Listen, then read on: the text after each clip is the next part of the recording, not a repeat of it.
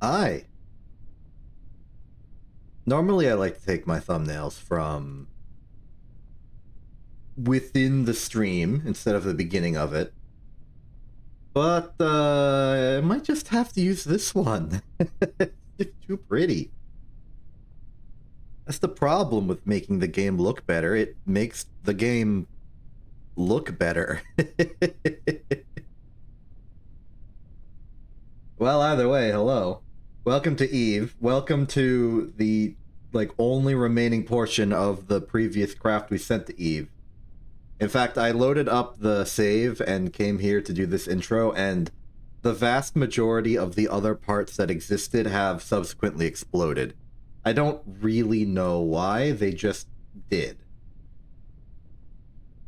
Some of them survived and started rolling down the hill, at which point they then exploded, so... I think this is just maybe an unhealthy place for probes to be.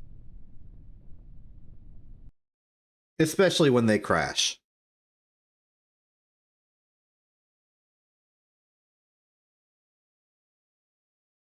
Either way, welcome back. We continue to not have a map, as usual. And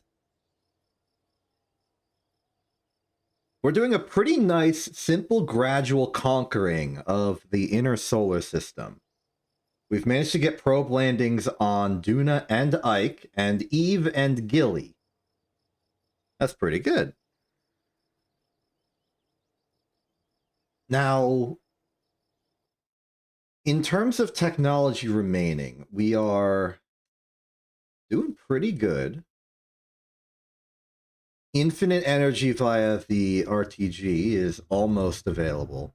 And it would take like any 2 new missions to accomplish it.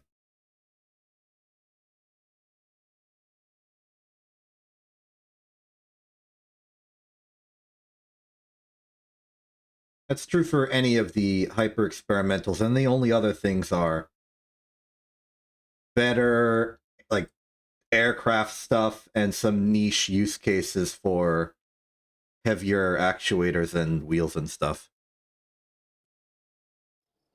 So overall, we're reaching our final form in terms of parts and power. Which means we're going to have to bridge the rest of the gap with our own ingenuity, as is necessary. And for that, I wanted to start with a little bit of a weird thing. We attempted 2 landings at Eve. Okay, we've attempted 3.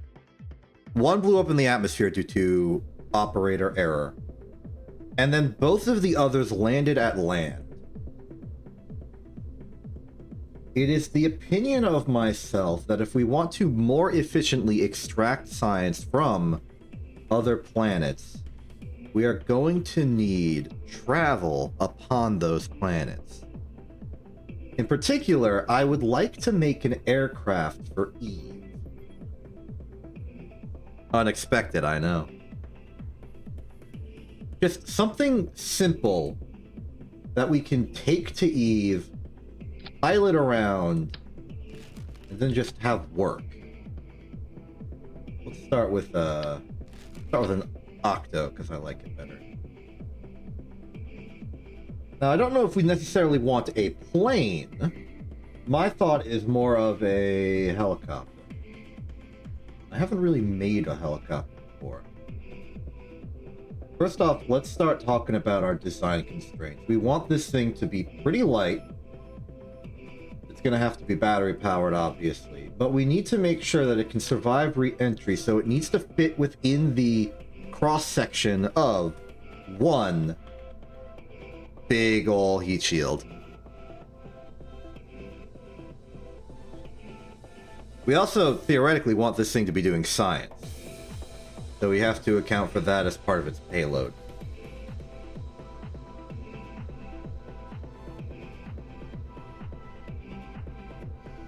So where to begin? Because I want it to transmit the science back, we're going to have to give it a lot of electricity, simply so that it can bring that science back with it. 200 versus 400, that's not that much more.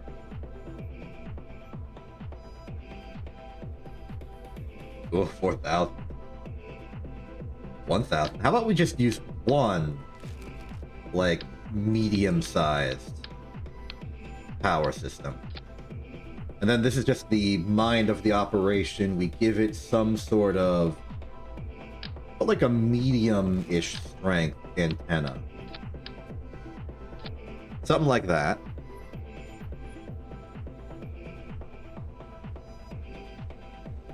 And then we just keep building. So, I'm really gonna have to figure out his actual flight. There's no oxygen on Eve, so we can't use a jet engine. It would have to be propeller-based. So how would one go about building a lovely propeller craft? Aerodynamicception has helicopter blades. Oh, they're looking, they're pretty big. Okay, that's looking a little smaller. Yeah, that's even bigger. Oh, wait, no, this is promising.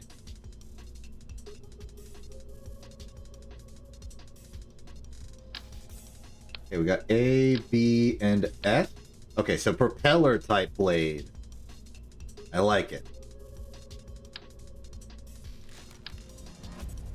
So my immediate thought with a propeller of this caliber is maybe something like a quadcopter.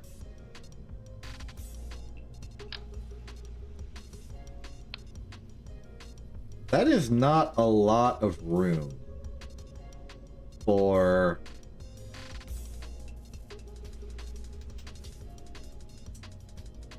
a shroud. Like, do we even have a propeller small enough to go in there? Can these go even smaller? No, but they can change direction. That's interesting. Oh, wait. A duct fan blade. Okay, I'm learning a lot of stuff immediately. Okay, so we got duct fan blade, the R12. I see, I see. So this is what we want.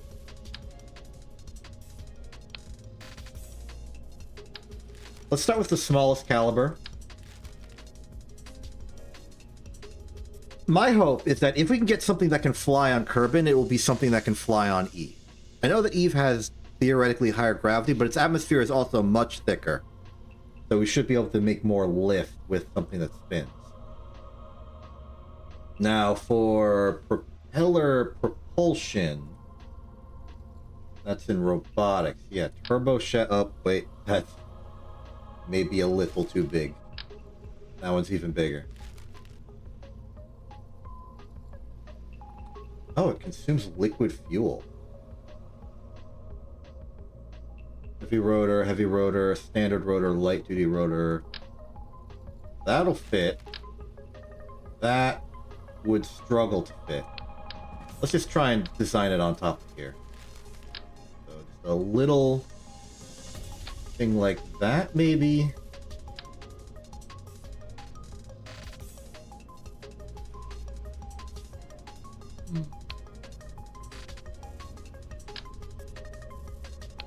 Yeah, I think this one's the size class we want. Put that in there. Where's my duct blades? I lost them.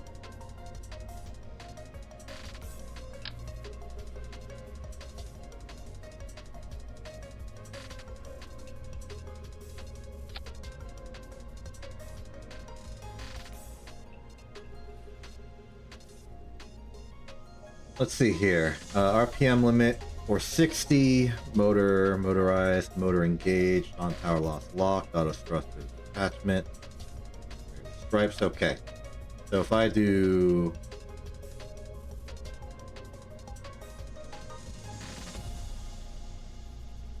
Oh! Oh! That's looking fancy!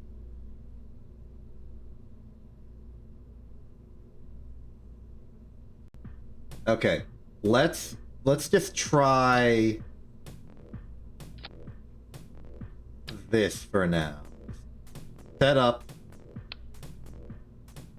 a little structural component that they can go on to. It's more, might be the case that I want to.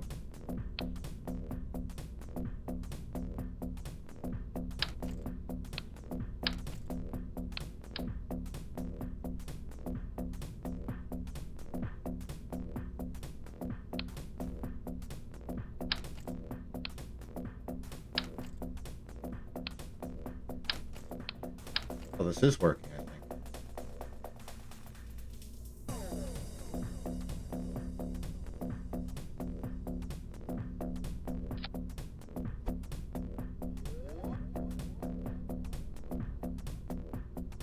Maybe a little up to dodge of the actual propeller. Okay. We'll put a little radar control on this thing, even though I think there's one inside. Actually, we'll just put that one on right there. Should have an internal structure, so let's just give this thing some landing struts for that added bit of safety.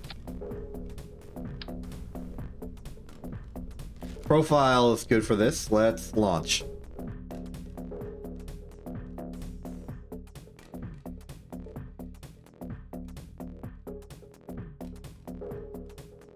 Now, how rotor do these rotors rotor?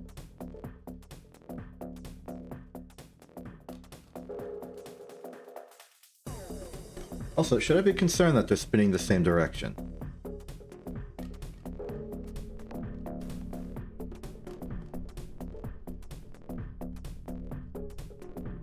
Okay. Let's try this.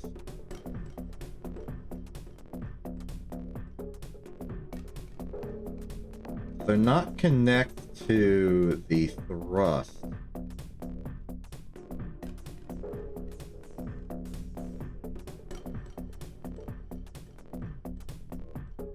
Oh, I think I've got it backwards. The motor spins freely. Oops.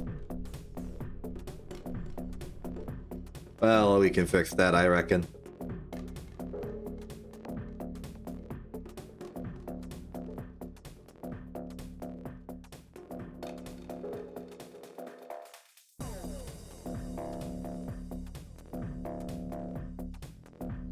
I've gone from being extremely competent in the case of astrodynamics to being very not competent at all in the field of aerodynamic design. Expect this to continue. Okay, so the fundamental problem is that this thing has been attached in such a way that the engine itself doesn't do anything. The motor ain't real. Now, I guess we could just do that.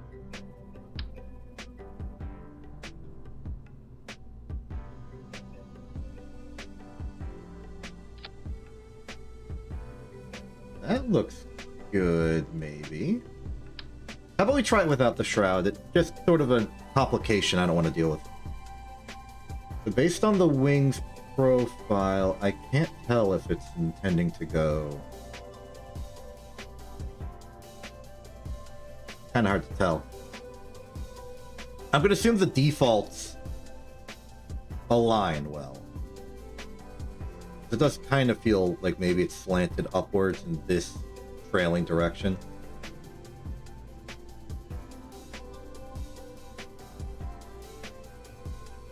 Like they match the arrows, I think, in the direction we would expect them to go, so I'm optimistic. Next, is there a way to attach them to the thrust system? Rigid attachment, remove symmetry, lock, no, station direction, attach nodes, same vessel interaction. None of these are what I'm interested in. Pitch yaw, main throttle.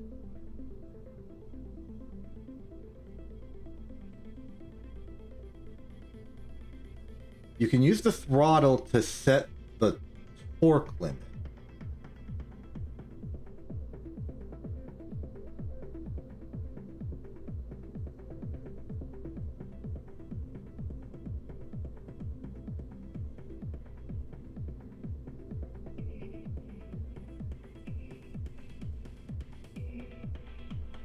Okay, I'm optimistic about this.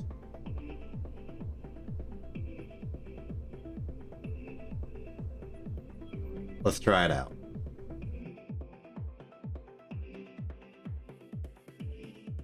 Man, the action group system is actually a lot more intricate than I thought. You can do a lot with it.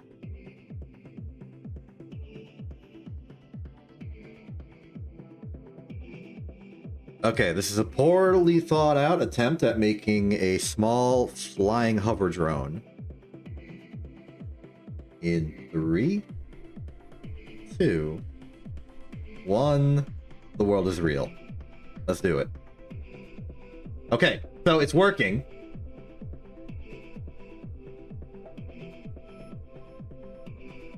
Oh, it looks like...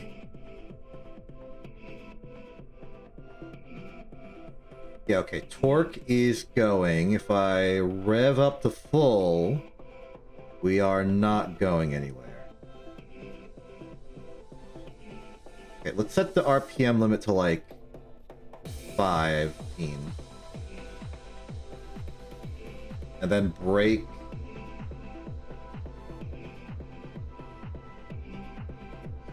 Okay, brakes work. So they're spinning in the correct direction.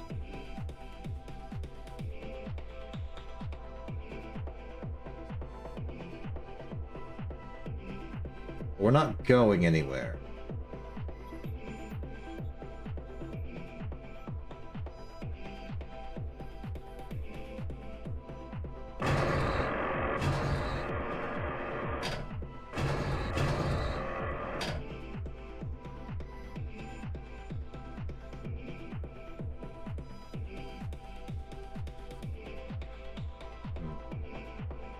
I want to try and be able to see if we're getting any thrust out of this. How about we override the spring dampening?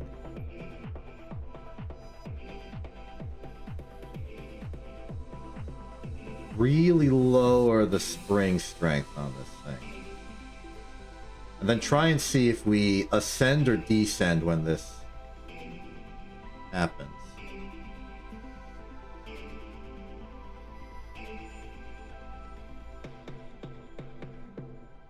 Okay, here's our current altitude with it on, and then if we turn it off,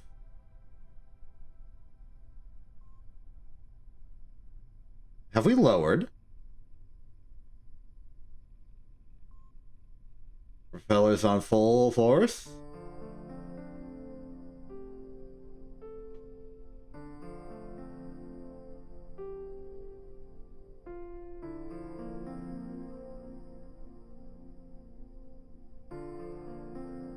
Okay, I'm tilting us in an angle. I'm starting to think that we are producing no thrust at all, which is unfortunate.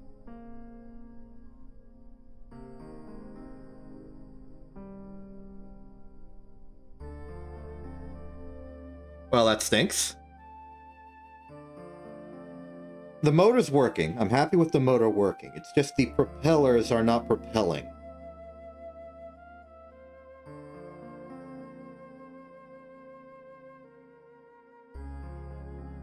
I can't tell if this is a matter of just woefully insufficient thrust or if the blades are improperly aligned. Still, though, I think the best place to check if everything's okay is the blades. Also, I would like one of these to be rotating clockwise or counterclockwise. That may not be possible with this setup. I might pair them up so like 2 of them are going clockwise, 2 of them are going counterclockwise. Either way, start with removing the blades and replacing them.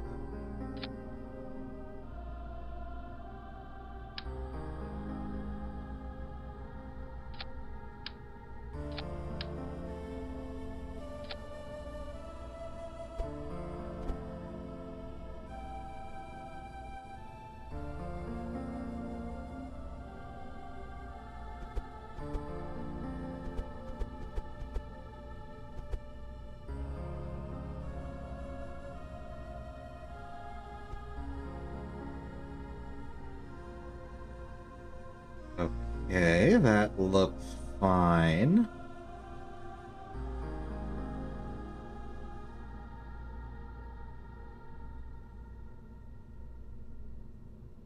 Then we could do this, and then, like, sneakily swap what side they're on. Which, actually, now that I think about it, probably didn't do anything. We want these to be going counterclockwise. Rotate these full around once. Same with you. Okay, this should be a proper kind of functioning thing.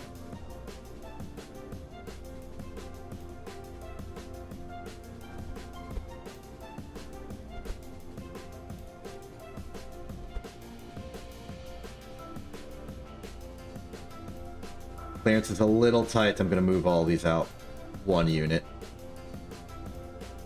There we go. Next test.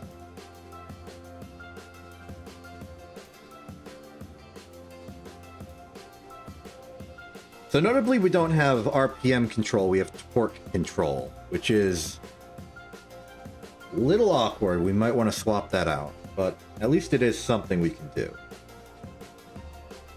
I think it'll be immediately clear if this is working or not, depending on how this goes.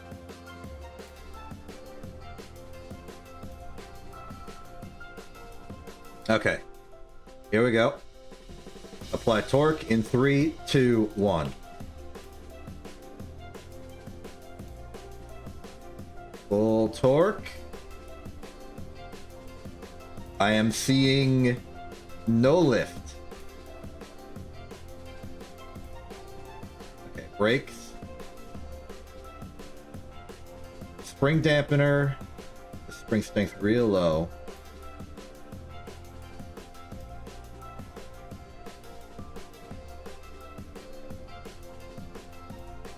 It is possible that these are just woefully incapable propellers for this type of load.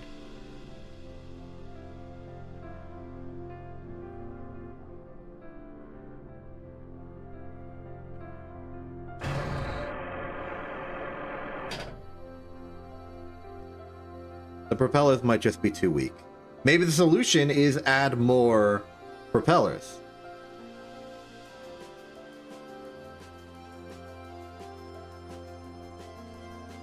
There's options.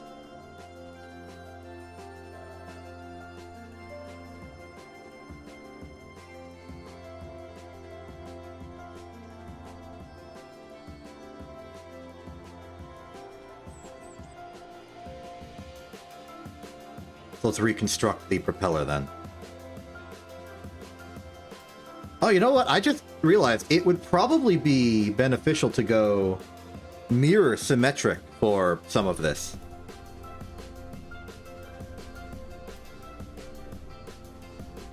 I forgot how to do that in the faceplate hanger. I know there's a way to do it, I just forgot what it is.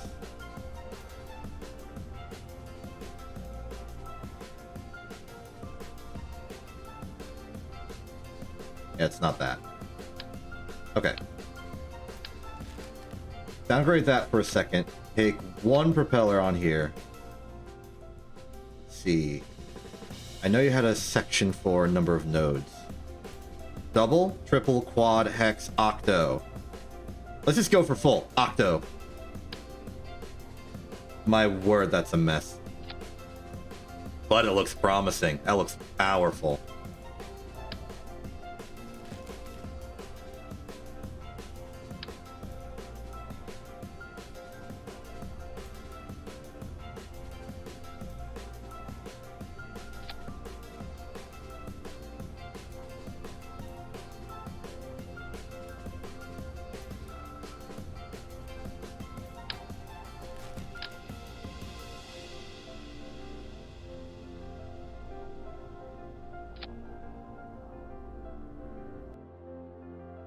Next test.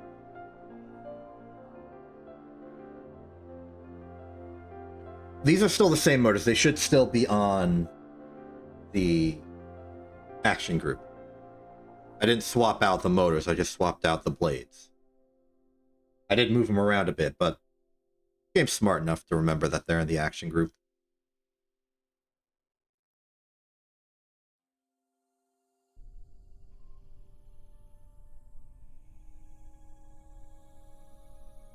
Okay, this is the Twin Octo in 3, 2, 1, play.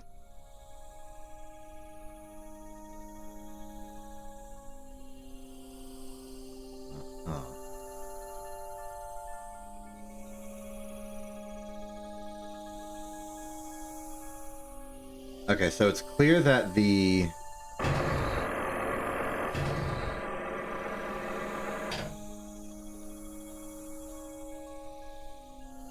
we're getting torque applied to the ship, which is probably why we want to have some mirror rotating octos.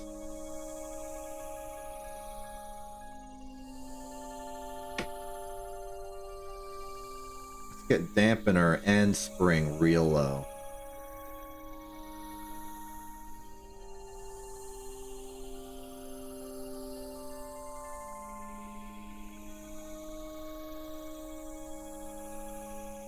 Still nothing.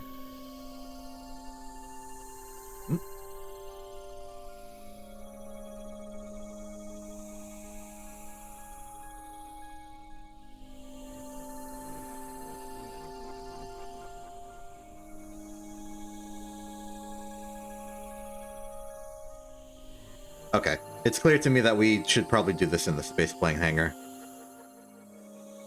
It's fine, we can build it there and then port it over onto a proper rocket.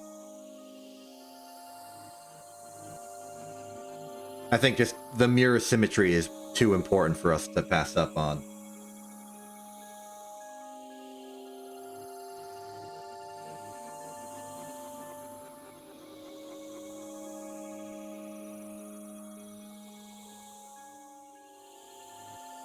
And I'm going to try and make the testing ship as light as possible, just to ensure everything can work if it could work.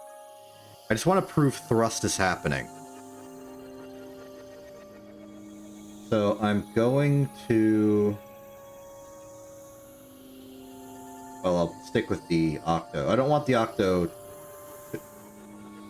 Yeah, I'll stick with the Octo. I know it's slightly more mass than an Octo 2 with a reaction wheel attached. I just want its simplicity, and I don't want the reaction wheel to be too strong. Okay, next up is the light-duty rotor.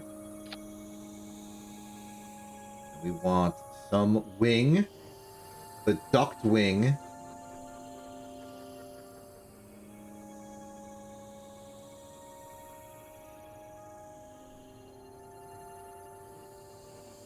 Max deflection 60 degrees, actuator speed 35 degrees per second.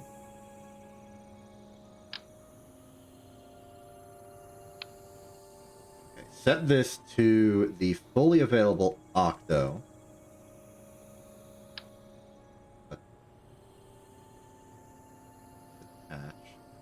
Oh, we're...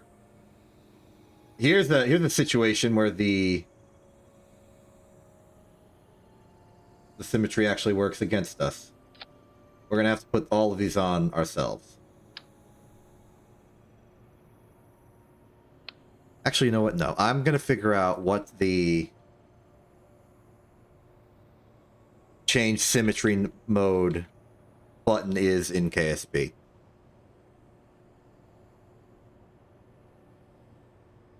Oh, this is that easy. It's that easy! Yeah, just press R.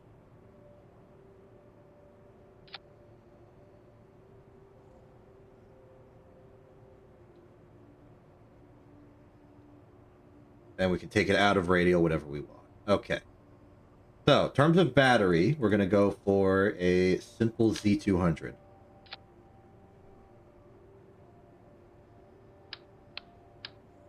The whole arrangement will be placed like this.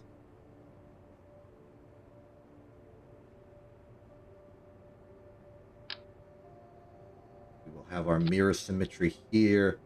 Before we move out the engine, let's get the... Let's get some better range on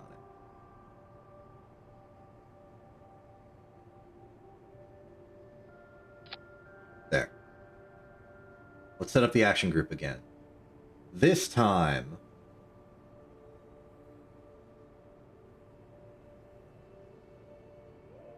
wheel throttle, or main throttle, will do the RPM limit. And how about both? I feel like they should be correlated in a sense. We want that throttle, but also speed control. See if that works. And we want to take this, put it here. This has not mirrored them.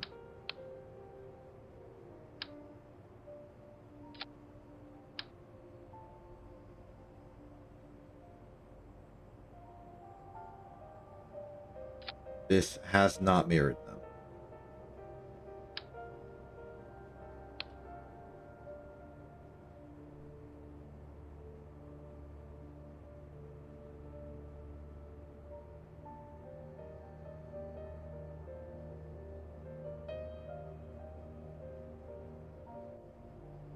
Oh, wait, no, I think this is what the invert direction no symmetry thing is for. It's so you can...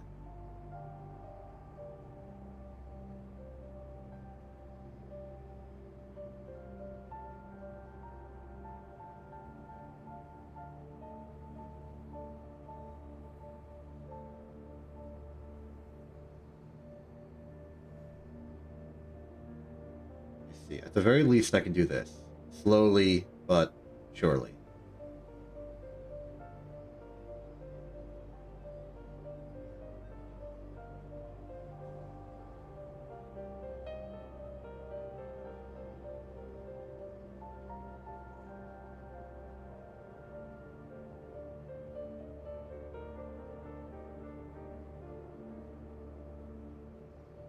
Good. Okay, and then as for comms, we'll just have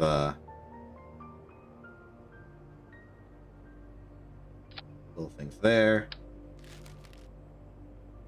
That should be good.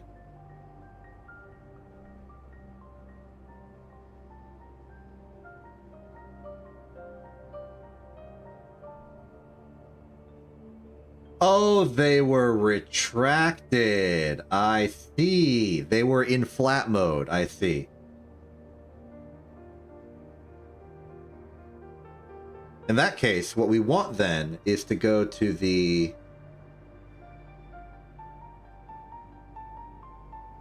I'm going to put custom one. Extend. Extend. Extend. This is a awkward way of doing it.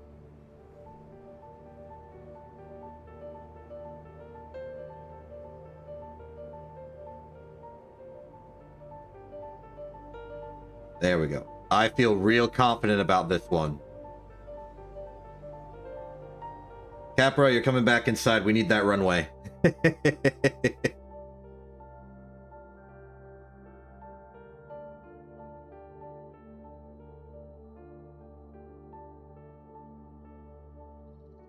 Watch this suddenly be like completely over-engineered and we just launch out into the upper atmosphere.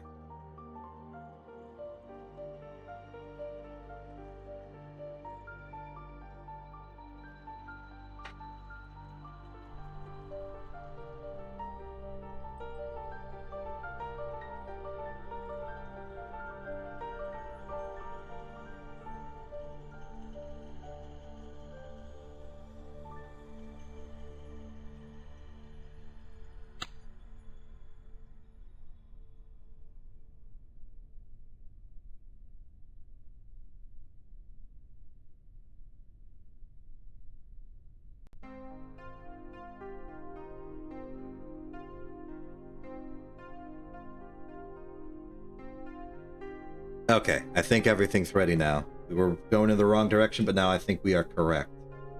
So, begin propulsion in 3, 2, 1. We have thrust. Do we have thrust? The deploy angle of 62 steep. Maybe 45? that's the other side. Oh, oh, oh, oh, oh, oh, oh, oh!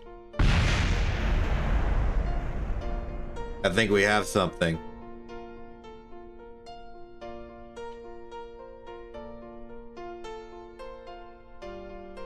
We have no more battery.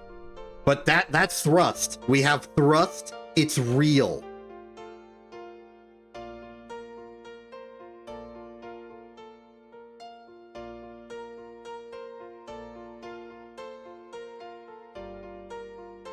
Alright, this is very, very good. We just have to figure out how to make this thing good now.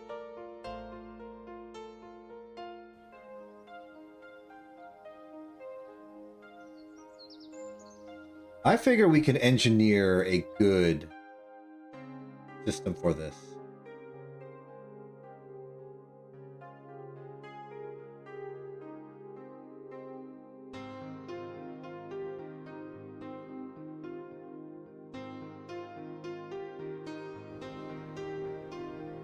Okay. Discard this for a second. Get this to proper mirror symmetric. Let's do something a bit bigger.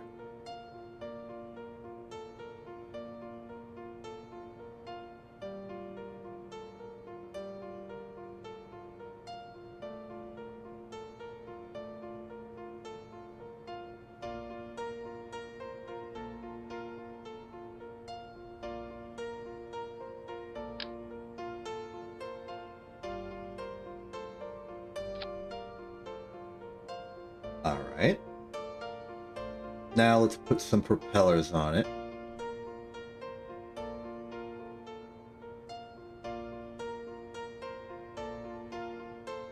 In order to save on complexity, I'm going to go with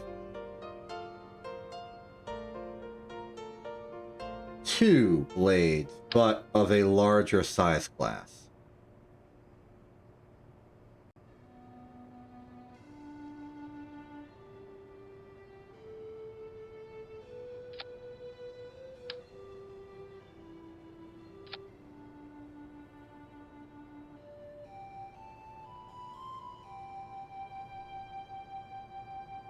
I want the deploy angle to be as powerful as possible, so I think that's 45 degrees.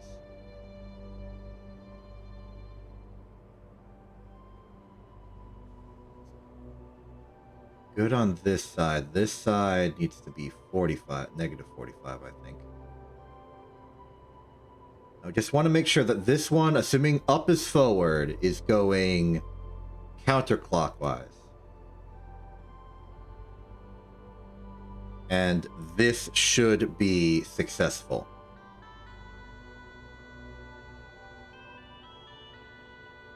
I hope.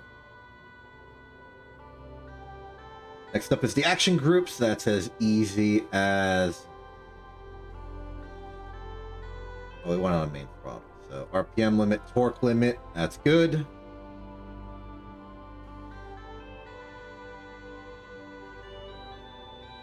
And now that we've seen that it's powerful enough, let's start building a heavier object and seeing if it can still work.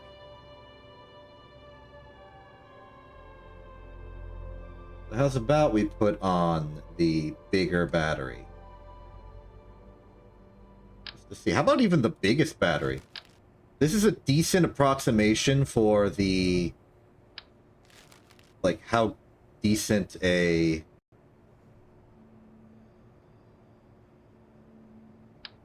like, if it can fit in the heat shield. And it looks like it pretty much can.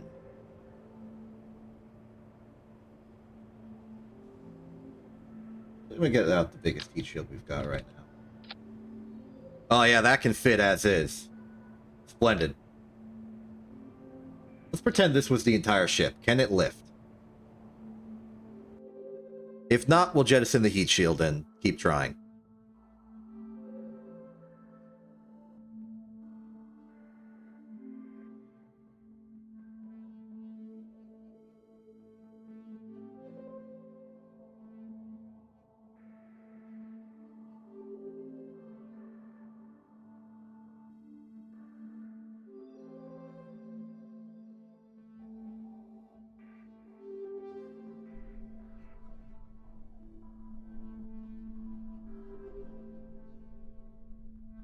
Okay, this is test of the new thing in 3, 2... No, I'm waiting till sunrise. Give me the wait till sunrise button. Thank you.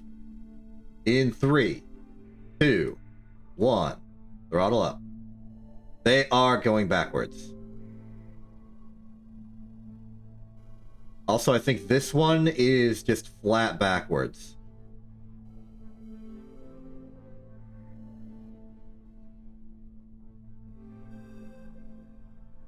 Oh, that fixed it. Okay, good. Remember to do that. Oh, wait, in that case, they're deployed good now. That one's inverted, that one's not inverted. We're good. Continue. Okay, we're at about 1/3 thrust. Leveling up to 2/3. Seeing movement. See to full thrust.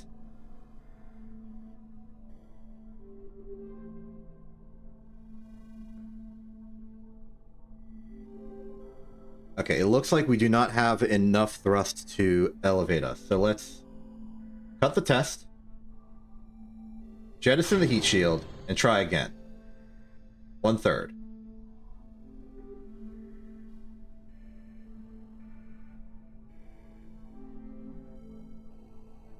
Two-thirds.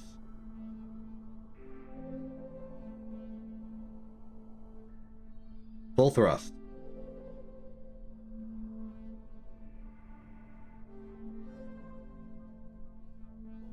Nothing.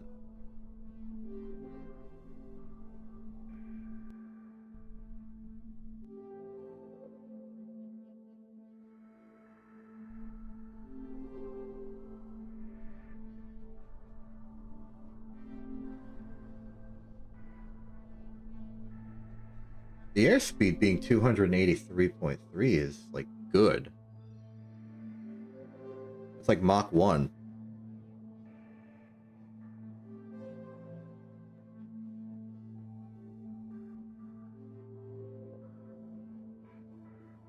I'm going to try a simple solution. That solution being double the amount of rotors.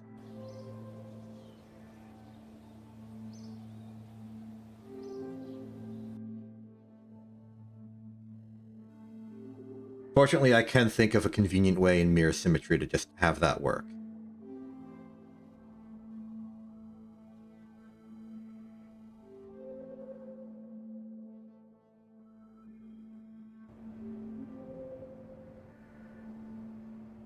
Okay, so which one of you was the problem?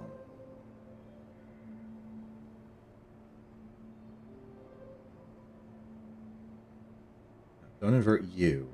Invert you. Okay, that's looking good. Now, in terms of mirror symmetry,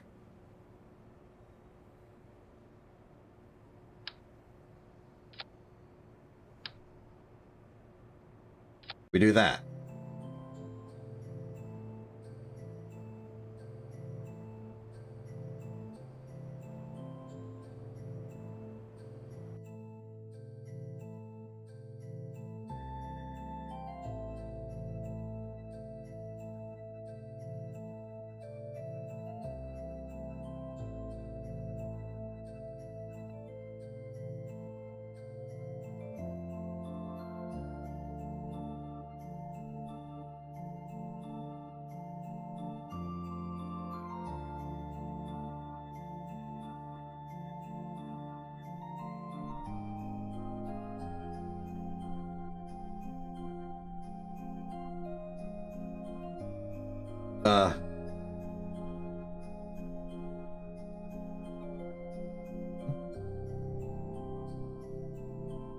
Okay. Seems like they were eager to go. Okay, so begin the test. 1/3.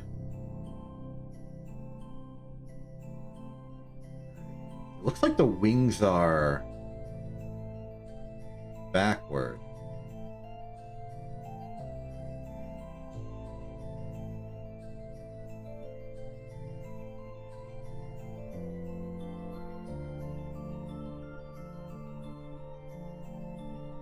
Now they're all pointing up, but the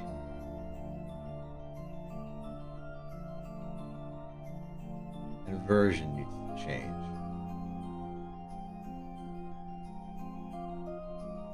Okay, now we're good. Begin. 1/3.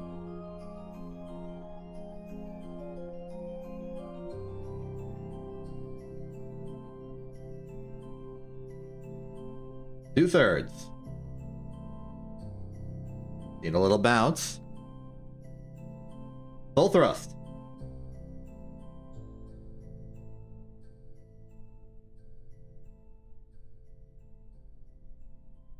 Okay, that is not throttle. That is not liftoff. Just an heat shield. One more. 1/3. How are they all spinning in the same direction? 2/3. Full throttle.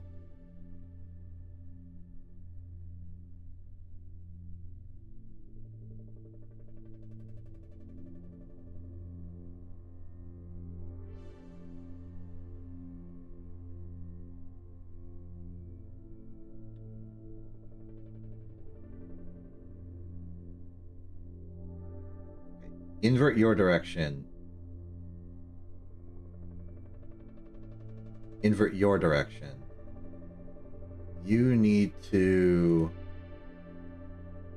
go to 45 and uninvert. Oh, that just points in the same direction.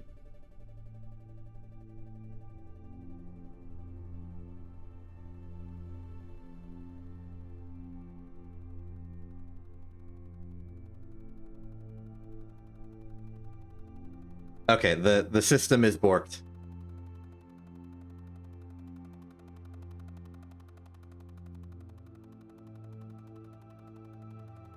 We're gonna have to restart making the engine. This is tough.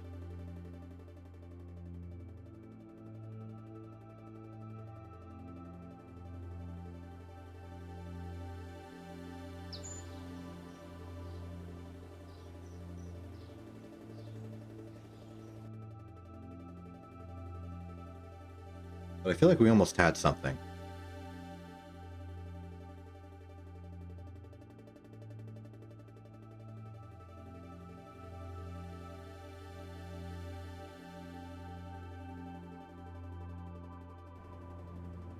Okay, from the top.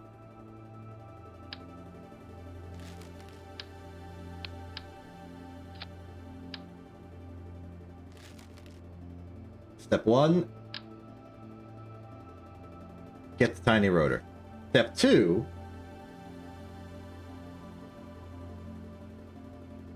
Get the tiny propeller.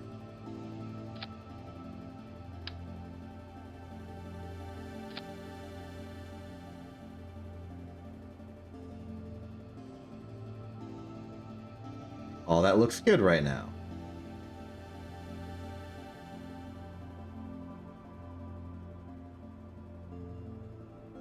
Take this, mirror it. Suddenly it goes weird.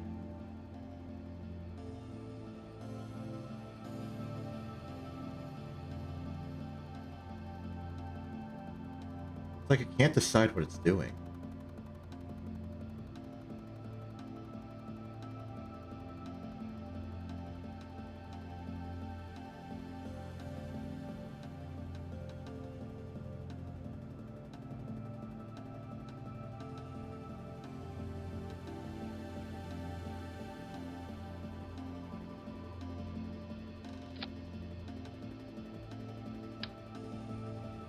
Good news, you're forgiven. Now, if you'll forgive me, I am struggling to make a propellered aircraft.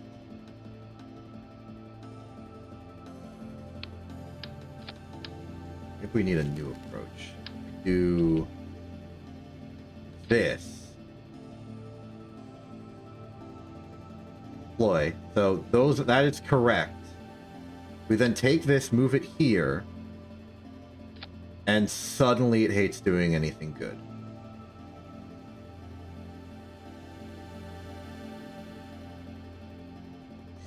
all connected.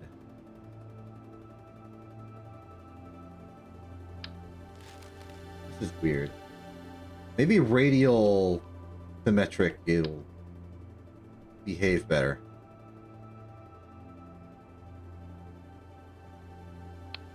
Not like that.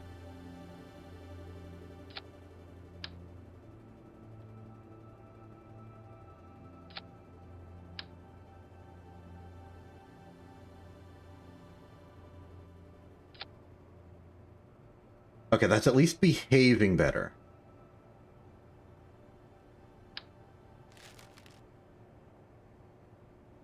They're all pointed up, and now the only issue we need to address, and I know how to do that, is to have half of them inverted. So we will invert the direction that these two are going, which we can conveniently do by just rotation direction. Then these swap their variation. Okay, now suddenly this feels convenient.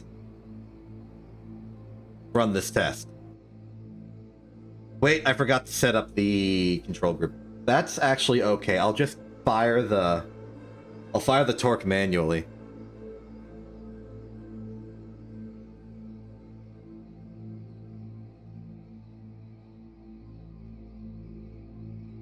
I don't care if I have control of the best, I'll just care that it works.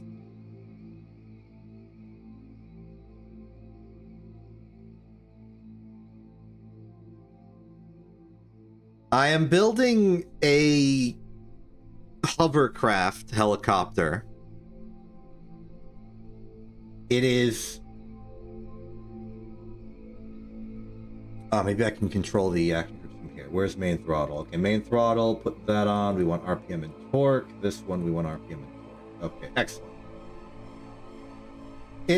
It has to be small to fit inside the heat shield when we throw it into Eve, and it catches on fire. It doesn't have to be that big to do its job. Okay. 1/3 thrust. Are they spinning the correct direction? They are spinning the correct direction. Fantastic. Okay. 2/3 thrust. Full thrust. Okay, of all of my previous constructions here, I think this one is the closest to working, and that its only problem is that it's too heavy. Let's ditch the heat shield. Okay. 1/3.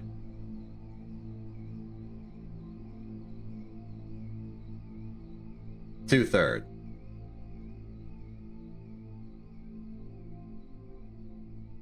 Full throttle. Yes! Yes! It's working! We have flight! Technically. Uh-oh.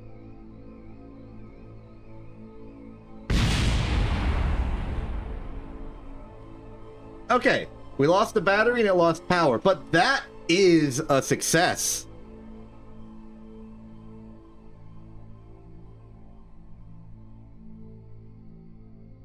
Okay, these do nothing on pitch, yaw, and roll, which is intended.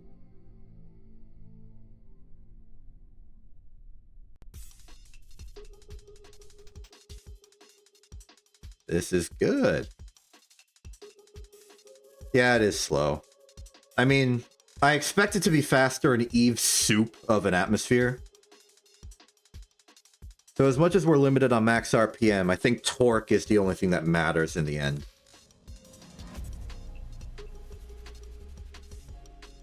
If you're flying at Eve, you're basically a submarine.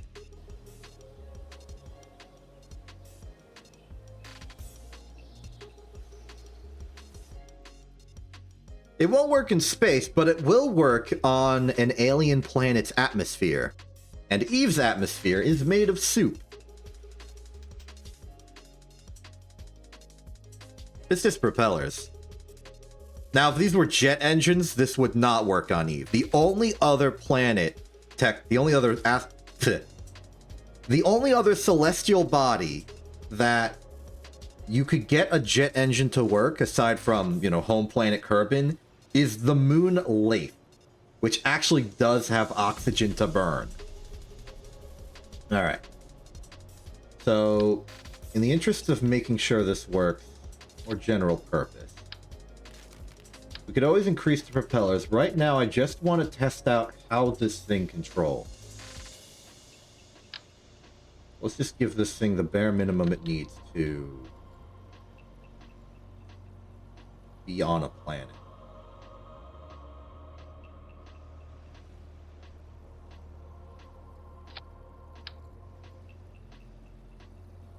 Give it some legs to stand on. Give it a smaller battery so it's not lugging around a gigantic thing.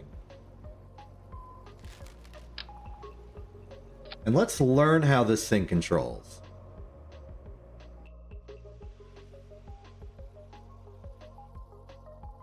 Oh, right. I set the action groups up during flight, so they probably didn't save to the assembly building.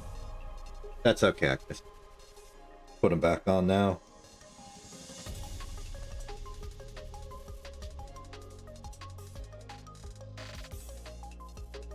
We could put some monopropellant tanks on board, and it would let it move in space. But not by virtue of it having a propeller or anything.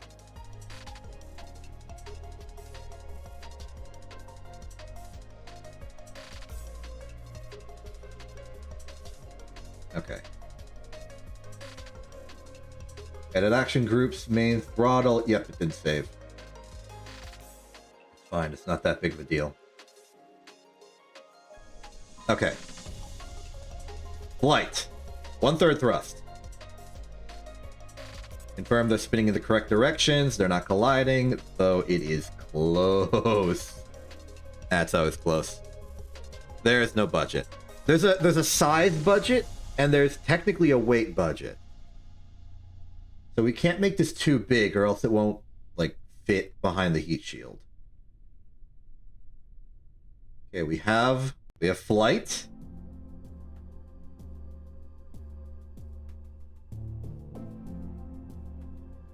Does seem to want to wobble slightly. I try and hold it at a particular angle and it kind of counteracts.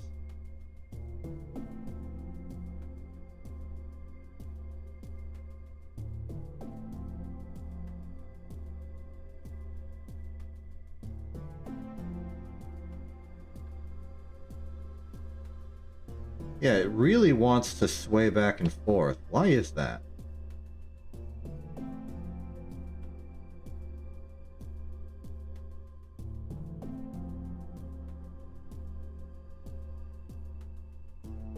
The wings are not designed to... Pitch control state, collective. Collective, what do these mean? Pitch on roll should be inactive. These should not change, and yet there's some sort of force being applied to our rotation.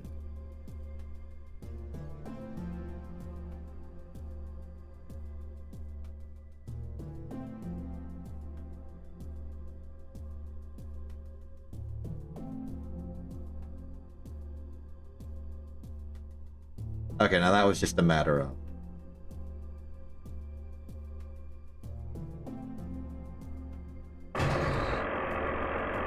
Now we're just upside down.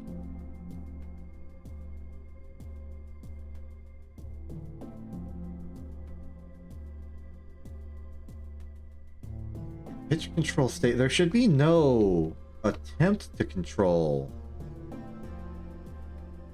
pitch.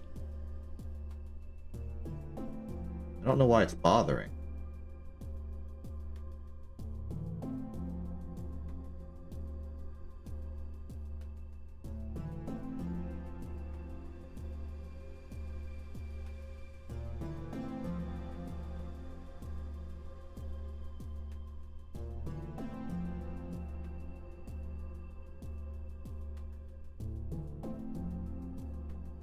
The authority limiter?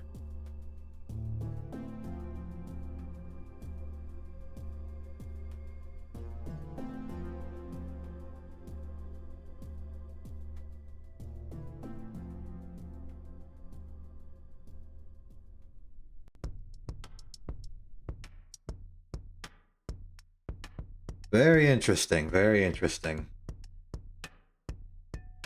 It seems that there's a lot I do not know about propeller craft.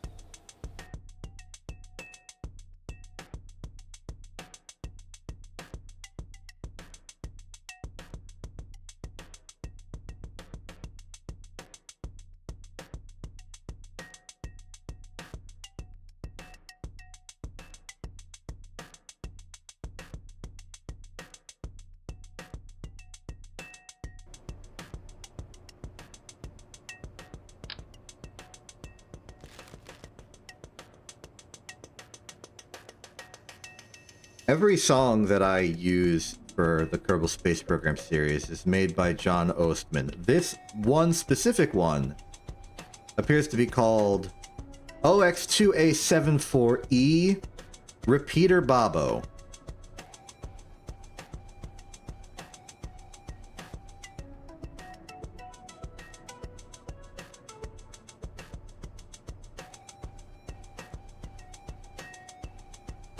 Okay, we need a better plan.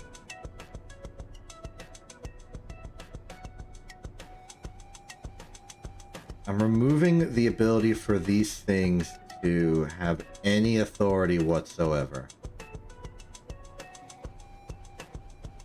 Congratulations, you are now at nil authority. It's possible that we could improve the deploy angle. I set them to 45 degrees just by instinct. Let's say we set them to like 20.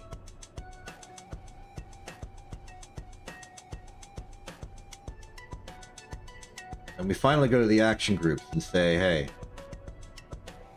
main throttle had better be turning these on. Now we launch.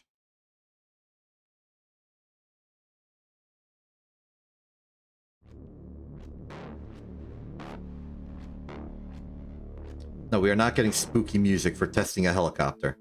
Heck you.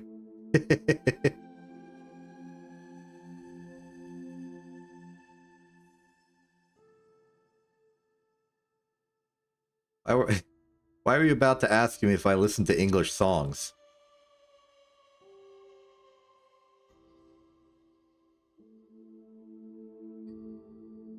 Also, the answer is not really.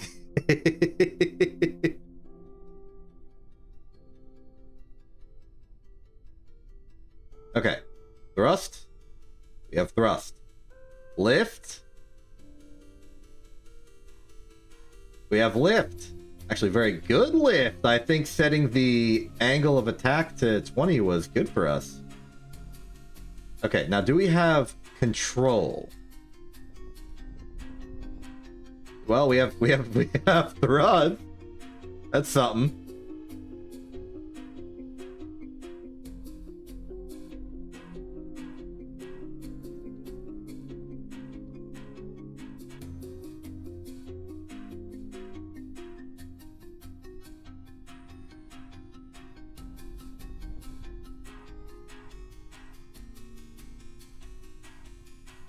I haven't. I mean, I know there are like 87,000 like fake tests that you can take online. But like they're not real ones. And I have not taken a real one. Okay, so it seems that the propeller blades do indeed attempt to control their deploy angle for your convenience. I, however, am not finding it to be particularly convenient because I'm losing control as a result.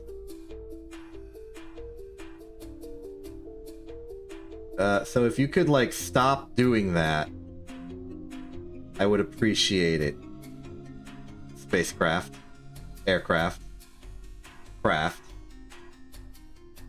If If you could just take all your rotation control states and just do nothing about it, I would appreciate it.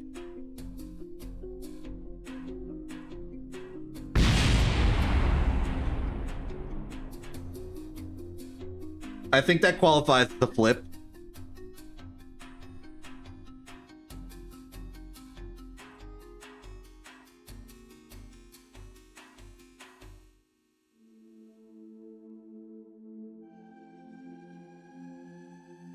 Alright, what the heck do I have to do to get you to stop controlling my control? I have control. You're ruining my control. Trying to make a helicopter here. Trying to make a nice little quadcopter to go put on an alien planet. I'm trying to make the, frick, what was the Mars one called? Ingenuity. Trying to make an Ingenuity here. Okay, Ingenuity wasn't a quadcopter, but you get the point.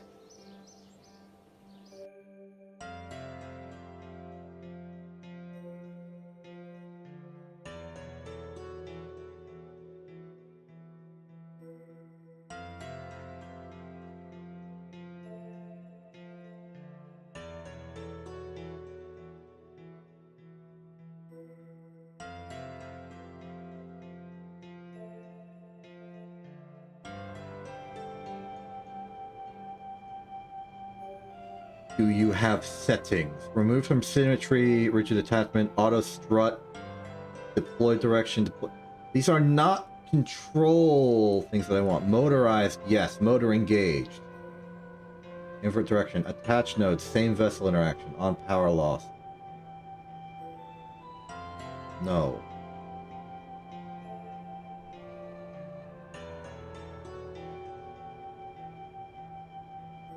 I think we're stuck with it. That's really inconvenient, because I can no longer trust that I can control this vessel, but I can at least overpower it with more power.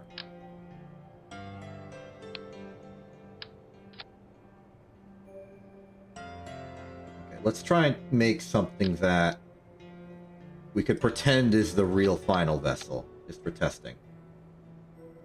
We got a nice little antenna there. Maybe double up on electric production, move the landing legs to down here. So that they're all in the same rotational symmetry, everything's good. In fact, move them to be that crossways. And then, as a test experiment, I'm going to bring the gravioli detectors. Oh, let's give this thing a source of power generation as well. Probably just a regular old surface mount solar panel, which I will... Okay, in the event of it being like the middle of the day, we'll put those there. And then for the other times of day, you'll make these.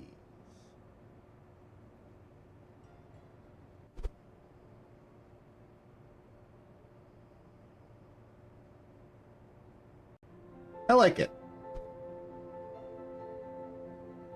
Nice little science station type deal.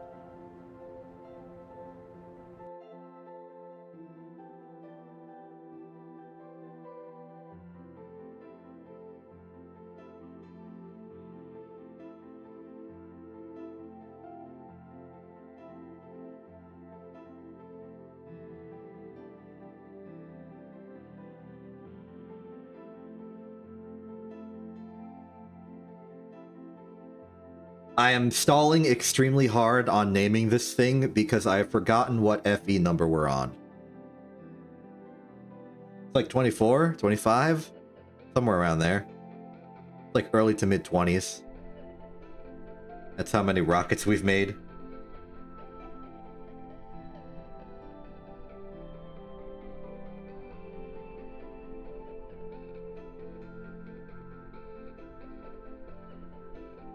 Okay. Let's just run a flight. What is that vessel over there? Ah, Boulder Rover. I see. Okay.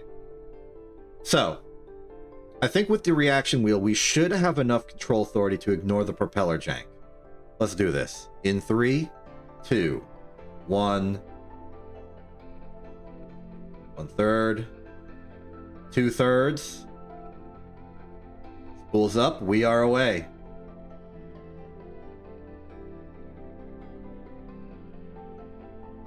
Okay, it looks like we hover at about the half thrust above threshold. Good to know. Let's head.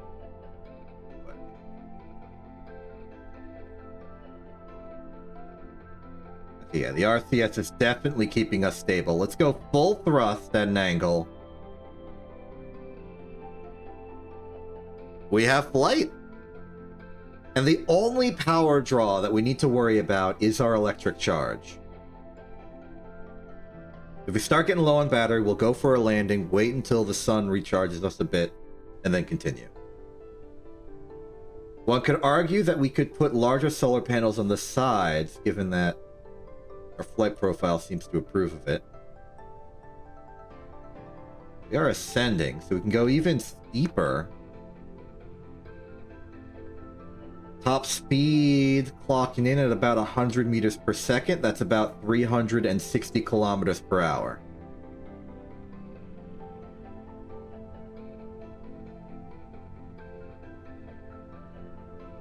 In fact, I think it's exactly 360 kilometers per hour because that conversion is very convenient to do.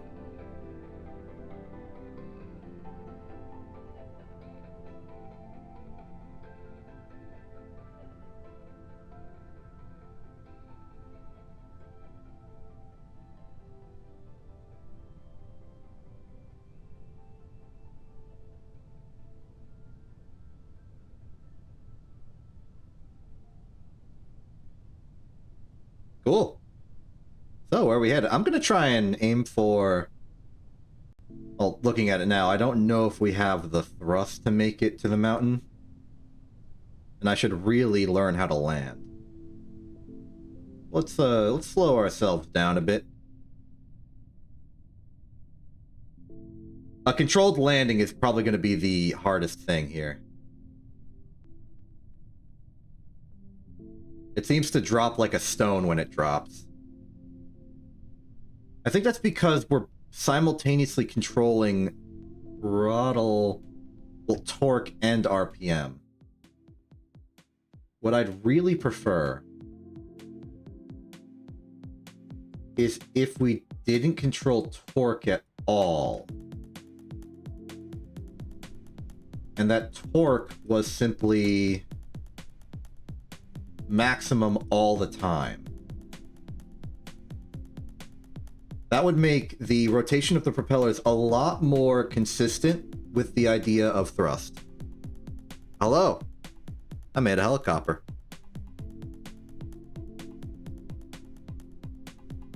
I'm trying to build a craft that can navigate on Eve conveniently, so that we can get more selective with our biome choice.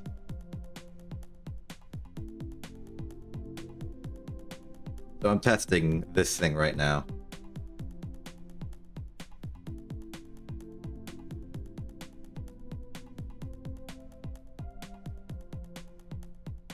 I don't know. Duna's gravity is lower, but its atmosphere is very, very thin.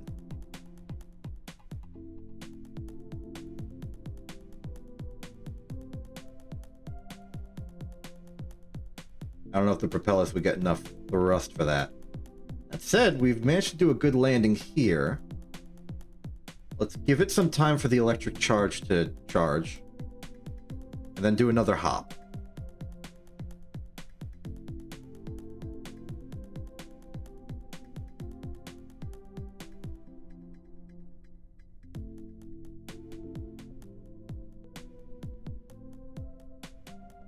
Okay, and off we go.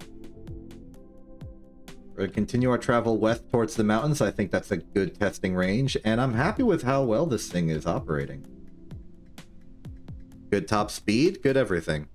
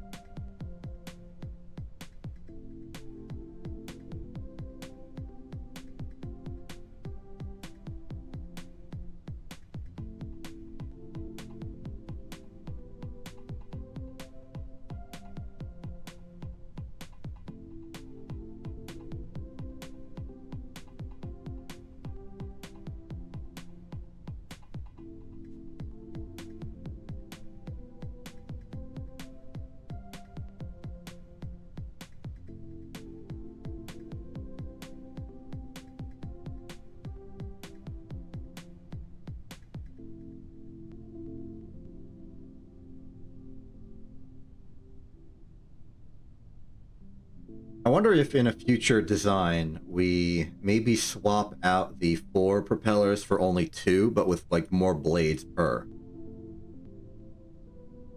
That might save on energy consumption.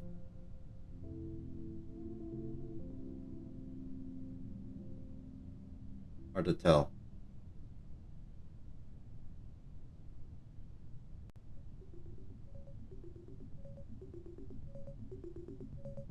And naturally, this whole thing would be a lot more self-sufficient once we get RTGs.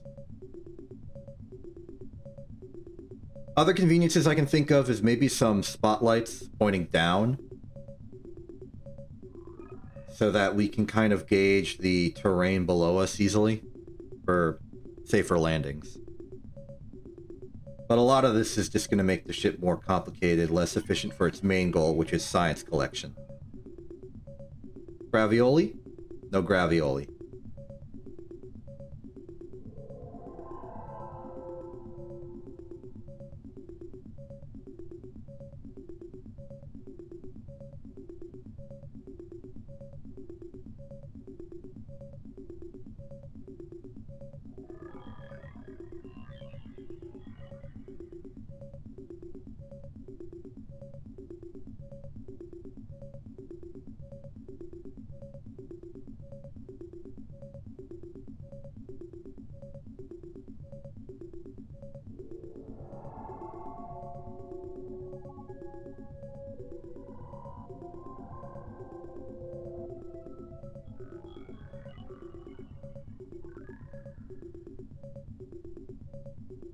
I've suddenly been gripped by this feeling that I need to make a switchyard for Eve.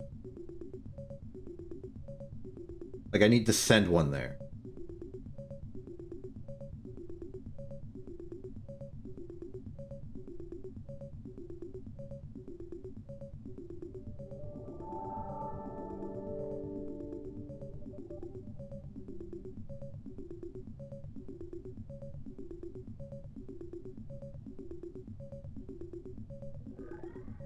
If I'm going to be going with this antenna, which I could, low profile,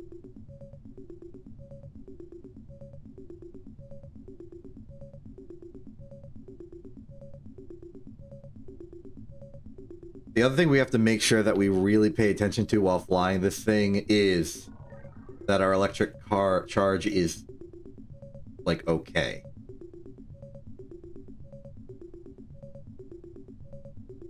If we run out of battery in flight, we are probably going to lose the vessel.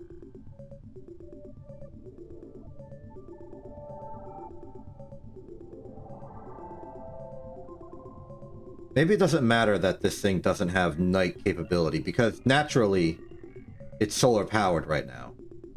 We can only conceivably do night operations if we had the RTG. Or a fuel cell, I guess. That's a wild option. Diesel-powered helicopter. Actually, I guess that sounds pretty normal now that I say it out loud. And maybe a better probe core. I know I'm using the Octo. We could probably upgrade to the Octo too. Now that we have the reaction wheel involved. At least give me retrograde stability.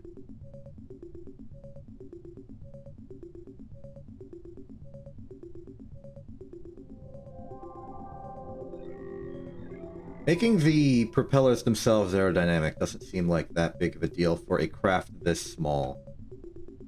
It's not designed to go at, like, hypersonic speeds. It's just meant to be able to propel itself with propellers.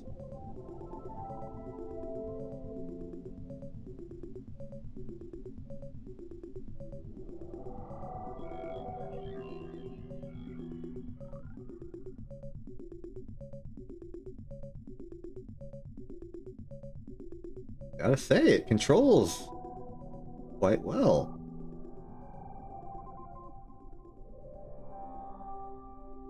Good. Now we wait for charge.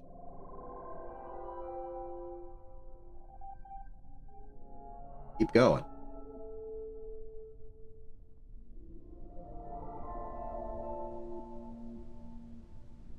I wonder if there's a world where we don't have to do a parachute landing on Eve. We can just use this.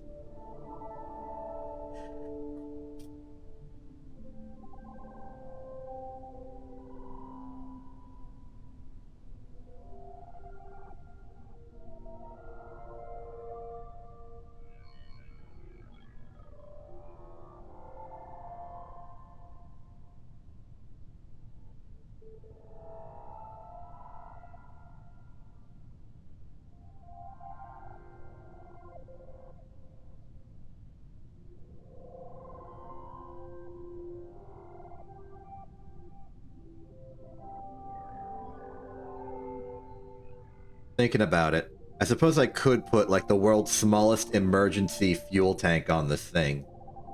With a fuel cell on it. Where we could just emergency in case of disaster. Spark that on and just have a little bit of extra electricity to do whatever emergency situation we're doing.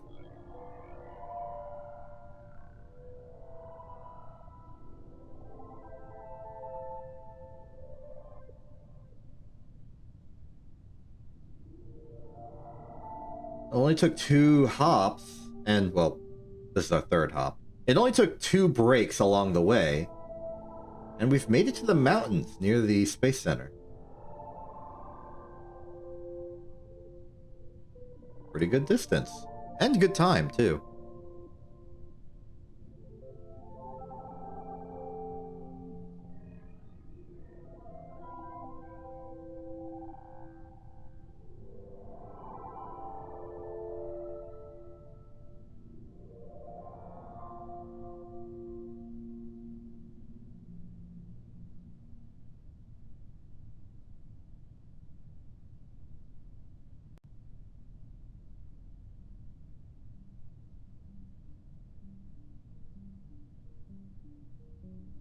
Alright, we've got enough power to sort of control our... Alright, where do we want to sit this thing down? I don't exactly remember which of these mountains is the mountain, like the tallest peak. Maybe it's just the perspective of the situation, but I think it might be this one.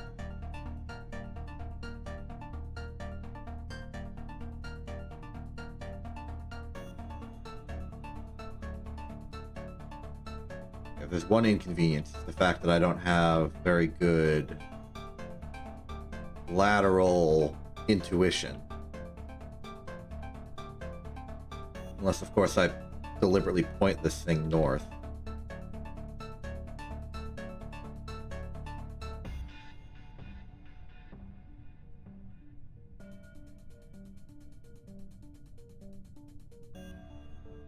Let's try and land on the peak.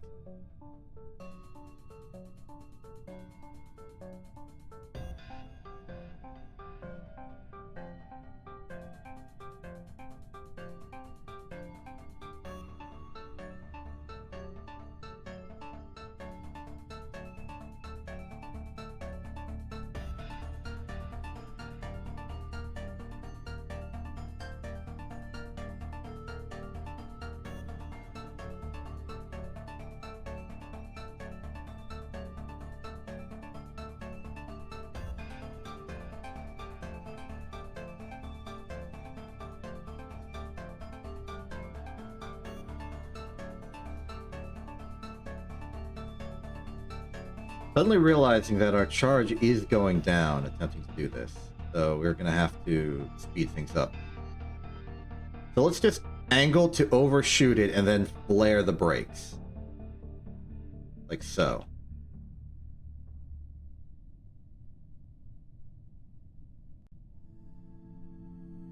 Easy, easy.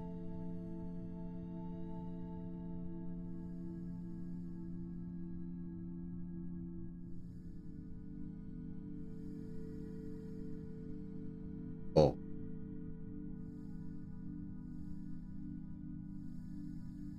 That's a touchdown. Oh, it's beautiful. We've landed on the mountain.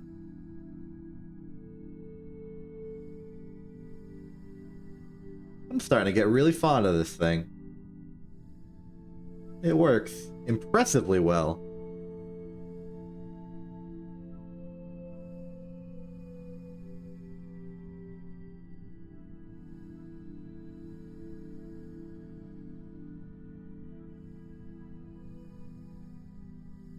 Maybe we want to situate ourselves more on the exact peak, which is here. But, like, this is the peak range. This is legally designated. Actually, Gravy? Gravy!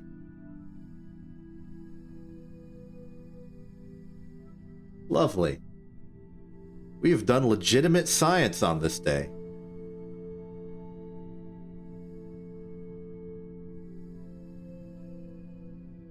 Just in time for us to flip over like a fool. We should have enough command authority to point ourselves back up.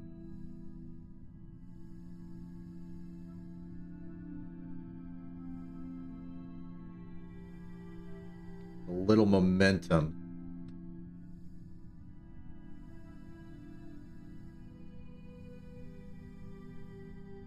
Whoa! Nice.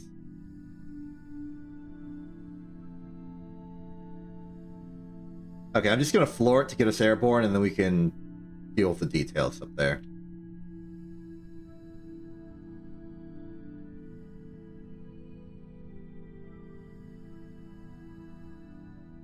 Yeah, keep flooring it, keep flooring it. I think we're in thinner air up here, so our level of relative thrust is weaker compared to maybe what you're used to. I'll explain a lot of this.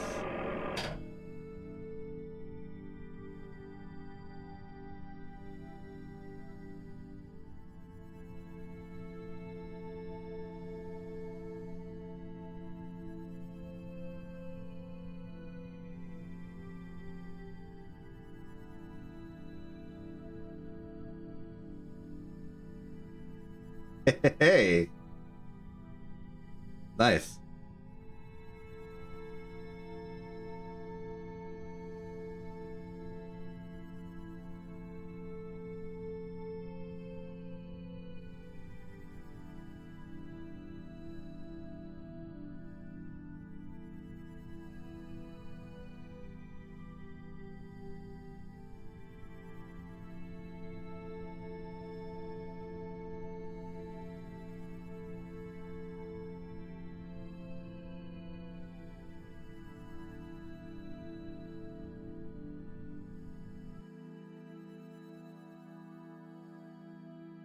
That is a successful vessel.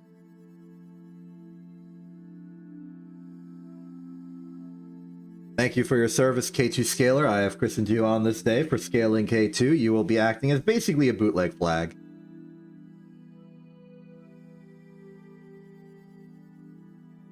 But you did it. And now it can make another thing.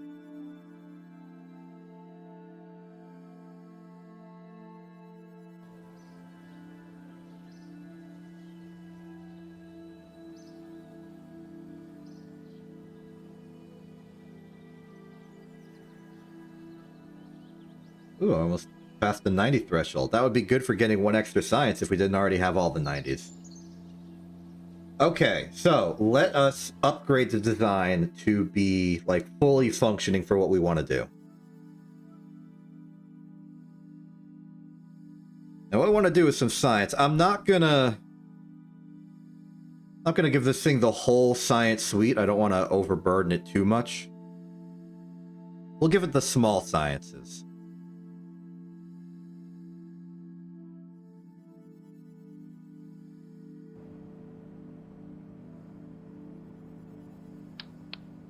First off, remember our conditions. We're trying to make a Duna landing helicopter.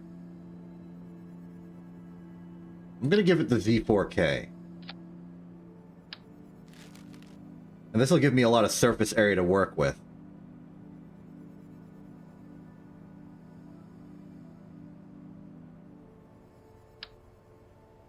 So much so that we can just do things like some science there. There's our gravioli. Get the seismic.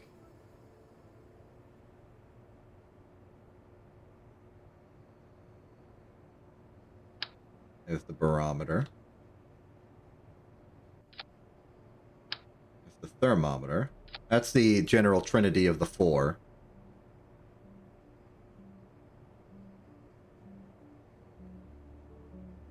Over here...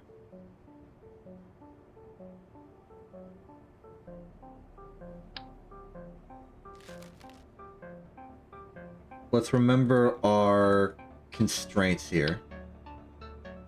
The constraint is that it needs to be protected by this structure and still be otherwise functional.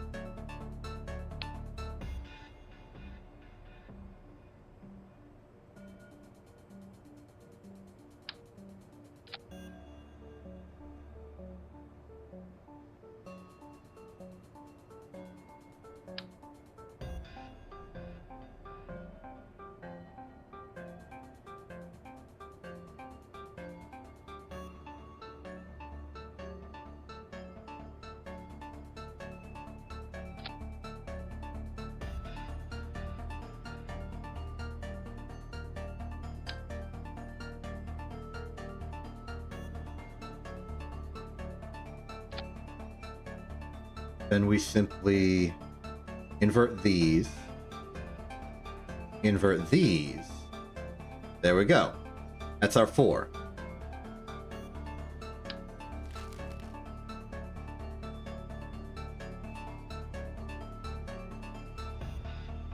Turns out this was easier to do in radial symmetry mode. Who knew?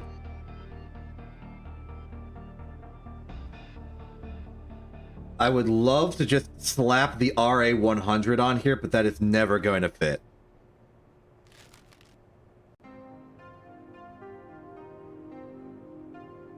What can you do?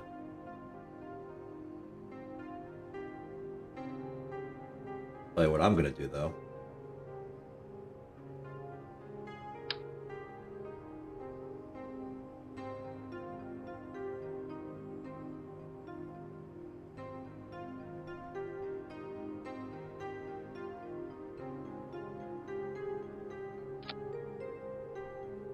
It's barely not enough.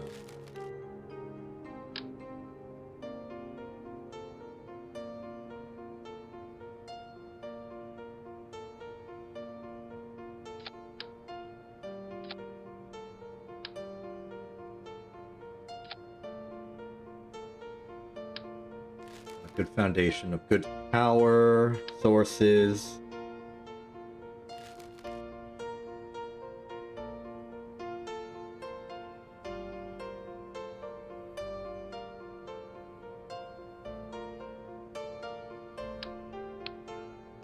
I'd like this to structurally look better as well.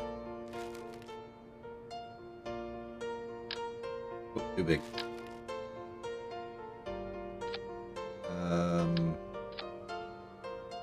That's far too large. I just want the thing that adapts between these two sizes. Tragically, I don't think we have that. Unless we use like a coupler. Like this plate. Nominally for engine work, it could be a heat shield cover.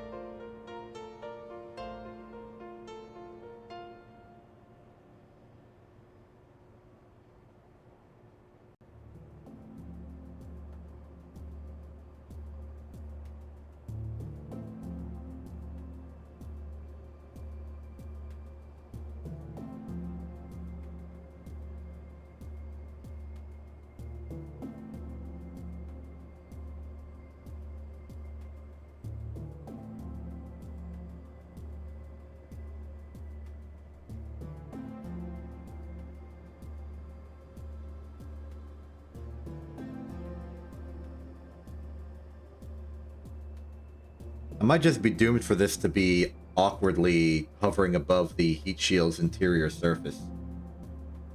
Which is saddening, but I mean, like, reasonably acceptable, I suppose.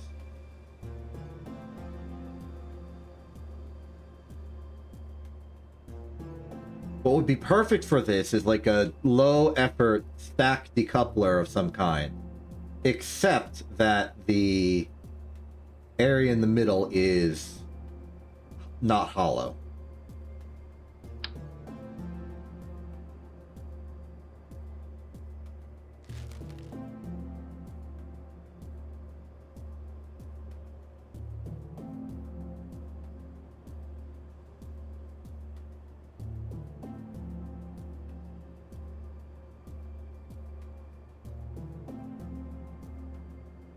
Brand new, never before seen question.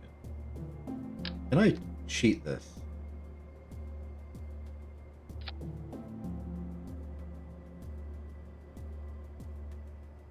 I wonder if I can.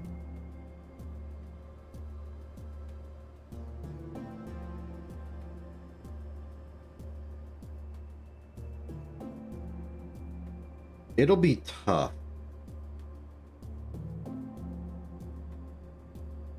Wait, no, it won't. Because I'm a person with plans.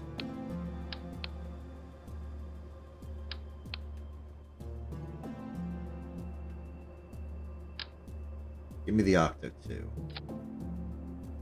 That is on upside down.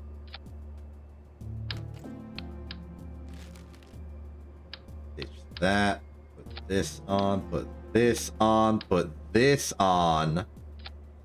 That is a low profile.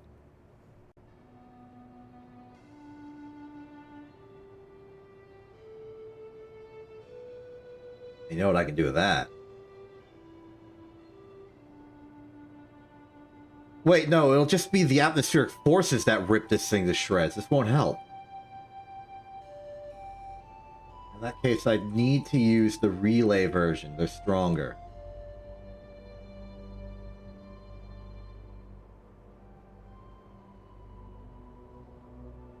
I cannot justify an RA 100. But maybe I can justify an RA 15.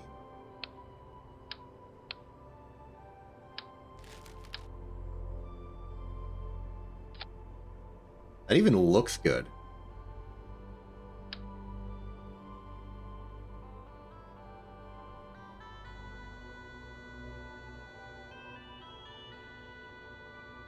Here's the secret I realized for this, is that I can put these...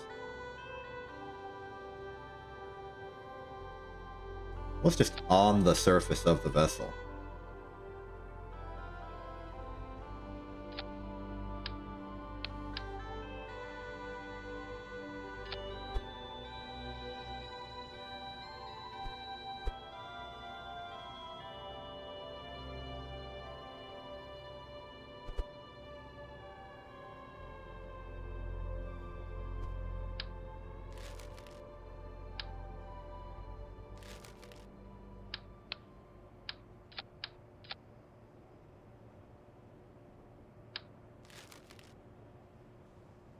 Alright, let's try this one.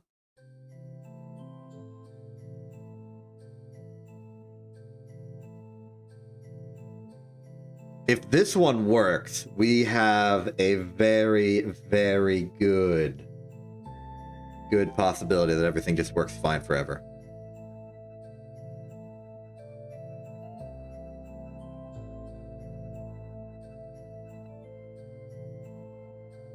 But you can kind of imagine what the plan is for this. I can survive this thing into Eve's atmosphere, and then once it's there, I can just launch the propellers and land propulsively. No parachute, no nothing. But that's only if this works. Let's see if it works. Oh yeah, it works. We can even hold on to the heat shield, though I don't plan on holding on to the heat shield. Oh, there we go.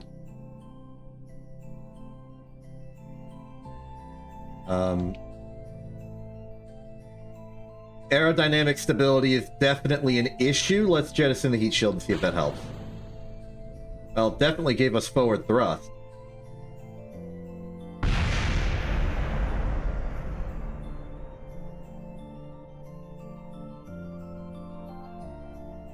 And our battery's looking pretty good.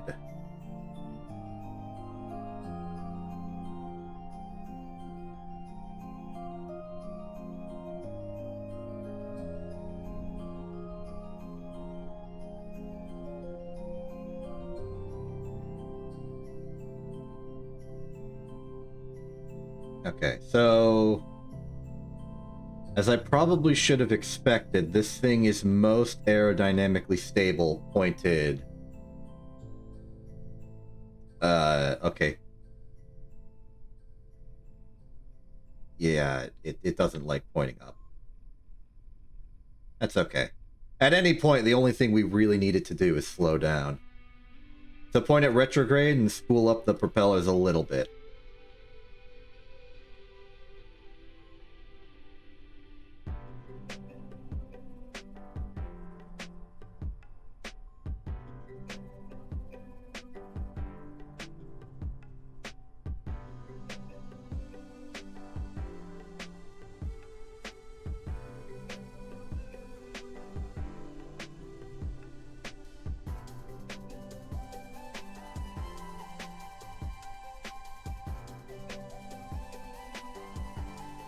Pretty good.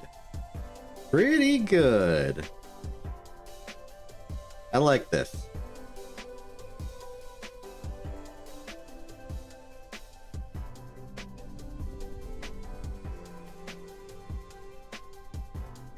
Now at max speed with the 2 reaction wheels, we have pretty good control. We can overpower the aerodynamic problems, and that's fine. I think this is pretty much what we want to send to Duna. Sorry, Eve. We could try and send it to Duna, see if it works. But mostly as a curiosity. This is designed for Eve.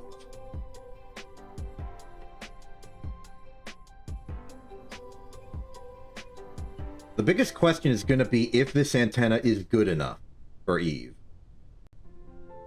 I hope so.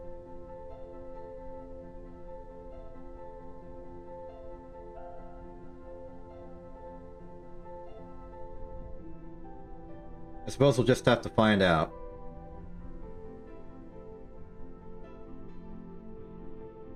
But going from a radar intensity of 100 to 15, I imagine we'll still have some signal, even if it's not full strength.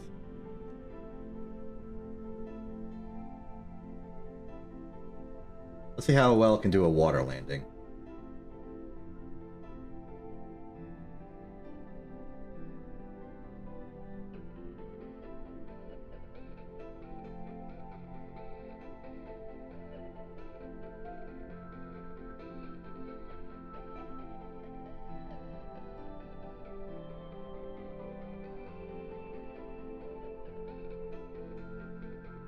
It would be lovely to be able to do this after gaining the RTG for maximum flexibility, but that's why they put the RTG at the end of the tech tree. You gotta earn your consistency. You want convenience, you gotta go through inconvenience to get it. And I respect that. Heck, I've respected this whole time. I'm playing Kerbal Space Program without a dang map. If that ain't inconvenient, I don't know what is.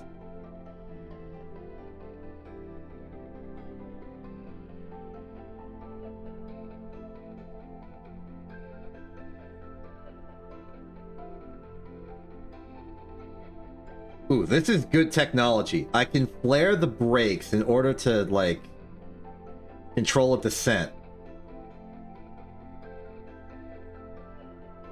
It's an awkward way of doing it, but it does do it.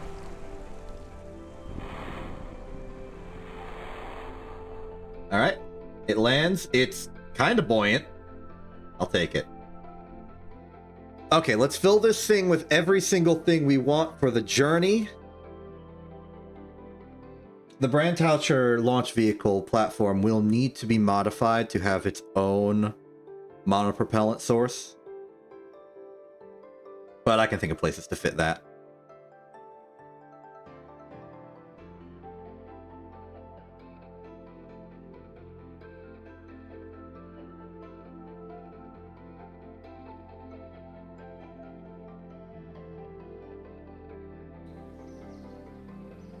But provided radar coverage is not an issue, this should work beautifully. Okay, let's give this thing one final run over. We maybe want to attach some canonical landing gear to it, though I question if it's necessary.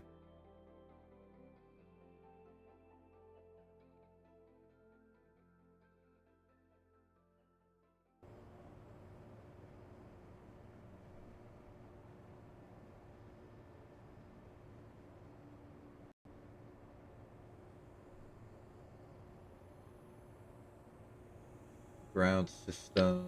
I want to use the landing strut number 1.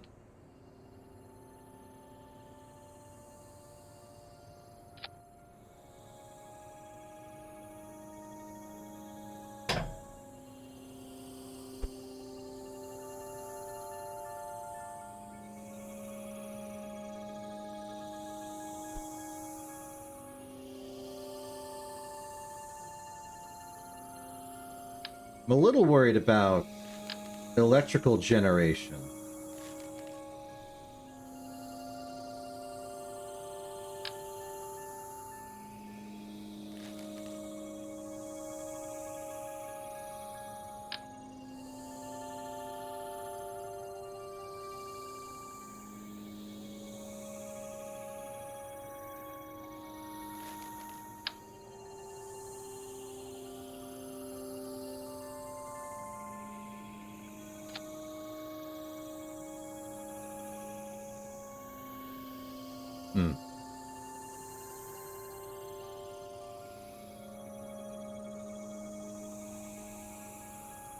I have an idea.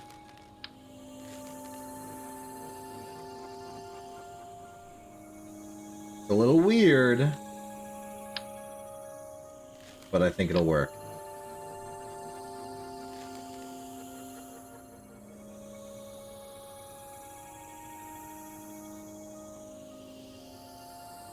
Get ourselves one of these triangles. Work with me here.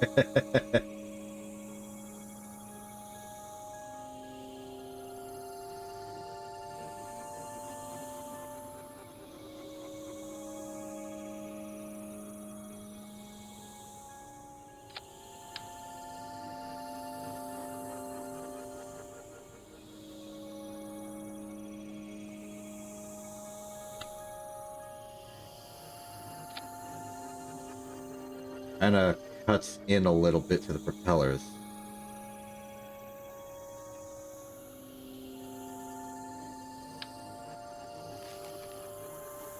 There is a solution to that.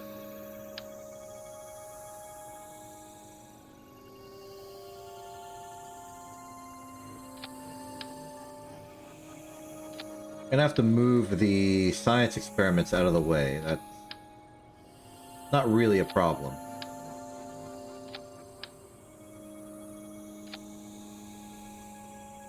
Then in terms of extra science we can do, I kind of want to bring in the fluid spectrovariometer.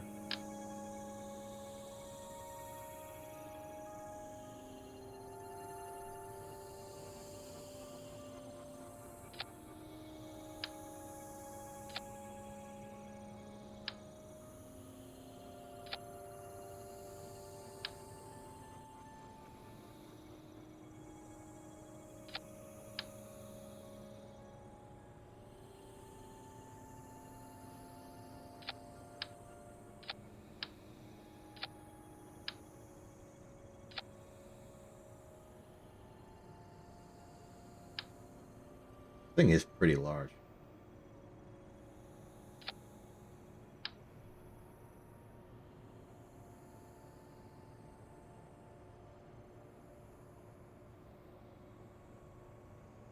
Put this here.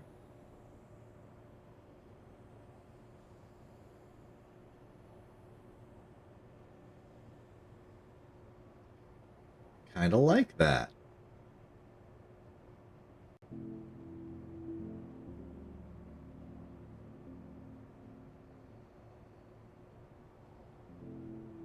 Gives us some clearance on the antenna.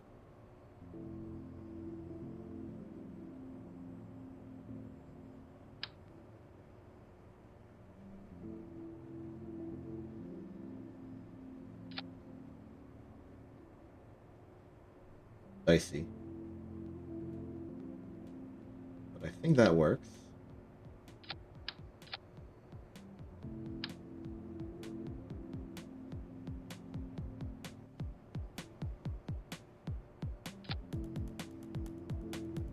Okay.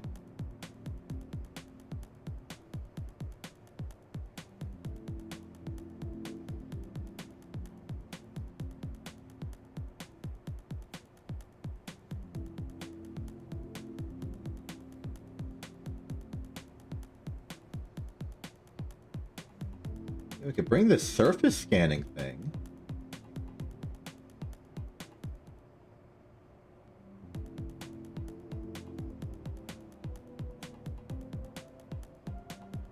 Also just detects ore on the surface. It's not the most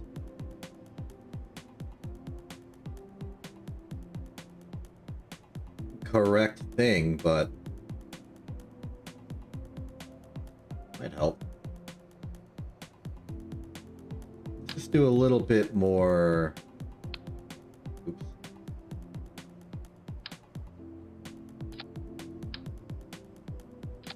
Energy reassurance.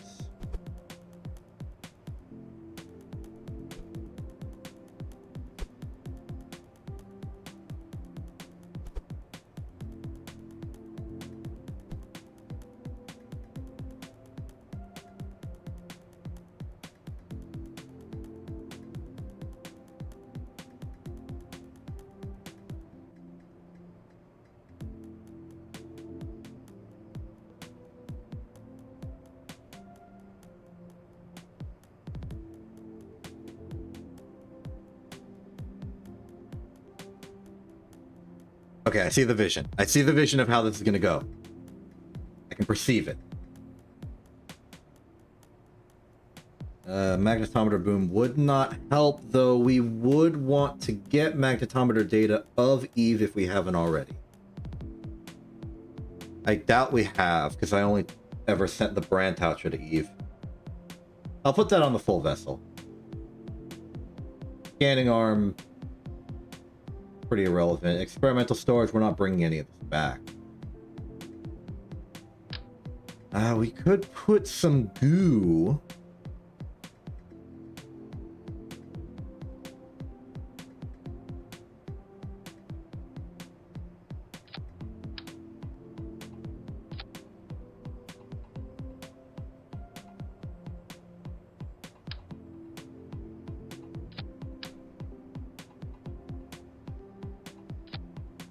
Yeah, I'll put some goo.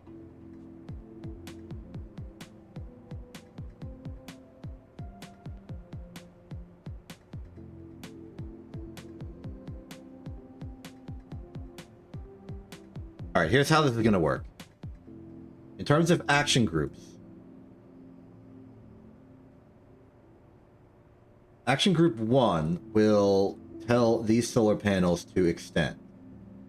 I'm going to make action group 4 toggling the solar panels and toggling motor locked.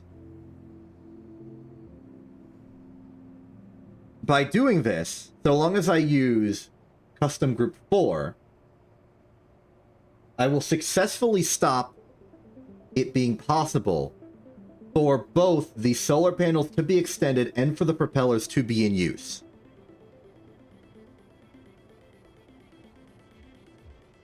The hope here is naturally that I don't accidentally shear off the solar panels while in propeller flight.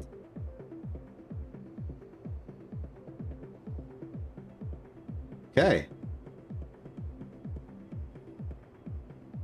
Don't save yet. Just want to see. Okay, the VAB is currently on 24th. So this would be the 25th. So allow me to introduce you all to the FE-25. What do we call this thing? Well, it's a helicopter. We should probably celebrate the fact that the helicopter aircraft propeller thingy.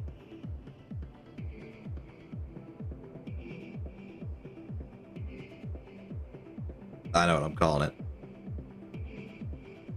Welcome to Turbine.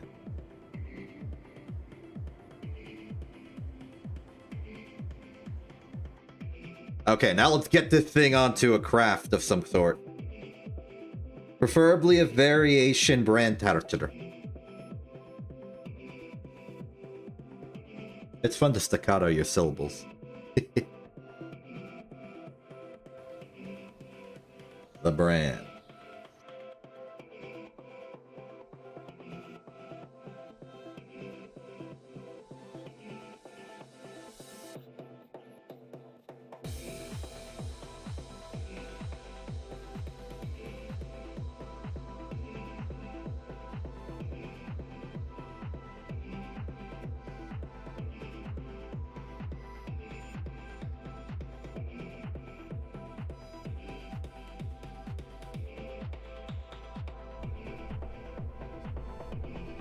Good.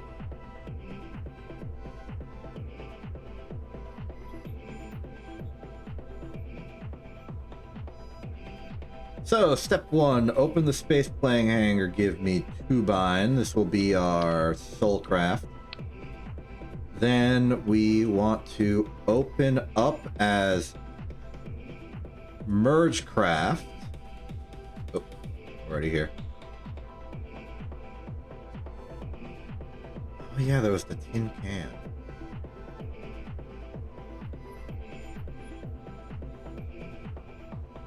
I think we still want the brand.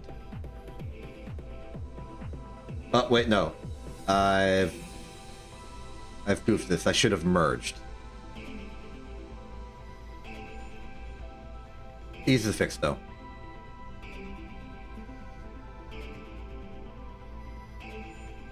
Open up Turbine. Load it. Open up the brand. Merge it. Put it here for now, I guess. We want to remove... I guess we can remove that. Remove this.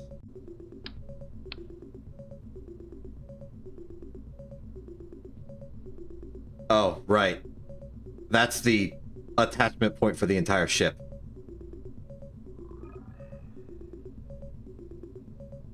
I'll make that the new route for a second. There we go. There we go. There we go. Welcome back. I don't really consciously know what you have and haven't done, but we've successfully made a working prototype of the propeller ship. We landed it on a mountain range off to the west. And now we're preparing the ship for travel to Eve.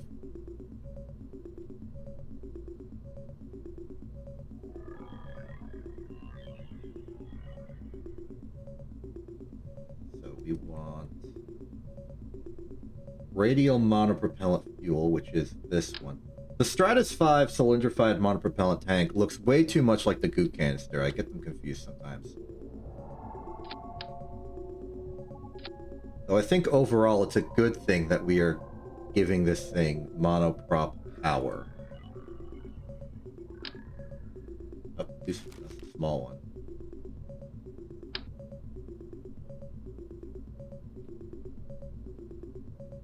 There we go. 4 there. 4 there.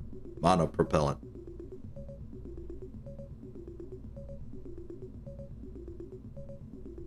Okay, because this is meant to be a ground stationary scientific vessel, we don't need to worry about too much here.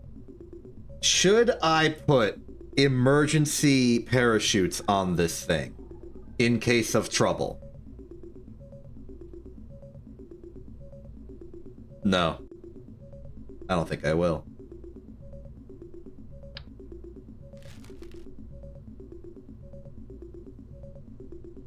I believe in our turbine. I believe in the turbine. We turbine in it. Okay.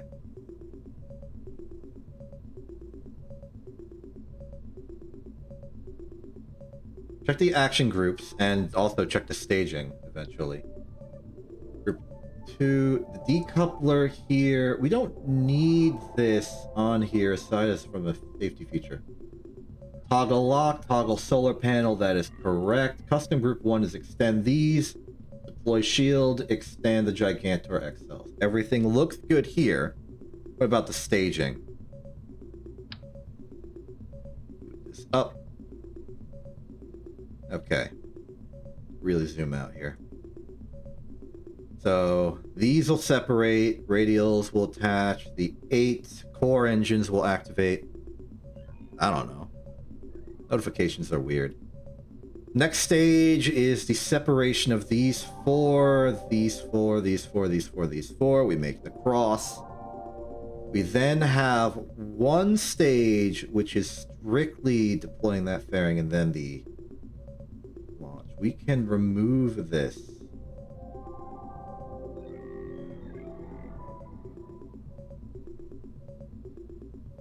Deploy, edit fairing, fairing staged, fairing not staged. Okay. I think the turbine is ready. We could lower the fairing size on this thing, but I really don't care. Okay, welcome to turbine.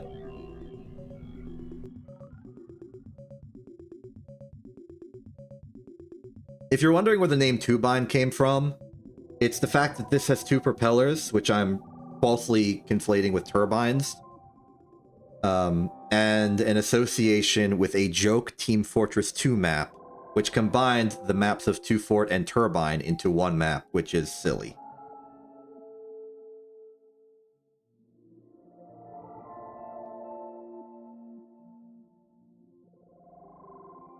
I was actually going to call it Turbine.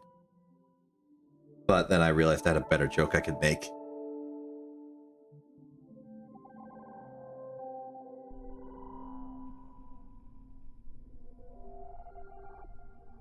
The trick to being random is to actually just tangent so hard nobody can follow the derailment. If you try and say something random, you'll end up picking out from like a grab bag of things that are like quote-unquote random, but don't feel random in the moment. So what you really got to do is you got to take an input from your surroundings and then just like scramble it so hard it's unrecognizable. But like internally, the logic should still flow. Speaking of flow, let's light this candle. We are going to Eve, we are going to dip in the soup, and we are going to rise from the soup. The pieces of the broth are going to up. They're going to up it. They're upping. In 3, 2, 1, launch.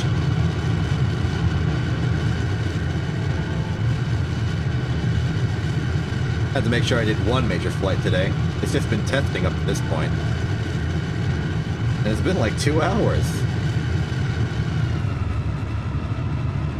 I don't expect any problems with the transit. The only concerns I have right now is radar contact, radio communication once we're at Eve. Because we have a weaker satellite dish aboard.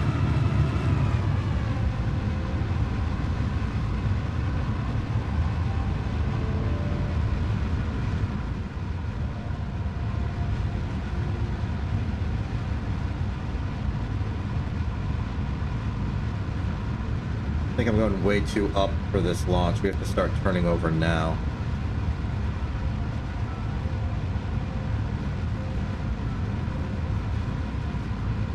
I wonder why the physics of the game is in the yellow perpetually. I haven't been paying attention to it, but it seems like the game is slightly lagging.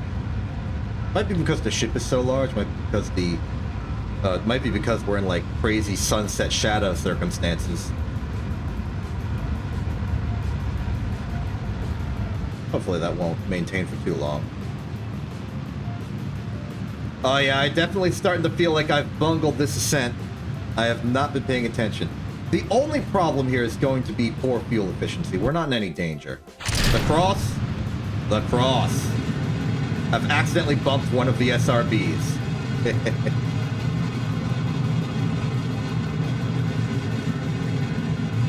Cool shot. What's that over there? Oh, it's Moho. Makes sense.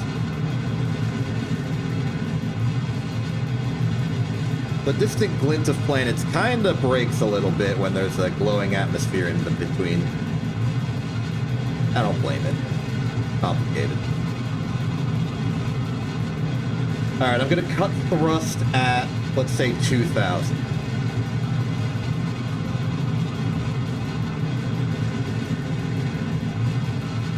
I'm going to cut thrust at 2,200. I'll cut thrust at 2,100.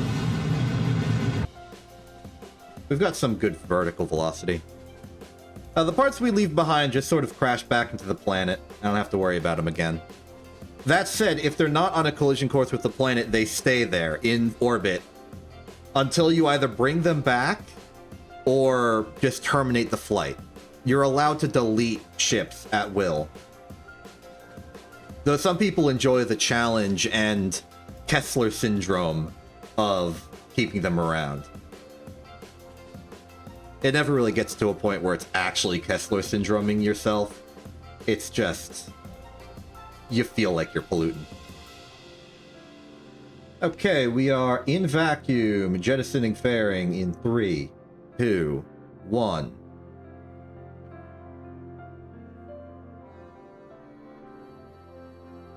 There we are.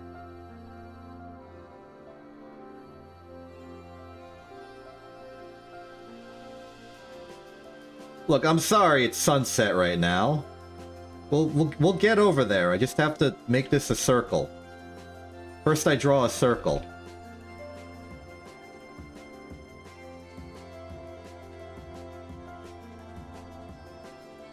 Oh, pause. I haven't actually tested if this is working today. Let's hope it does.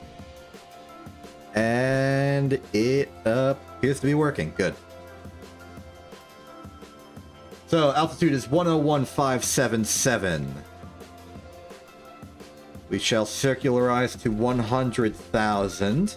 Target velocity is 2241.3. Engage.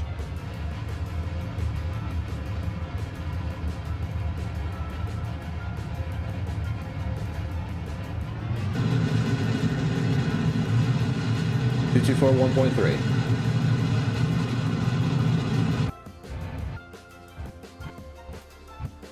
There we are. Now we can go to the sun.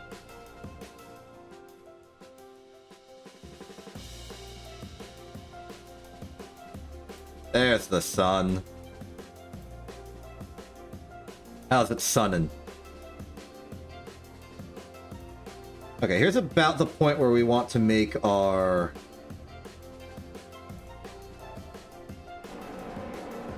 My goodness, the thing cannot turn. Its torque is abysmal. I may have to do another orbit just to let this thing get into position first. Well, in the meantime, let's do our math here. So, we are currently at an altitude of basically 100,000. Converted altitude gives us a target velocity of this. Let's put that here. We want to go to Eve, which is an excess velocity of -778, which is already input. So our target velocity is going to be 3256.2.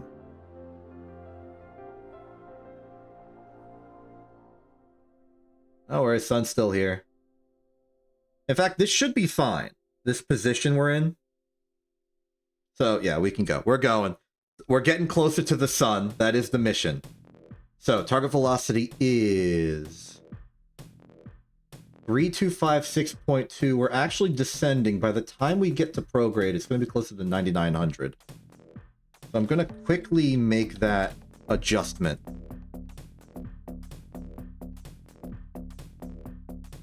It has slightly increased our target velocity. I'm not going to show you because we're busy doing a mission, but new target velocity is 3258.5. Technically 3258.45. It's like it's right in the middle. I'm going to go to 0.4 because we're not perfectly at 99 kilometers. To Eve. In 3, 2, 1. Launch.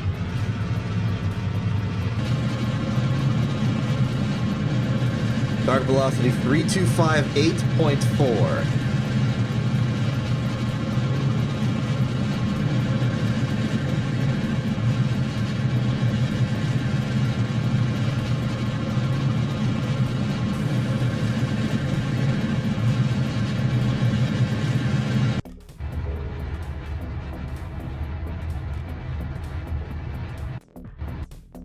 Alright, we are away.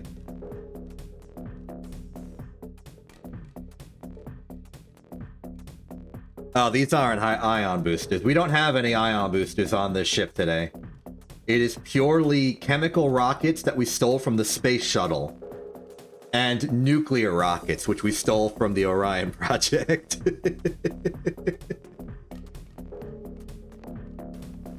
I have not played Subnautica, but I have seen other people play Subnautica. It is a good game.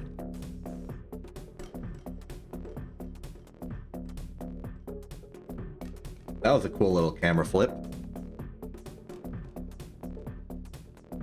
Alright, to guess and check...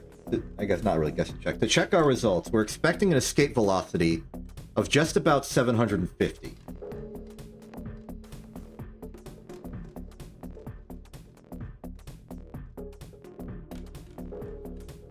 Yeah, that's where we rated to last stream. Okay, so it's a bit overkill, but that's fine. We go from here, we go down to periapsis, and we see what we got. Nice.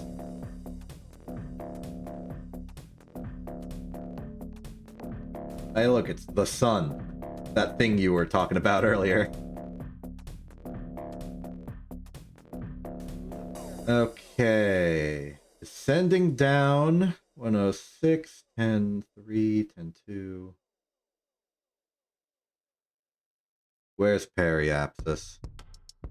Oh, we're reaching it.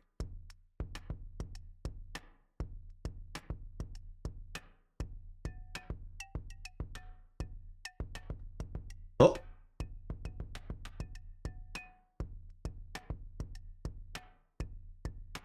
Close enough. Okay, we have to go to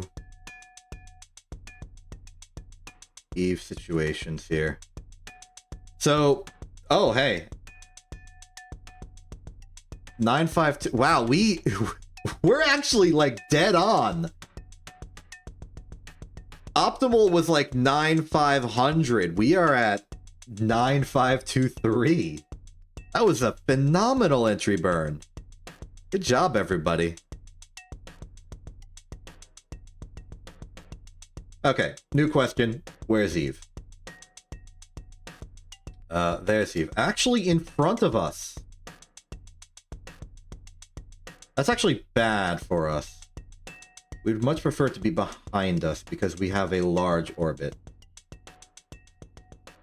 So for the sake of fuel efficiency, I'm actually going to do another orbit without correction right now. We'll just do a loop.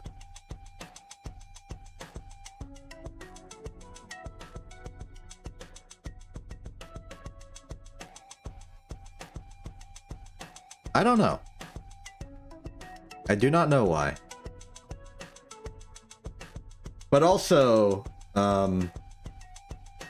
man in that way can be used as a synonym for fan, like aficionado, and is slightly more gender neutral than other usages of the word.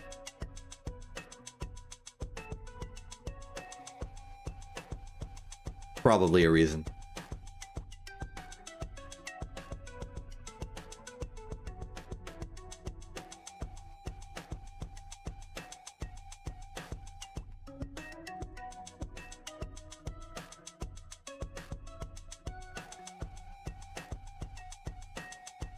That's fair.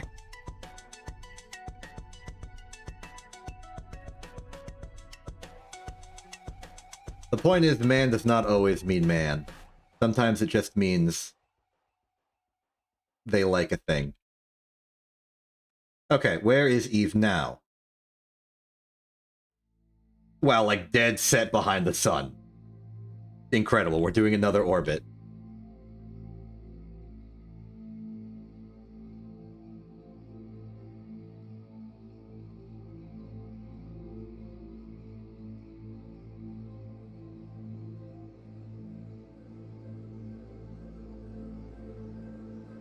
Keeping the camera pointed this way so I can very easily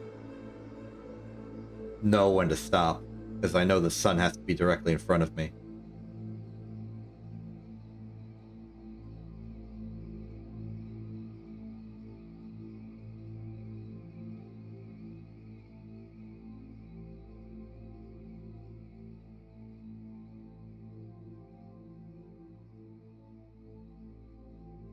Kinda, yeah.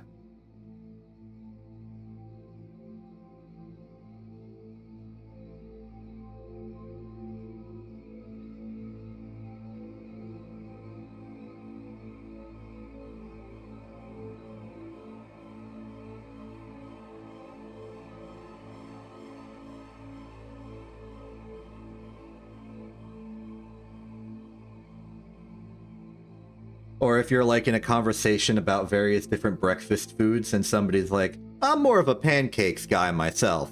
They're not necessarily using guy to say that they are a male, but they're saying guy as in, I'm a person of the group of people who likes pancakes, etc., etc.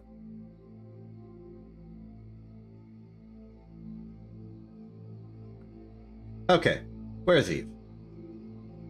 Excellent, Eve is now behind us. Problem. This ship hates rotating. Part of me wants to ditch the lower stage just to save on my patience. They would. They would.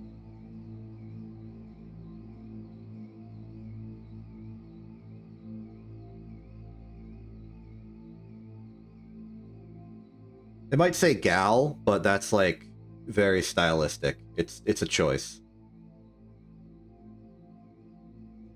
They wouldn't say I am a pancakes woman. That just sounds silly.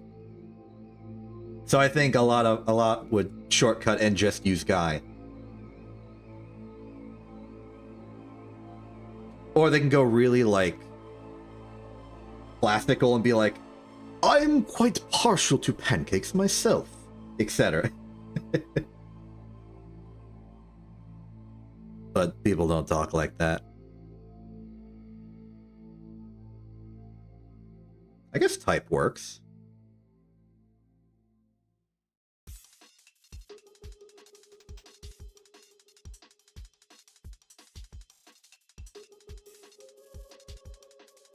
Can you rotate any faster, please?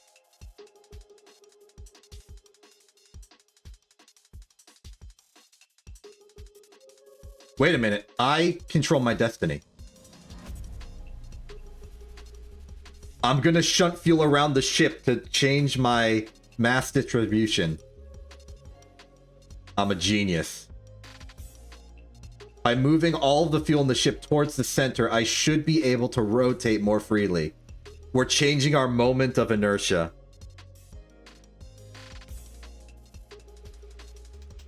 I'm a genius. I cannot tell if this has helped.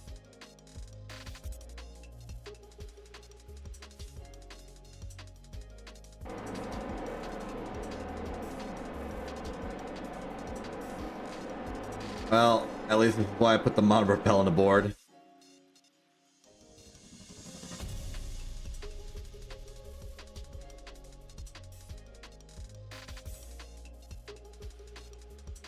Okay, that's not the point. We have plenty of time to work with because space is huge. But we need to figure out what our distance is to Eve's, like, optimal... Like, we need to learn the phase. What happened to your ears?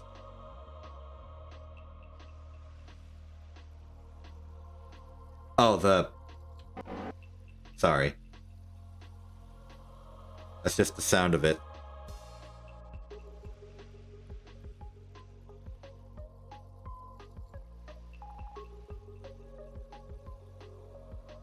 Okay, we're... Let's move to locked camera angle.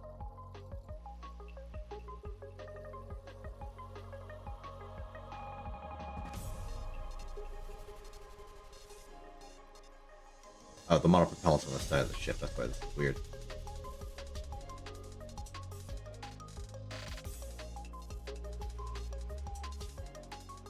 Okay, that should be us well aligned.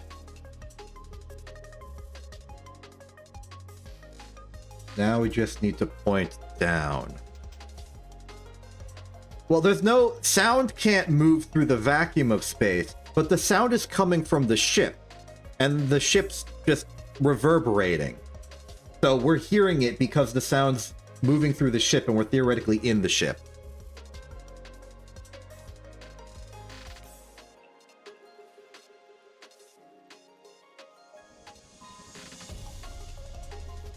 It's like if you slap one side of the ship, you're gonna feel it on the other side of the ship.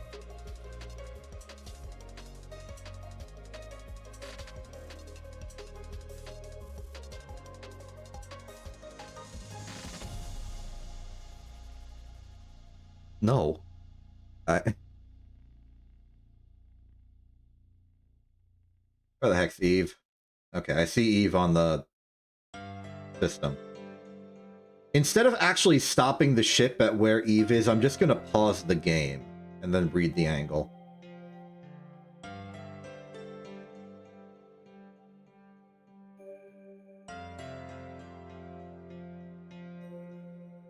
Okay, it's pretty steep.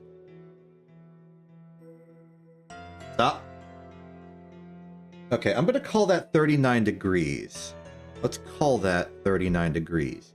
So we are at 9523 million.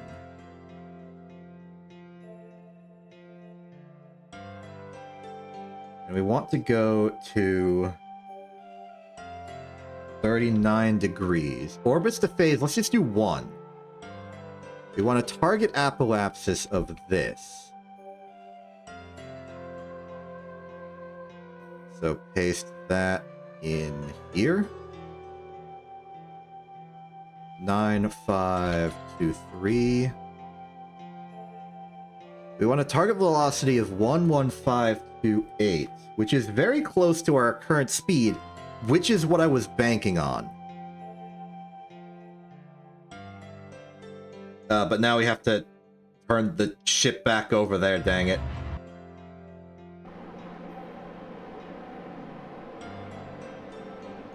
Come on.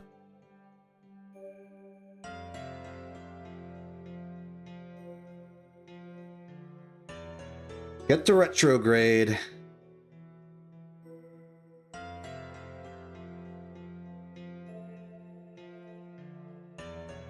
Wait, what the heck? Why are the...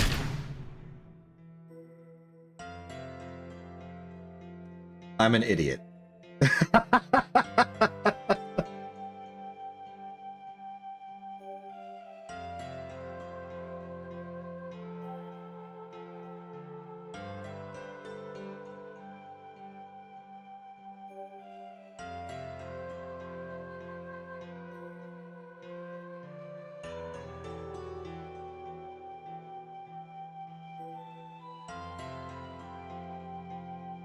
Well,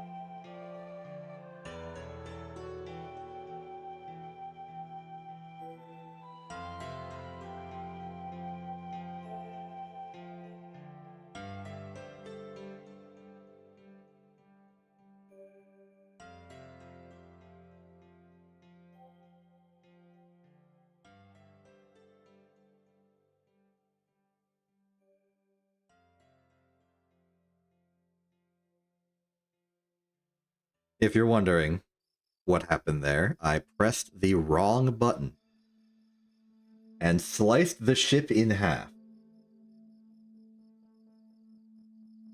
Next time I get back there, I'm just gonna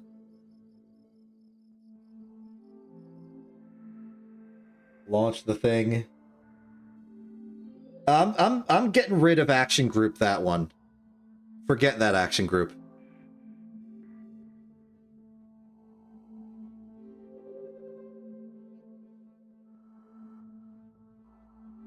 That was a liability.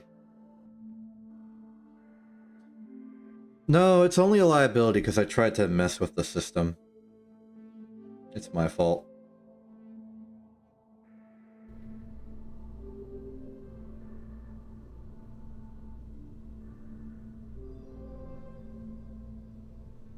There's nothing wrong with the ship, except I wanted these to be...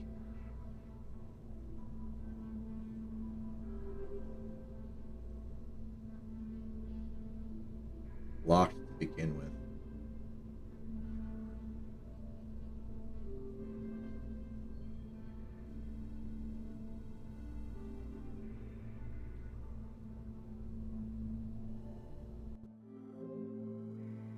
Yeah, that's how Wednesday works.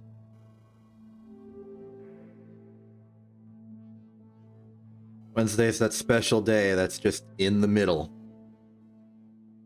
Take the entire week you've had so far, double it. That's the whole week.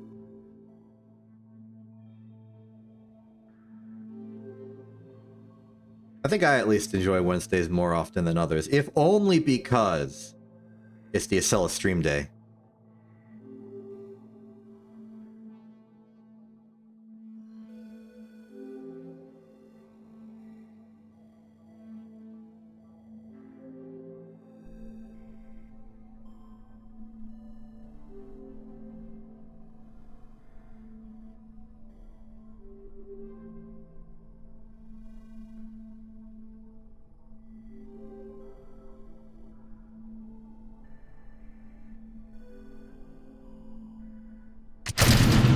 School has, well, it has advantages and it's got good and bad.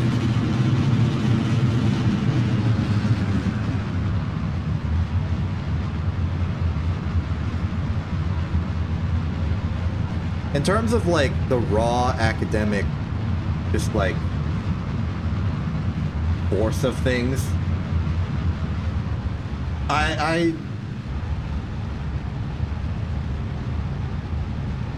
Yeah, it's a mix. It's a mix.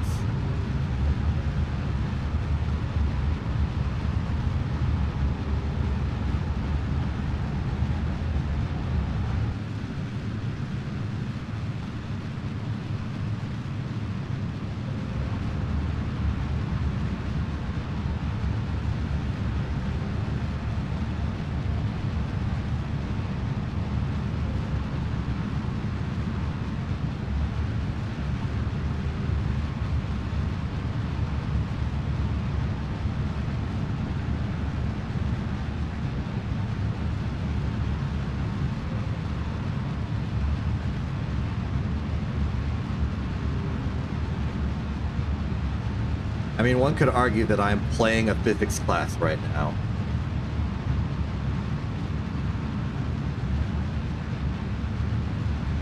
Hey! Somebody has shown up. Hold on, I'll get to you in a second. I have to launch this rocket. Let me just get to a safe part of the orbit, such as being in orbit, and I'll be right with you.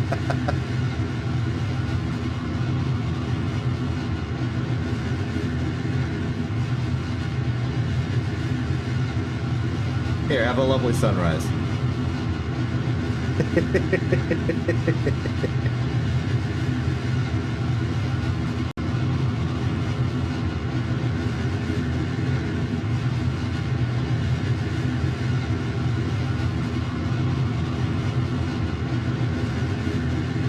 Okay, are we good?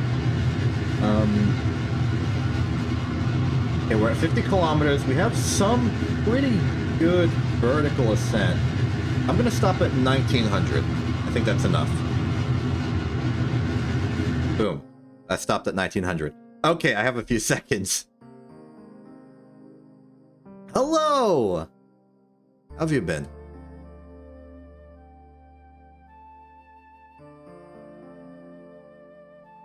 So it's always a little strange seeing you, because I feel like you're more around for LARC stuff, but then you're here anyway, and I appreciate it. To everyone else who has joined as a part of this raid, hello, I'm Exception. I'm currently playing Kerbal Space Program, but I've removed the map. I try and press the map button, this is all that happens. I will stop doing that because it is unpleasant to look at.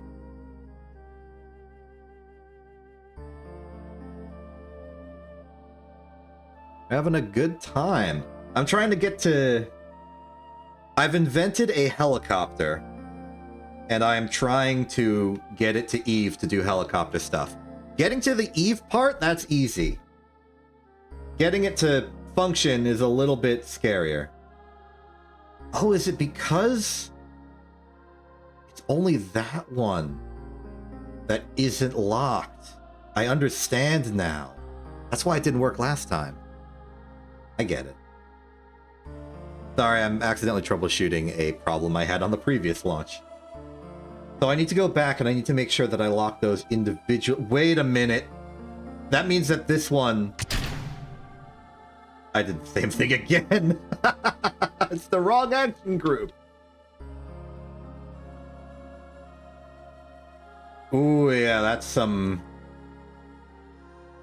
Okay, the action groups on this thing are borked. I will need to fix this. Unlock that.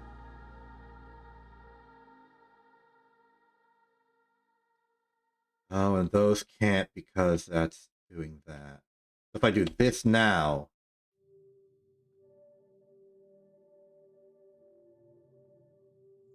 Yeah, okay, this whole thing is completely borked.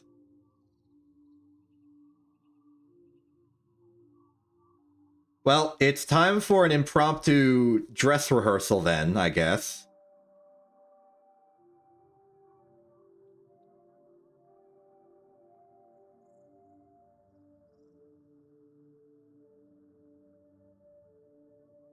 Let's see how this goes. Overall, it's a pretty decent test.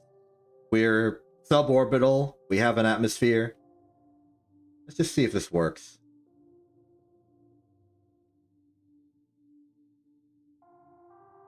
I guess that means we're going to need to have a different system of locking the propellers if locking it requires it to be stopped.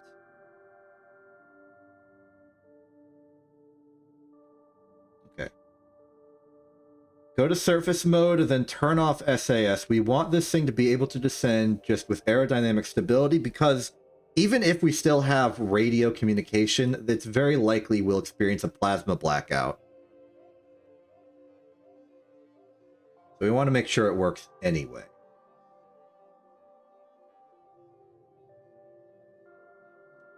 There goes the rest of the ship. See ya. So stability looks good. The rest of the ship is exploding, as might be expected.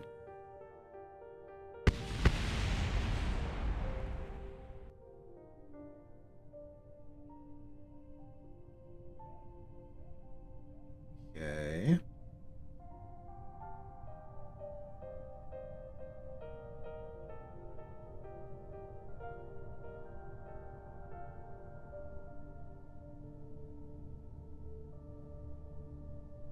Up 10,000.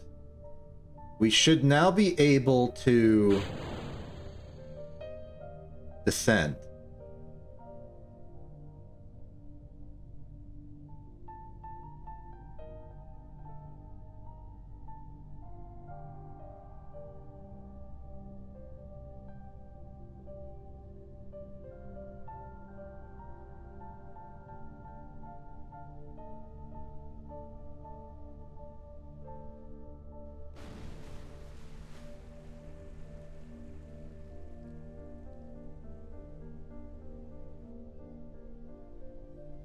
This'll work. The system is working.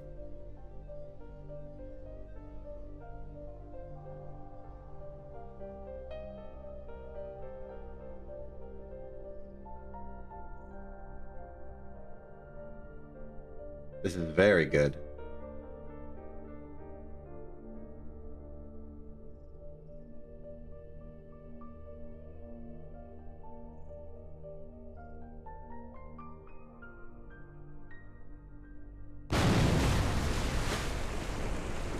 And that's a landing. Okay, impromptu test successful. Not really the motive, but, you know, it works.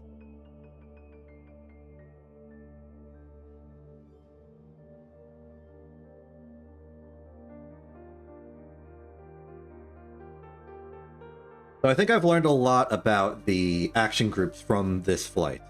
One, they're a pain. Two, all of them appear to happen in top to bottom order, even if they all happen within the same moment of time. So we were getting errors on deploying the solar panels in the upper stage because that was slated to happen before the fairing deployment. Even though they all happened at the same time, the sequencing didn't allow us to deploy those panels because the fairing wasn't engaged yet. That's my theory.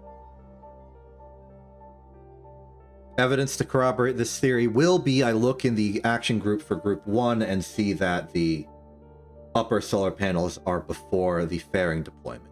I will then move them down, and the next flight we would expect to have no issue. Next thing I learned is I am definitely getting rid of the stage here.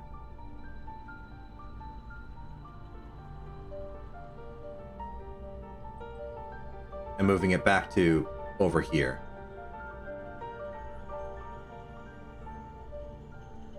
Okay, so custom group 3, get that off of there. Stage that, put it. I can't see him from this menu. You go way up here. In fact, I'm putting like buffer stages in between just to make sure I don't accidentally press it. Okay, next up, action group. We need a new method. We could ignore the whole locked mechanism and instead go for whether it's motorized.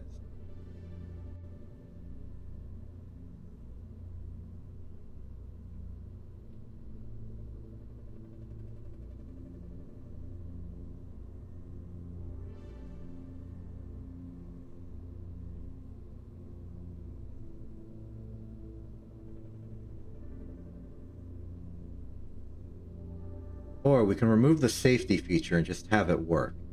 They'll start locked, which is what we want. Then we can have group 4 just toggle the solar panel, and then group 3 unlocks these just generally. Disengage lock, and then just keep the lock off.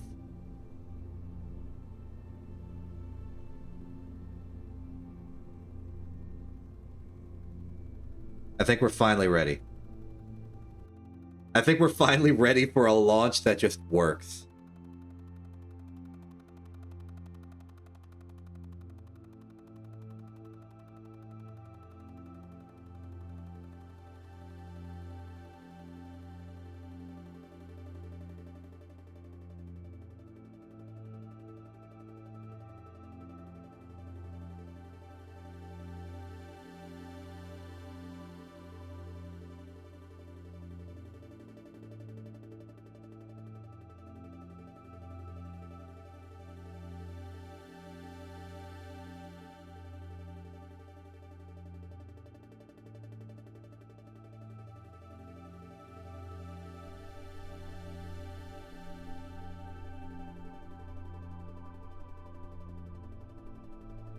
Okay.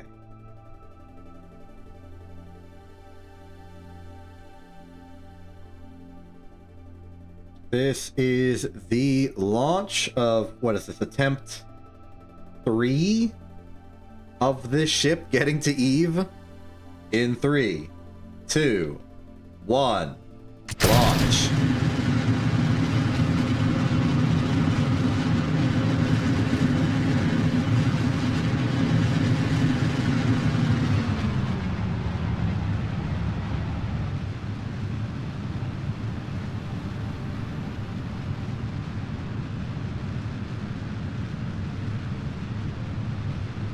I wonder if I could go straight for an escape burn.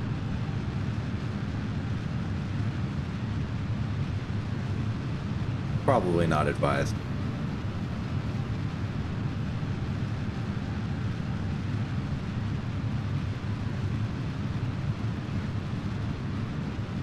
Begin turn.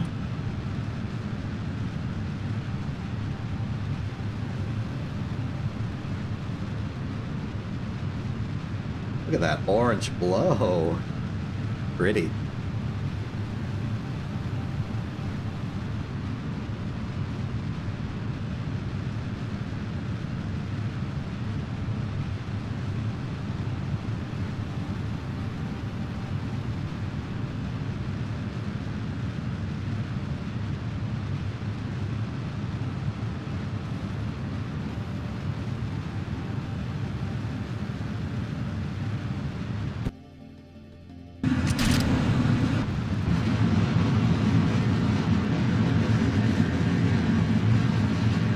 Whoa, you turned over a little bit too much there.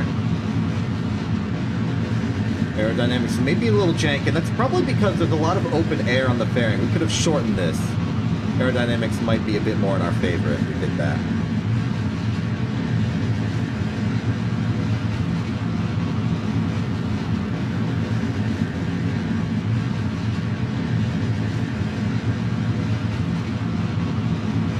Safety bumper.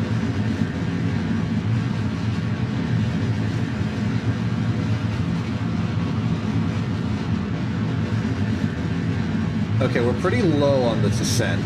I'm going to cut off at 2100.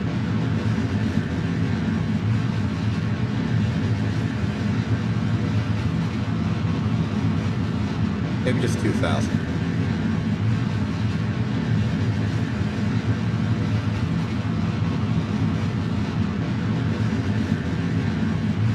Oh, okay.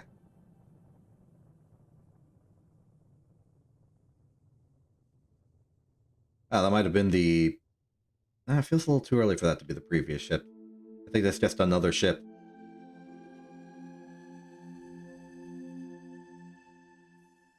Ah, it's the Exo Nun! Cool.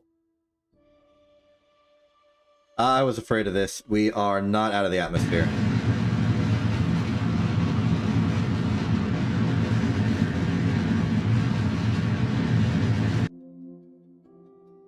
Hoping that does it.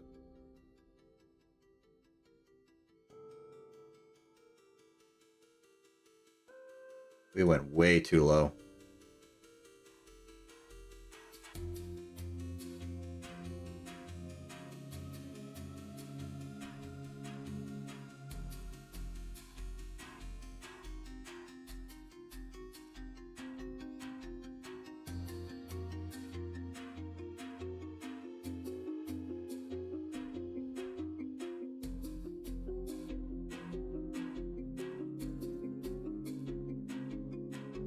Starting to feel a little pessimistic.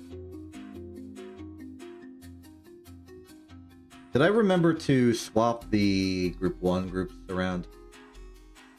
No.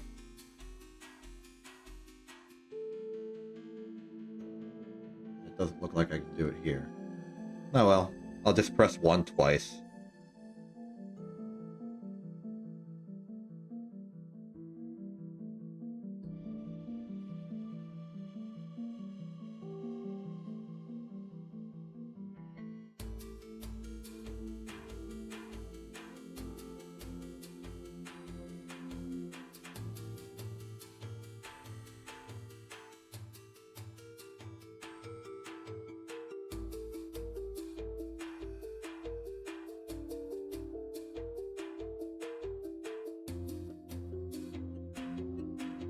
And that's us running out of thrust.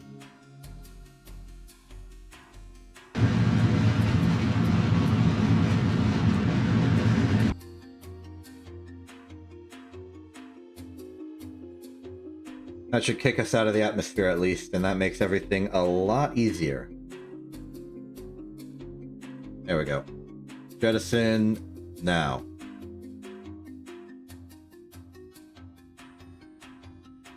Alright, pitch forward.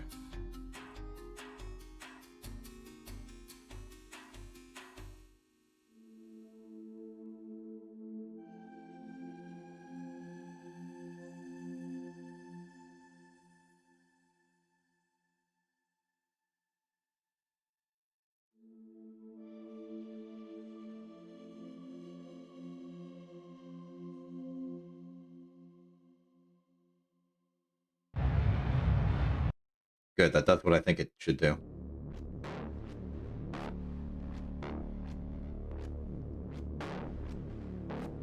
Okay, so as we proceed, I suspect, based on the actions I just performed, including float priority, that we should be relatively okay at rotating.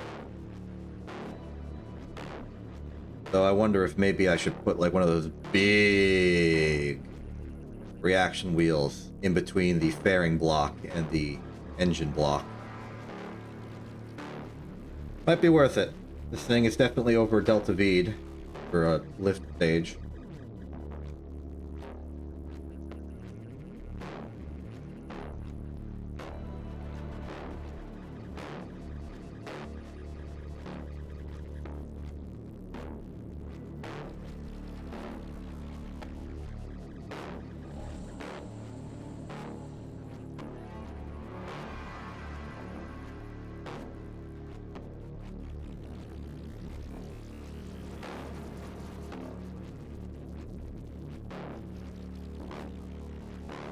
Maybe I overdid it.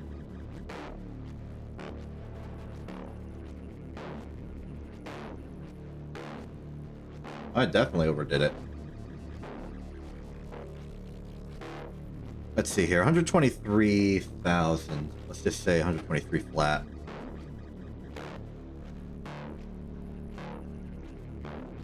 $2209.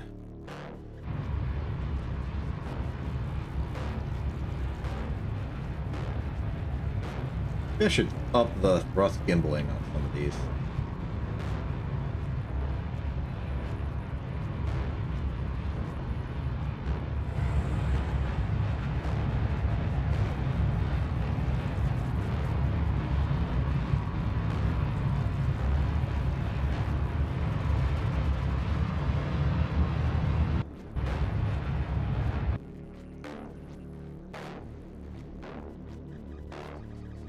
It'll have to do. Okay, now we're gonna have to rotate the ship around again to do our great escape. Let's give it time to do that while we do the math. So, we are going to be at about 12350, I'm gonna say. Wrong place. Nope, nope, nope, nope, nope. There we are. Let's say 123,500. Escape velocity will be that. Sorry. There we go. Excess should be the same. Target velocity is around 3205. I'll get that more precisely once we actually get into alignment and know our altitude.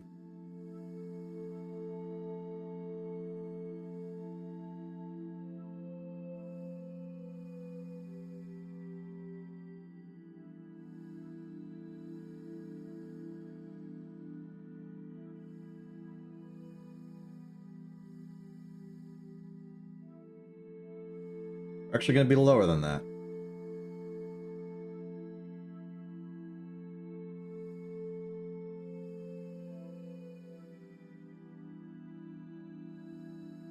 Okay, here's our point.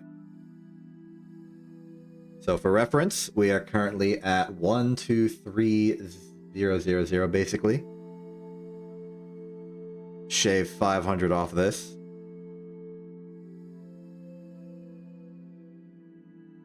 Take this.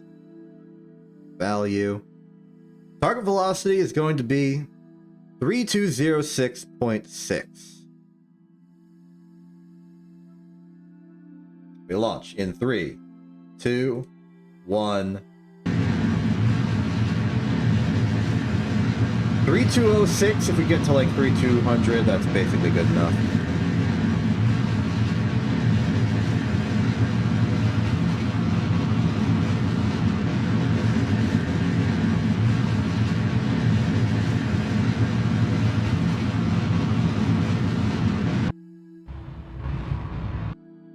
Alright. We're overshooting a little bit. I think that'll be okay. Now we go to space. And part of me really just wants to jettison the lower stage.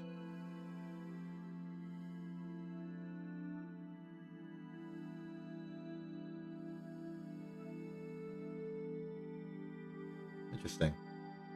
We're using almost exactly an S464's worth of fuel of excess. And that was about the same as last time. This might be consistent. If we ditch this tank and just extend the Mark III upper stage a little bit, I think we'd get even better fuel efficiency. In fact, just removing this tank would probably go a ways too, making things easier. I genuinely tried to open the map just then. Wild. Okay, where's Eve? Ooh, bad news. Eve looks like it will probably be in front of us, so we want to do another orbit.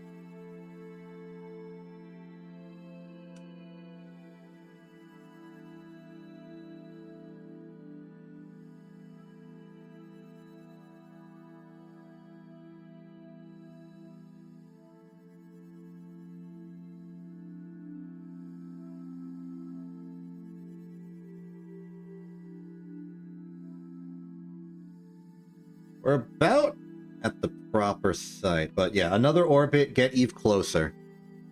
While we're still in this big ellipsoidal one.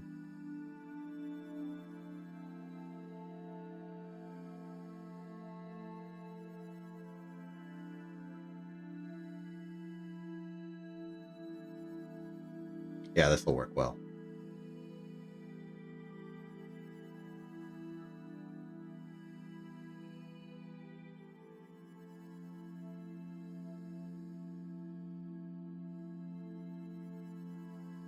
Part of me wants to, at the apoapsis that we're conveniently just at, slightly modify everything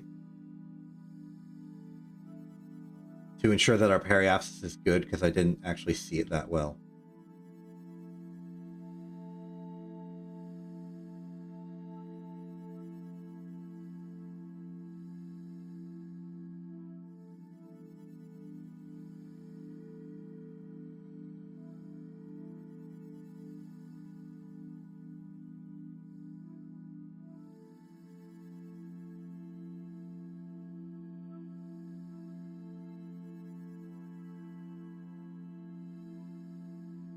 Looks like we overshot it a bit.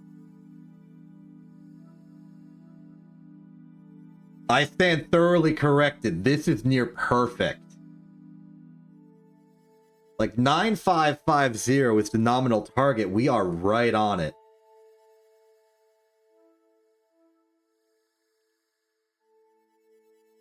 Okay, you know what?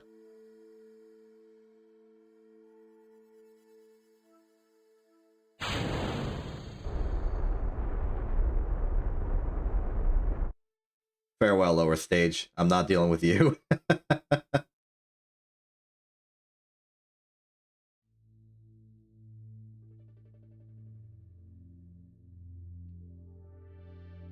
So from here, we figure out the distance below the horizon that Eve is right now.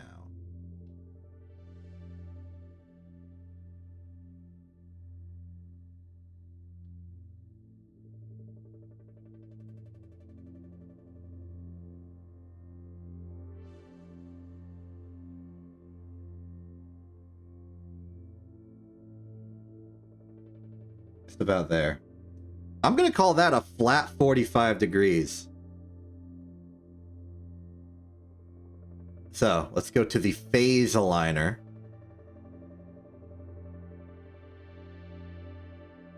And we're at 9549. We have a pitch down of 45 degrees, and to do it in one orbit, we want to target an apoapsis of 126112, which, according to here, 11616.3. So we only have to slow down slightly.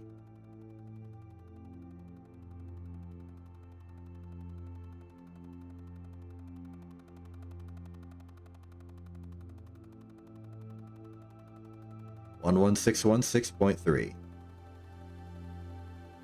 Oh, wait, hold on. I did not alter the altitude setting. We are at 9549, not 9523. Okay, our actual target is 11594.2. I'm glad I caught that.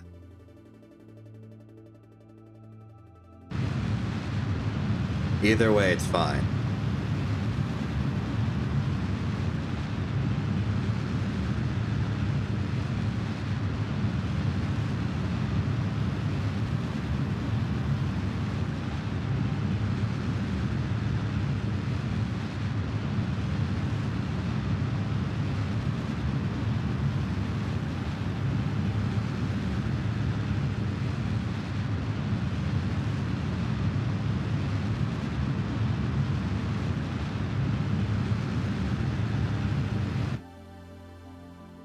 Nine 4.2.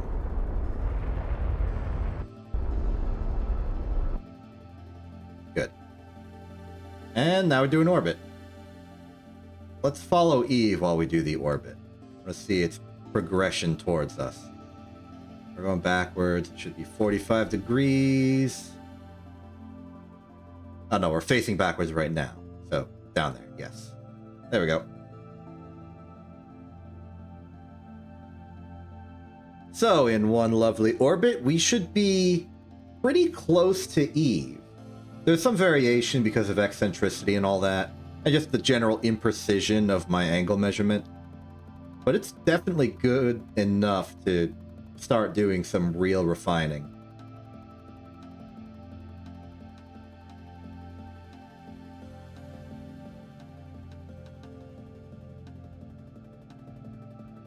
So we'll go there and we'll circularize, and then we'll decide what to do from there.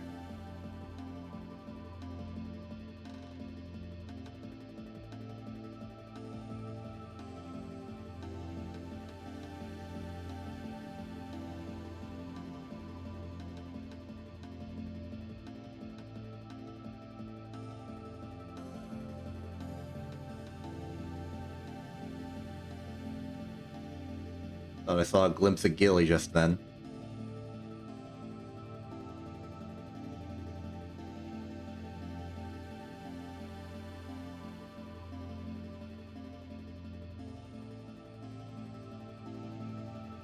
And we have arrived.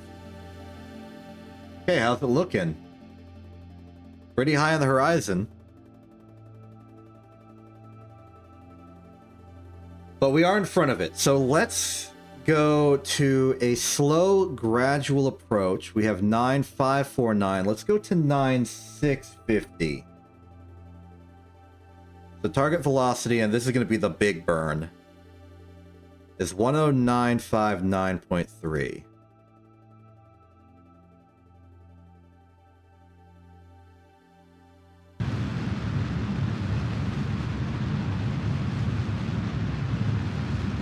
Fortunately, we got plenty of fuel for this.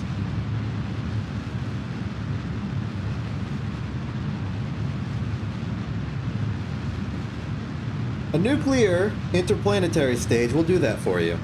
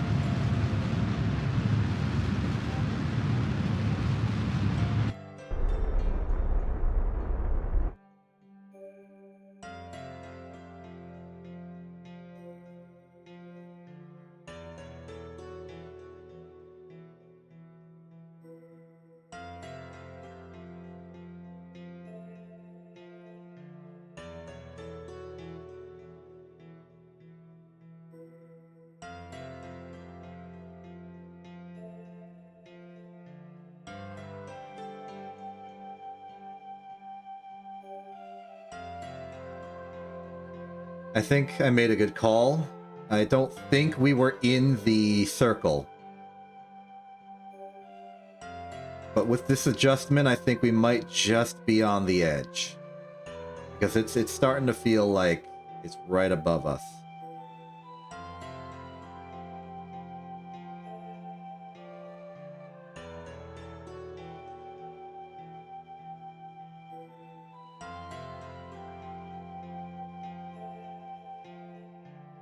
Okay, no, it's still behind us, but much closer now.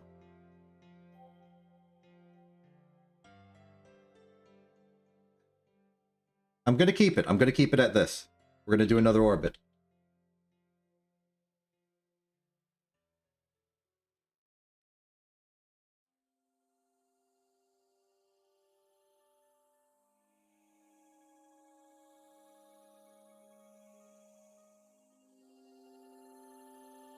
Part of me is wondering if I should take a moment to adjust my eccentricity. Not eccentricity, inclination.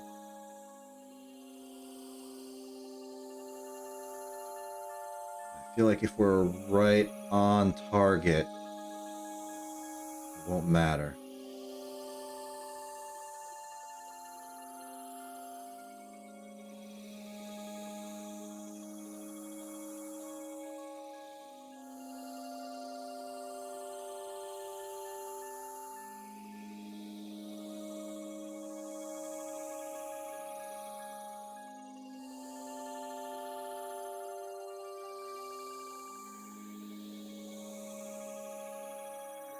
Okay, okay.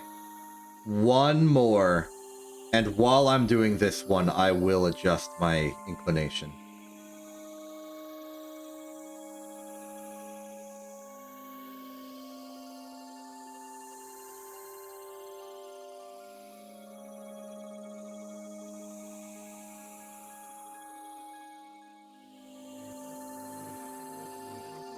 Here. Wrong way.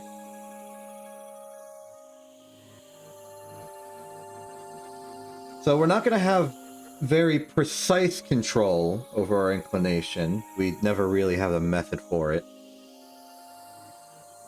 So I'm just going to burn for, based on the intuition of previous attempts, 60 seconds.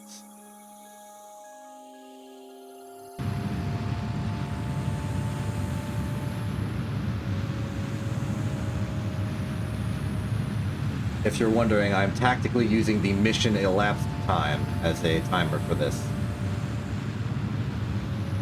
My intent is to stop when we get to 1 hour, 59 minutes, and 15 seconds.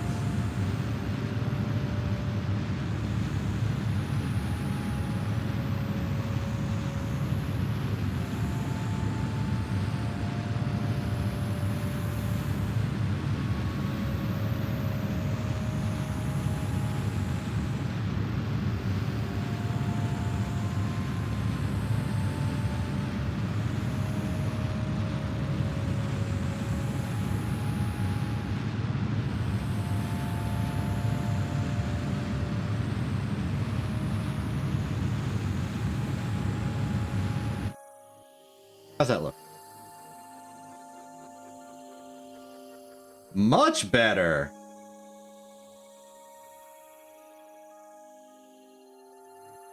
There's the flicker. We are definitely getting close.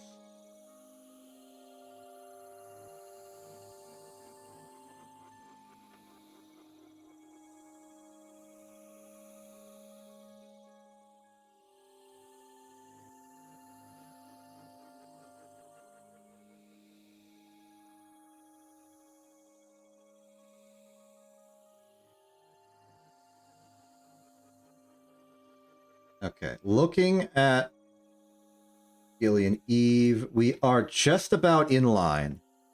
We just need to get a little bit closer, but I worry at this point that if we try to adjust as extremely as we've done already, we will miss. So I'm going to go from 90700 to 90600. 10945. This may be an overcorrection in the direction of caution. That's okay. Because it just means we'd have to wait longer.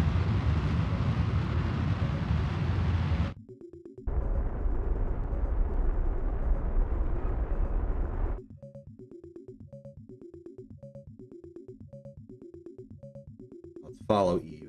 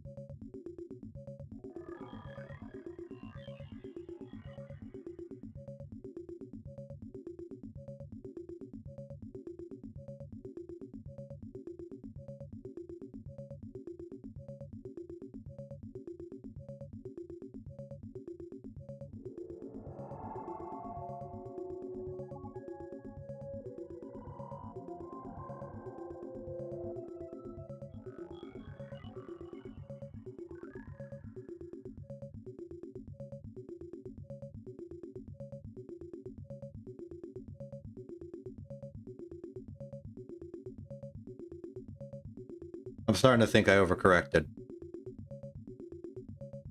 That's okay, though. Once we get back to 949, I will elevate it slightly.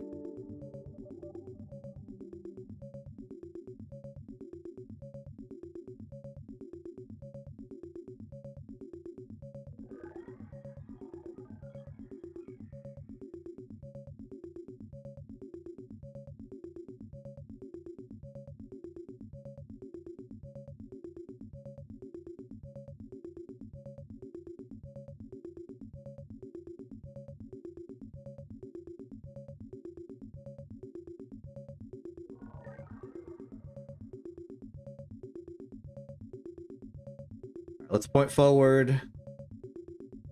And let's go to 650. 10959. 0.3.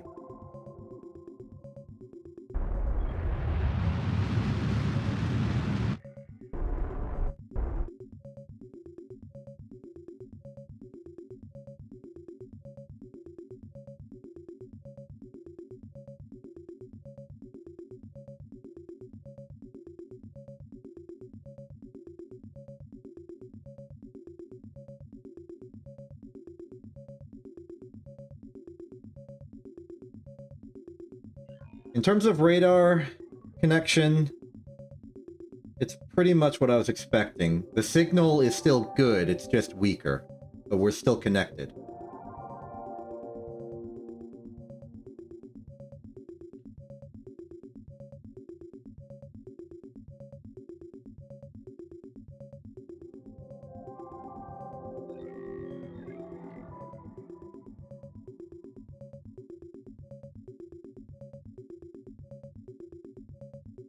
Oh, this could be it.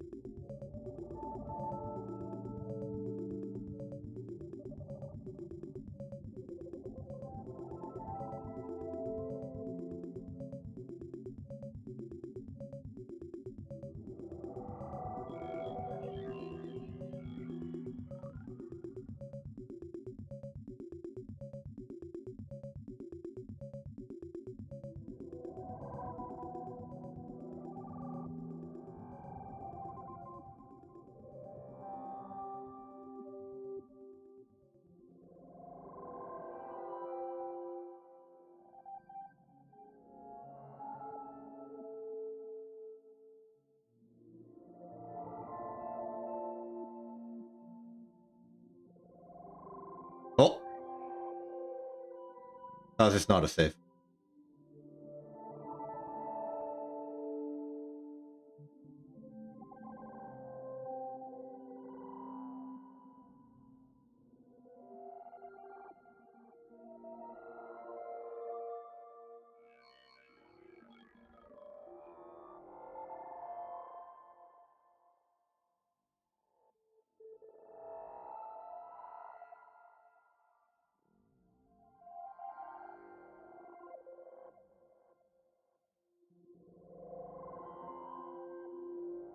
And the orbit of Gilly is, like, very, very distant from Eve right now. It's as distant as ever, but we're so close. Oh!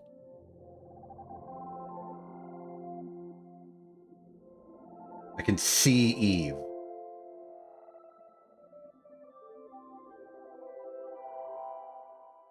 I can see it.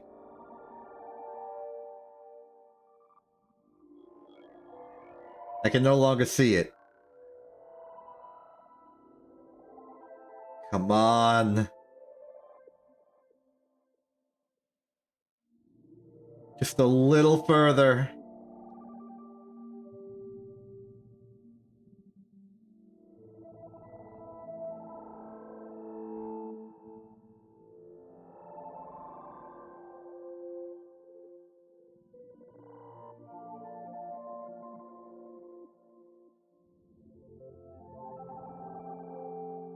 I see it. It's imminent. This is it. This has to be it.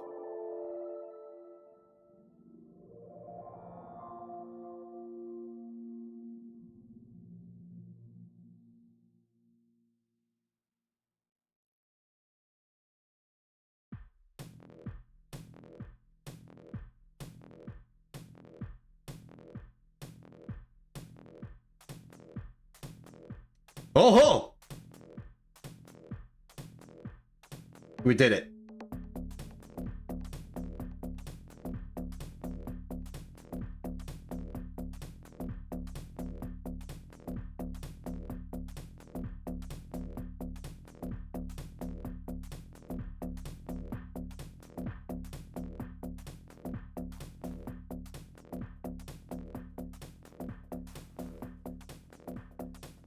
Okay, it doesn't think we're on a collision course.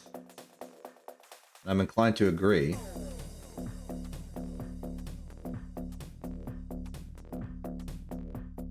Probably the inclination that's saving us from collision right now. This is a very polar orbit. Telltale sign of inclination jank. But look at that! Oh, it's beautiful.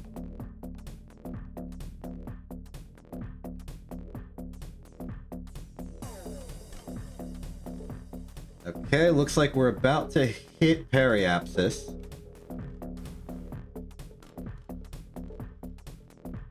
And... Alright, we're there.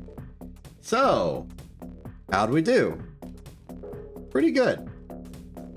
We are now at an altitude of 1930,000. We want a target of... Well, I mean, are we going for a collision immediately? I'm not entirely certain. Looking at the planet, if we're directly above a part with sun in it, that means we're going to be directly below a part without sun in it. This is a flaw in my design, I'm realizing. We cannot do a night landing. Well, that stinks. Okay, in that case, we are going to go down to a more safe and reasonable 200,000 and wait for an opportune time to return. So, 1258.7.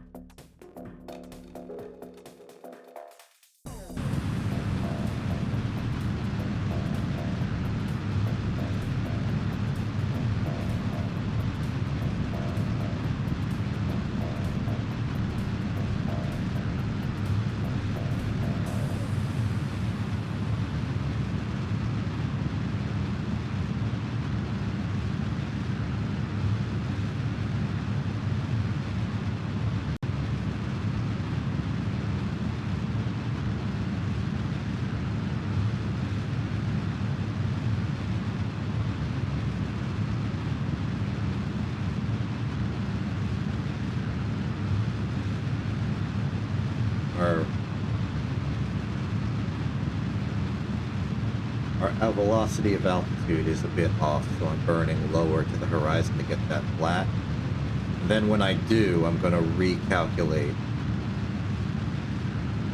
what our target is. 1930, replace that with 1931. Target is 1258.3 now.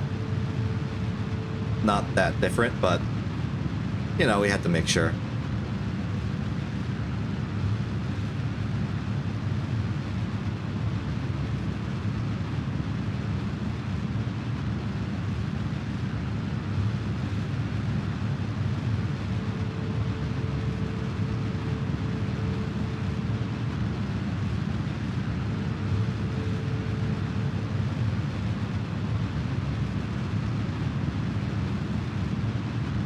Still ascending?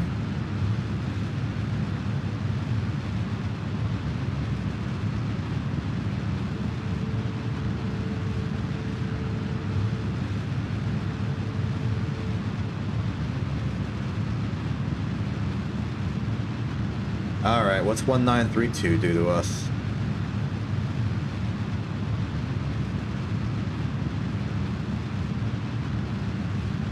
Well, 57.9.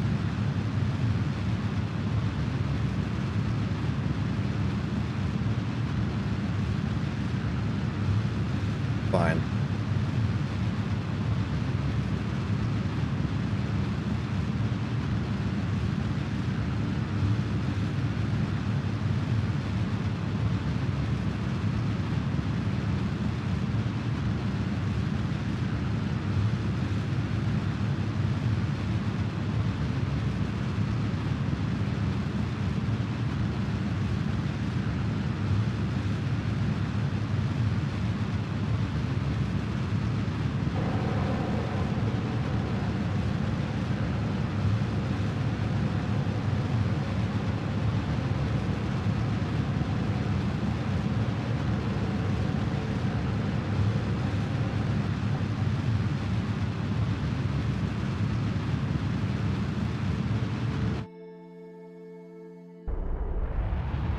1257.9. We've gone back to 1931, so I'm going to go to 1258.4 again.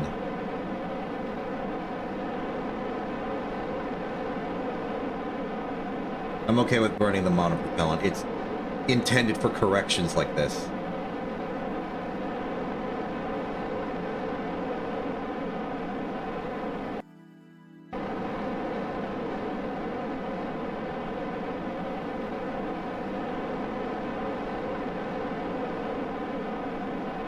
Alright. So, periapsis should be sitting at a solid 200,000.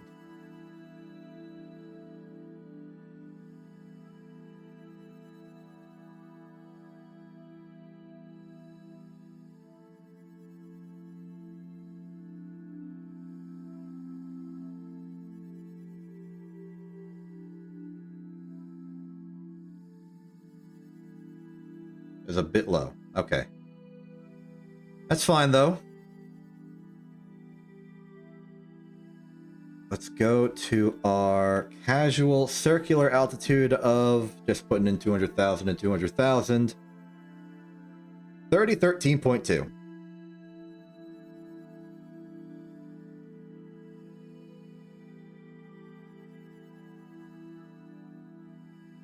It's another 600 then.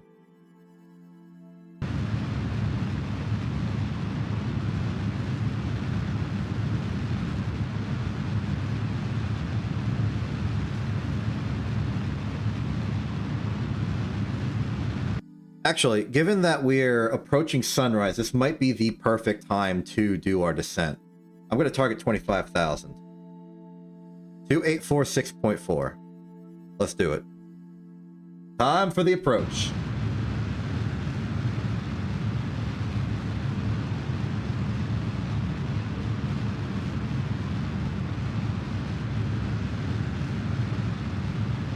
Where is Kerbin in the sky?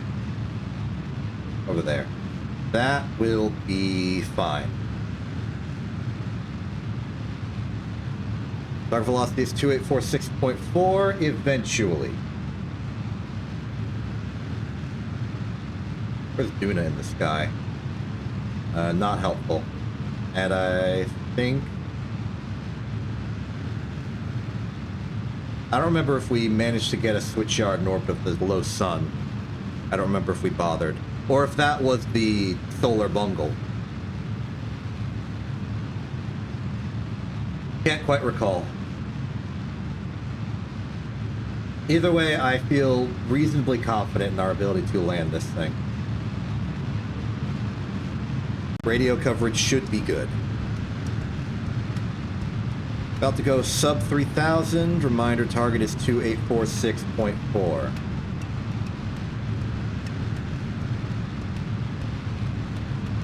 Now, we've ascended quite a bit here.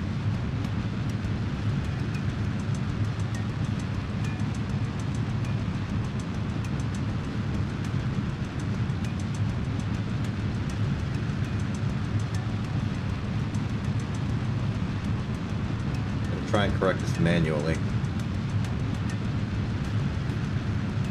Though, strictly speaking, we are at the present moment on a collision course, I believe. Or pretty close to it.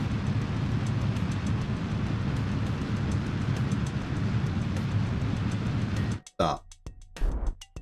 Retrograde.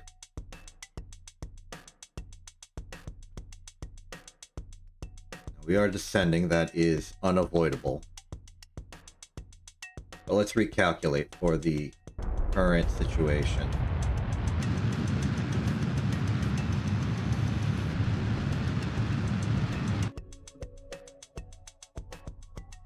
Okay. So, we are currently at 224097. Our target is unchanged. 2788.4. We can do that.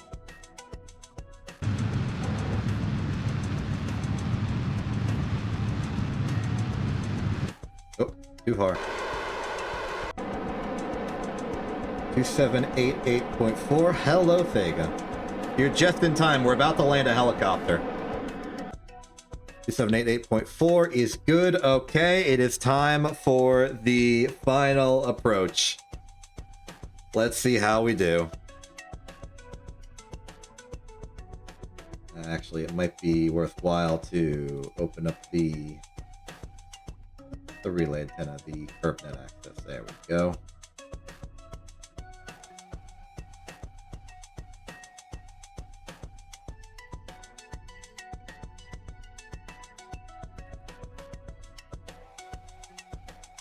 We're basically just over your polage right now.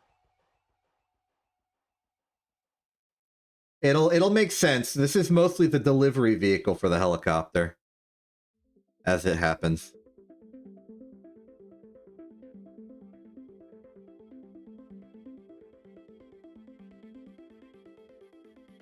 Okay. We are heading in for a landing.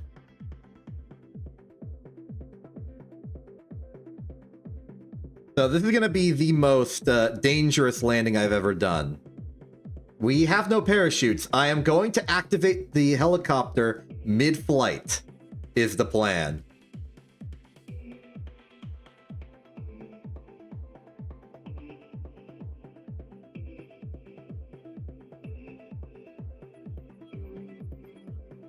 Yeah, we're going.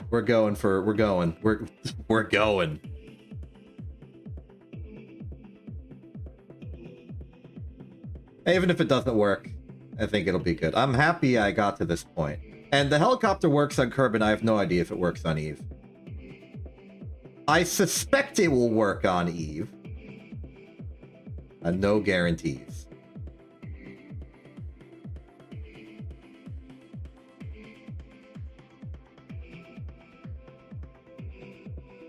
Okay, I think there's nothing left to do but land this thing.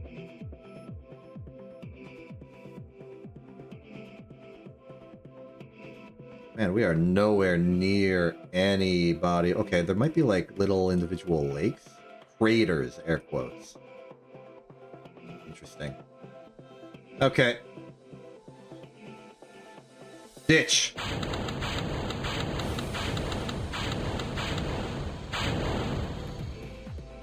What? What? Heat shield?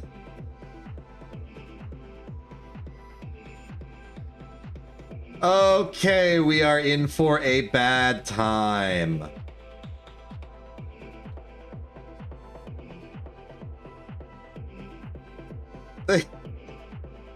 Okay, we've jettisoned the heat shield instead of doing.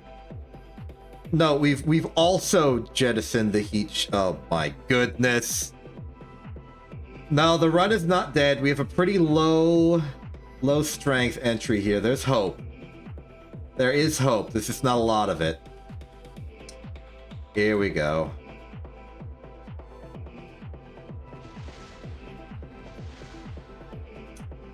Ah, boy. Okay, we've lost the goo. I think we lost some of our scientific instruments. I don't know what's exploding, but it is.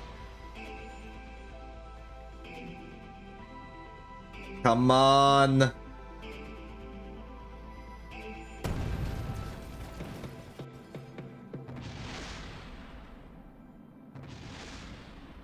The vessel is lost.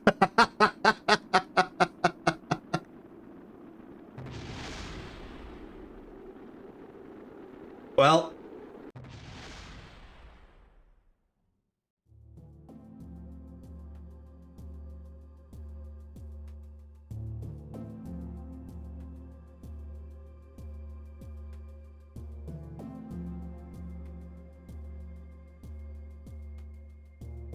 Some of it appears to be casually surviving. I think mostly like metal components, just things that are like pure hardware.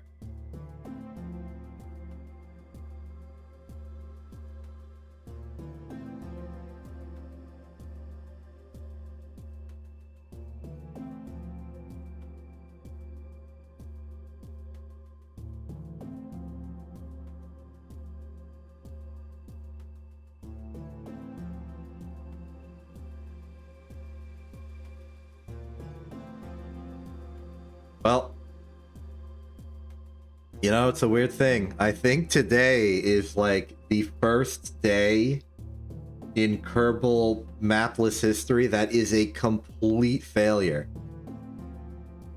It's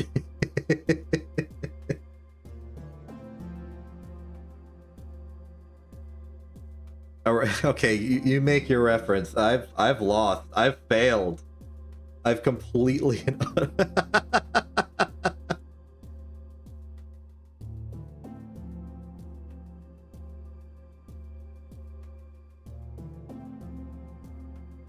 Thank you.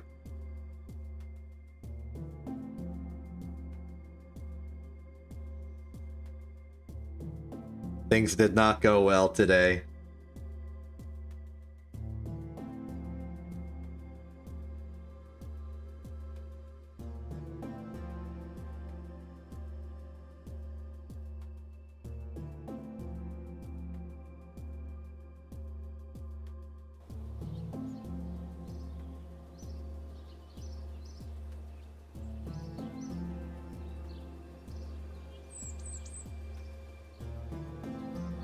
Wow, okay. So how do we fix this? Answer is, I think, we make sure that the heat shield doesn't break. I think ultimately what we gotta do is we gotta put the fairing thing back on control group 3. Because now we have a system. We keep the generator unlocked.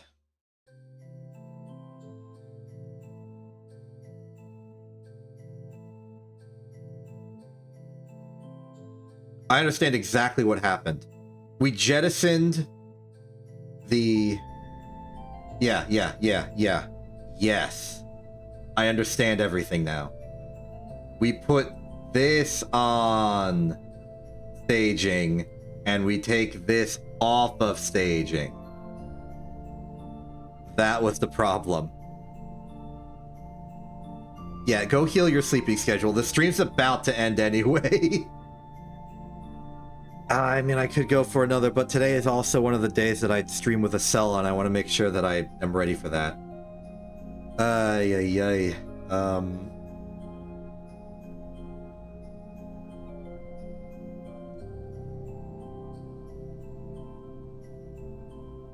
Yeah.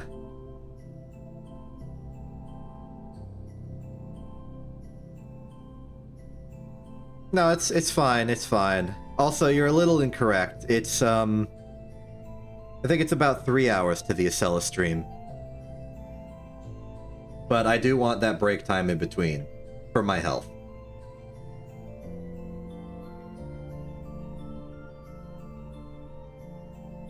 Okay, so things we've learned. Shorten that fairing. Remove this tank. We now have a much more sleek and streamlined vessel. I can basically do the same thing.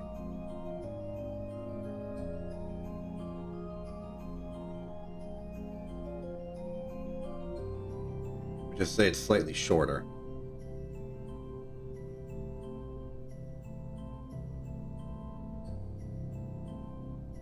I'm gonna double up the monopropellant thrusters.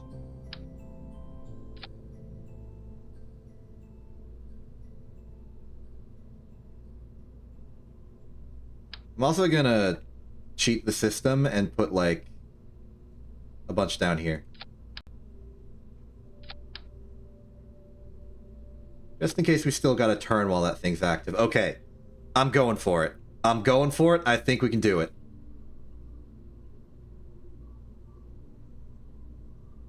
Check staging.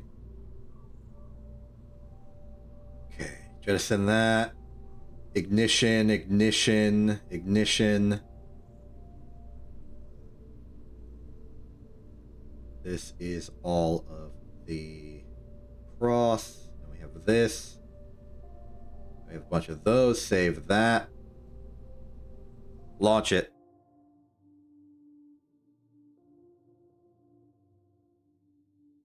We're going into overtime.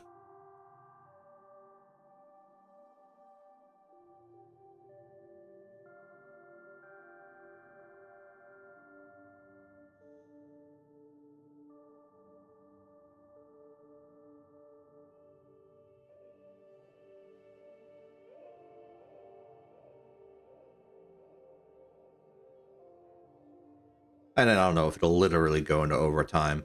I just expect this to take like another hour. I'll try and go quick.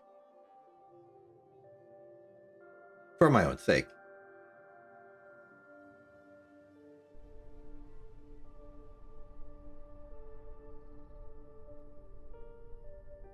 Okay, it's a sunrise. It's a good enough time to launch as any activating launch in 3, 2, 1, go.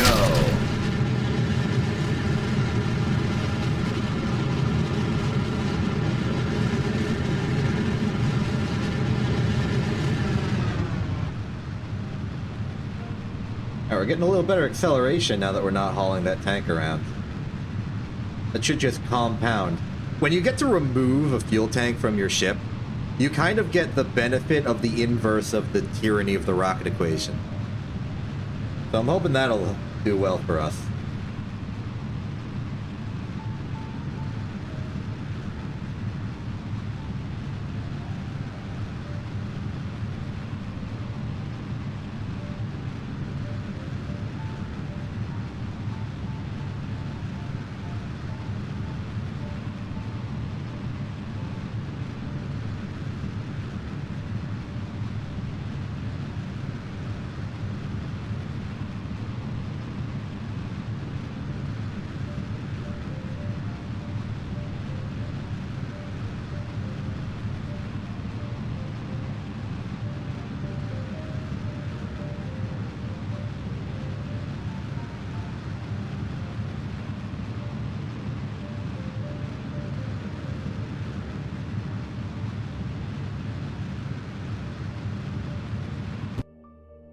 Cross. Good separation.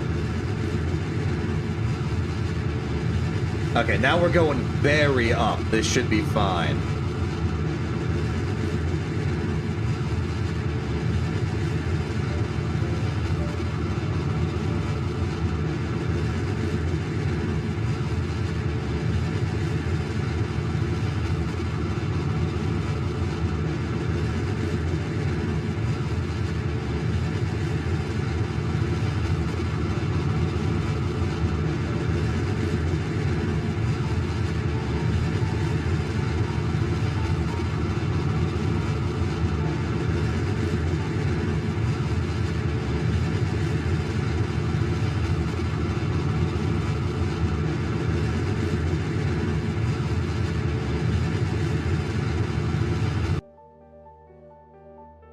Yeah, I'm confident. We have a lot of up right now.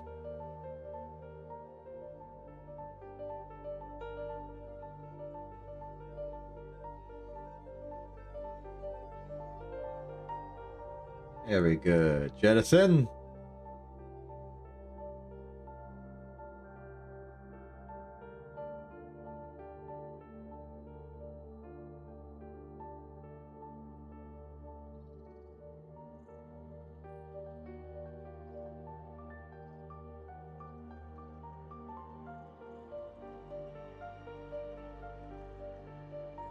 And we wait for target.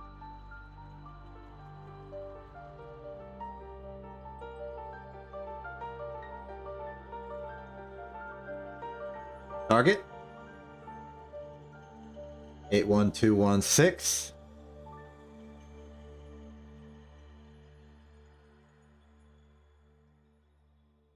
Two 2275.8.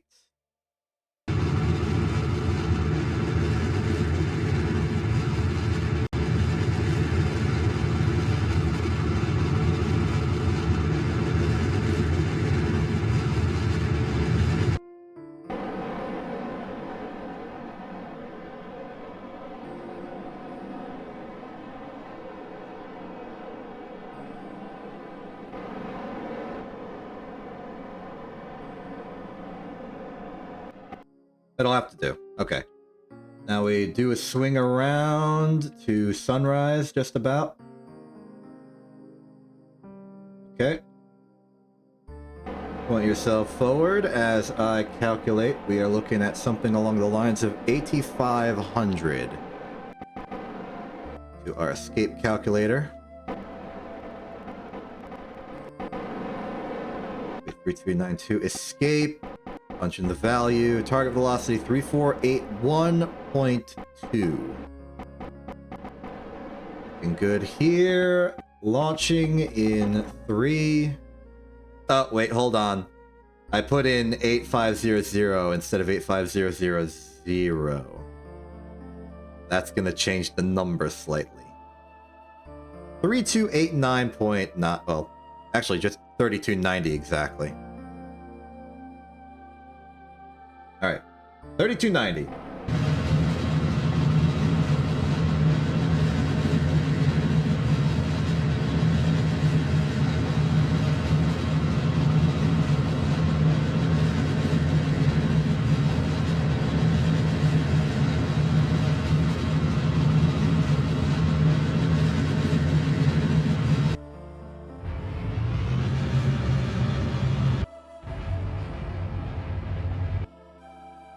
We are away. And this thing still has 700 meters per second of fuel. That's as much fuel as we had last attempt. We're just hauling around dead weight.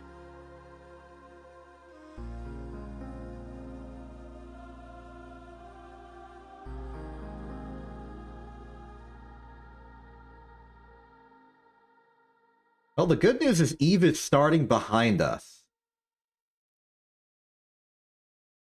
Actually makes a lot of this easier.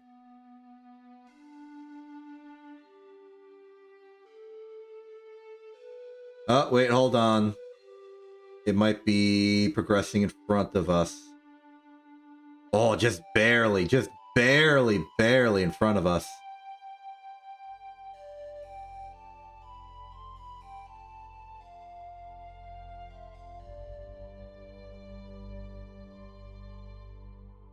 Where'd it go? There. Wow. Wow. Okay. This has accidentally become a near impeccable transfer orbit. I'm personally quite astonished.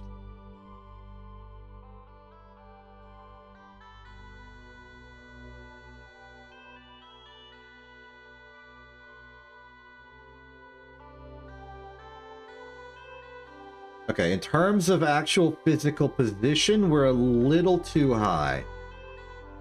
So I'm going to circularize us down. Well, not even circular. I'm going to completely invert the process. SES, go. We're going to go from here, which is 9578, down to 9500 on the other side. Just to correct a bit.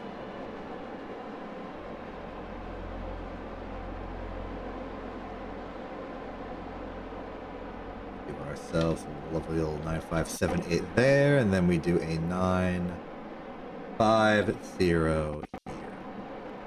Target velocity is 10893.5.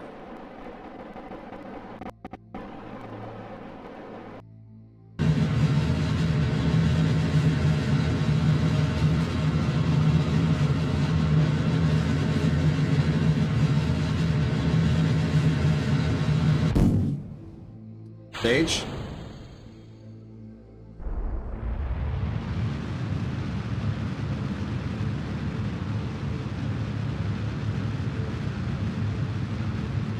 One 10893.5.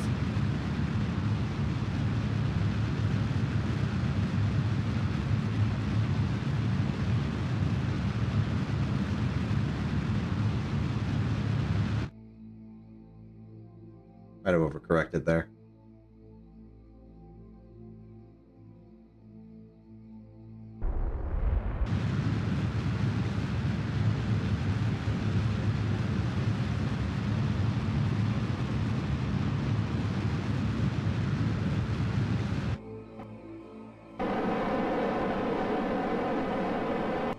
Excellent. Now we see what Eve does.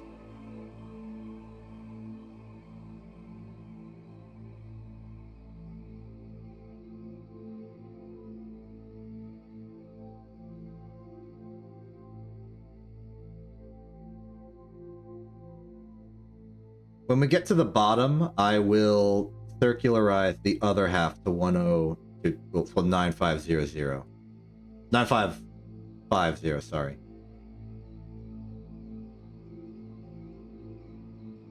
I'm just spewing numbers at this point.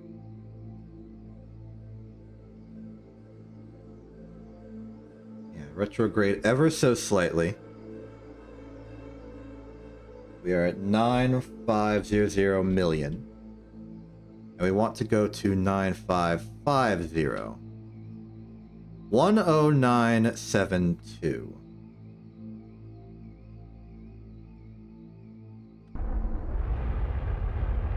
Point 7.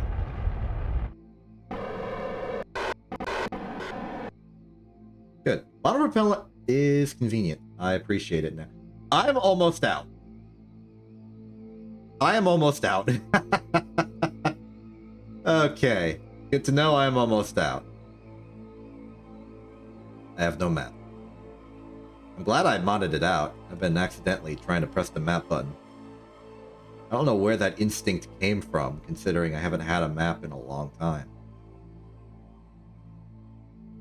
Where's Eve?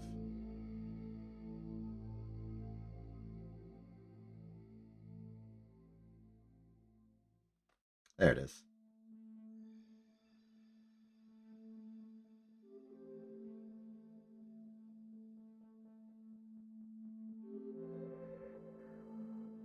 Whoa.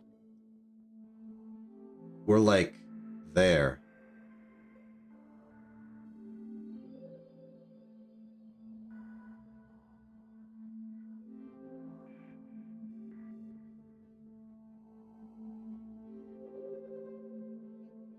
I think the only reason we don't have contact is because of the inclination.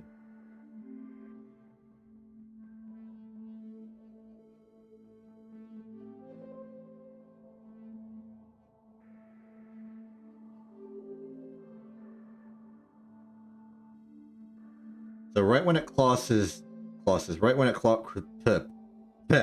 right when it crosses here, I'm gonna do an inclination aligning burn. With the intuition we've gotten from previous attempts, I'm gonna burn for as close to exactly 1 minute as possible.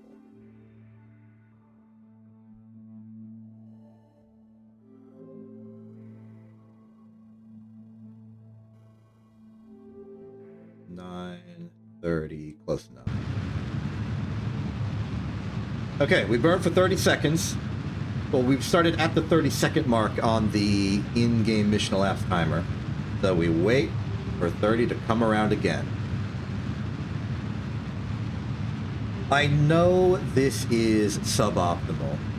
That the closer you are to the thing you're orbiting, in our case the sun, the less effective your inclination burn gets in terms of fuel efficiency. We have no way around this, though.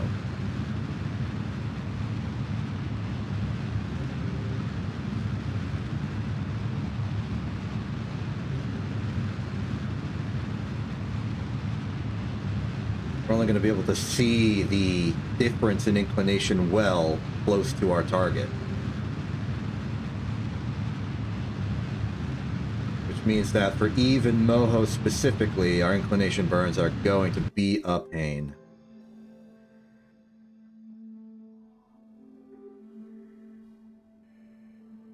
But this is much better. Oh, we're here. Wow. Launch to Eve within a year and a month. That is most certainly a new record for us. Alright, where are we at? There's Eve, there's Eve. How much of a collision course is this? We're pretty angled. I suspect it isn't one.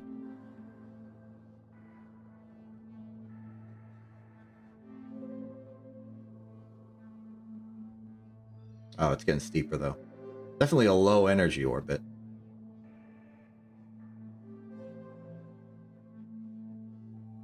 but we were not past the semi-minor yet.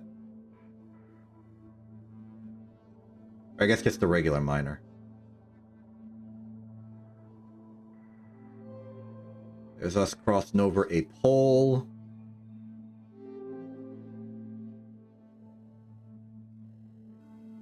Okay, this orbit's a bit more extreme than the one we had last time. That's mostly luck of the draw. 5,619,000.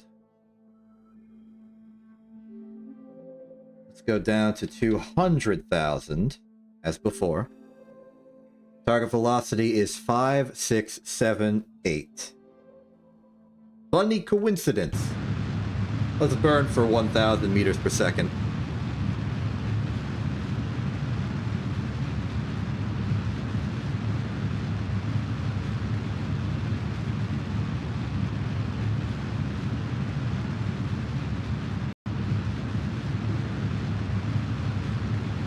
I think when the time comes, I'm just gonna right-click this and then hit decouple.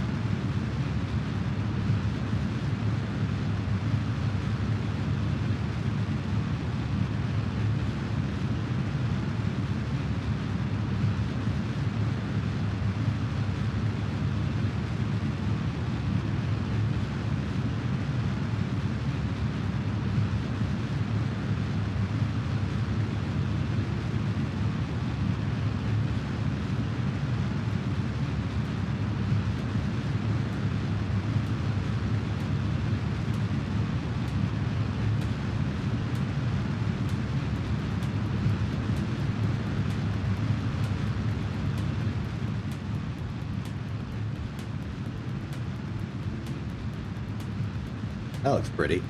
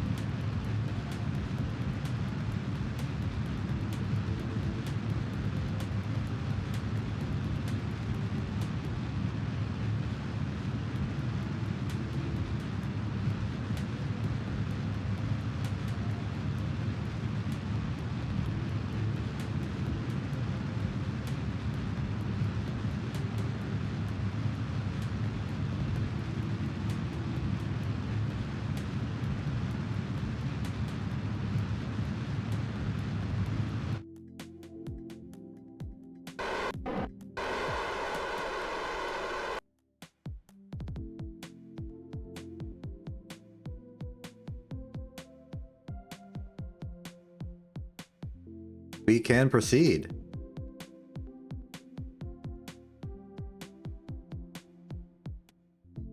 It's always a little spooky when you time warp and you're descending towards a planet. But we trust our math. And our math is good. Let's do another orbit simply because I missed my timing.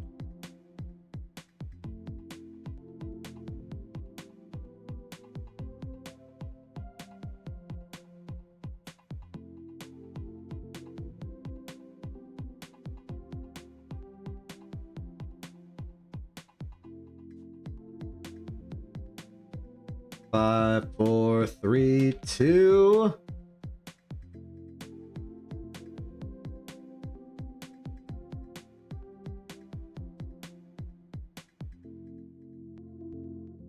Okay, so we're basically at exactly 200,000, which is convenient. Let's circularize. Target velocity 3013.2. This one's not going to be pretty.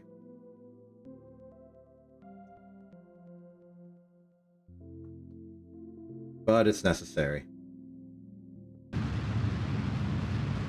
We cut off 1,000 meters per second up there. Now we got to cut off 1,000 meters per second down there. We are unfortunately going to be changing in altitude as we do this, so we are going to have to correct it.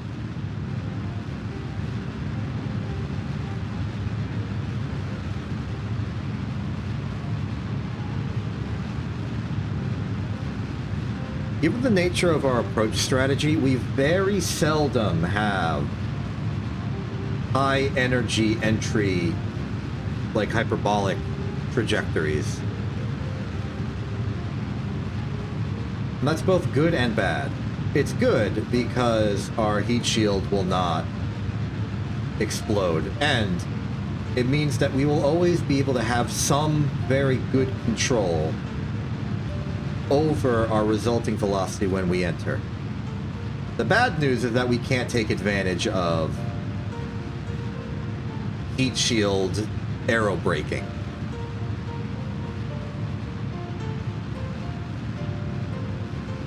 But also, heat shield aerobraking would be incredibly dangerous for us to do with our imprecise math and uncertain orbital trajectories unless we're at an apo or periapsis.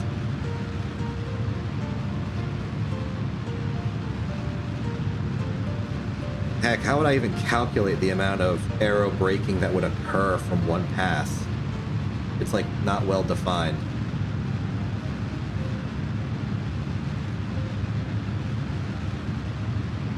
I'm angling down. See if we can't wrangle some control over this. If we're higher, our target velocity will be less. I'm not too worried about overshooting.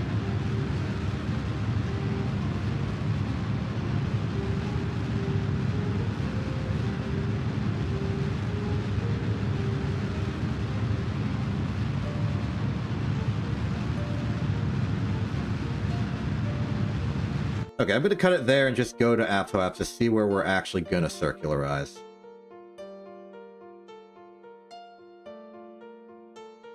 Not looking good.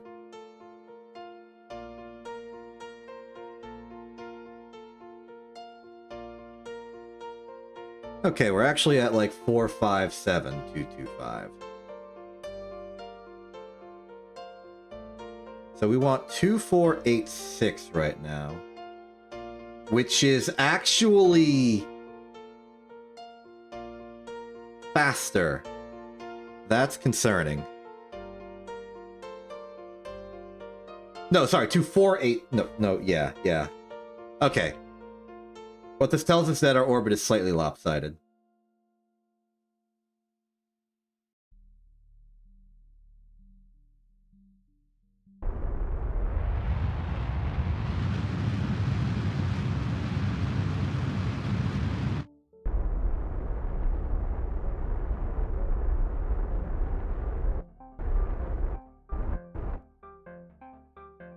It'll have to do.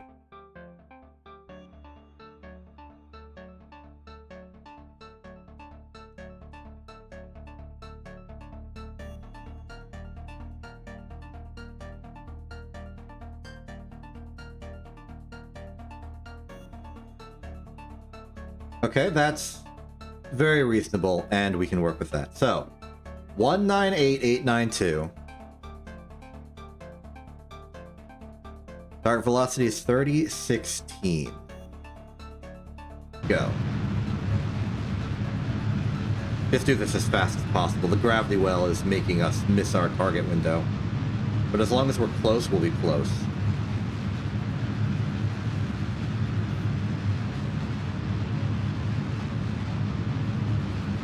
Oh wow, we have an almost direct connection. Wonder which switchyard that is.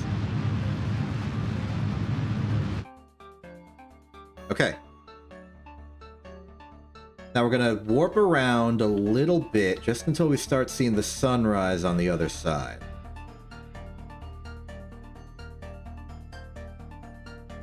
There we are. Sun peak over the horizon. We want to make sure that we are definitely going to land in the daytime, because we do not have the electrical charge otherwise. Or even just the vision sense. That is one restriction with this flight plan.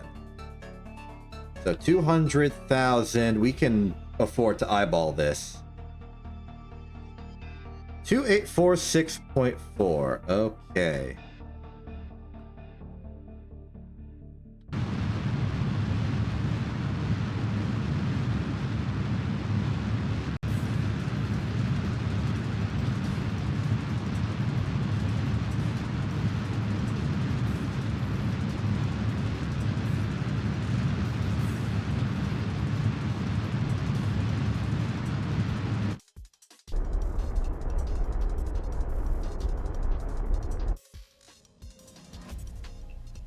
Alright, we're there.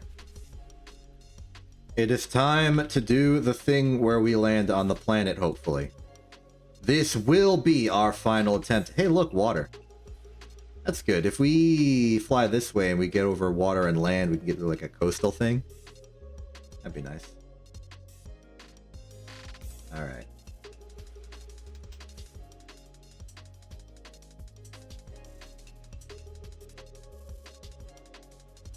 Arab net.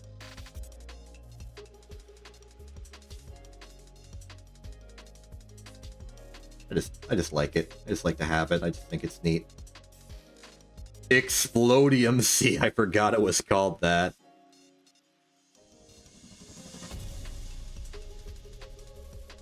Alright. Let's go into final approach plans. Want to decouple the decoupler in 3, 2, 1. Go. Okay, we are officially on our final approach plan. Retrograde, go to surface. And so long as we don't do anything crazy, we don't need the solar panels right now, stow them.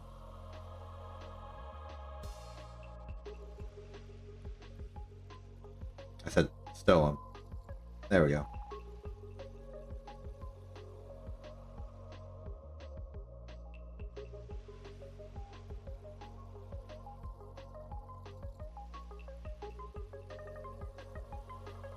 If we hit the atmosphere proper, I will swap over to... Oh, fantastic, a landmass.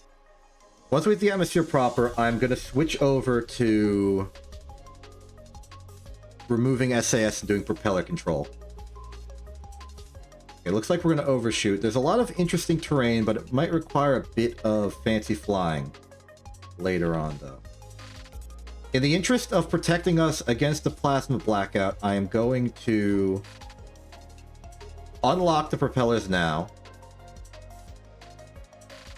They are unlocked. We can break them at will. Turn off SAS. Aerodynamic stability will bring us in. Whoa, what the heck's going on here? That's some biomes. Curious to explore that.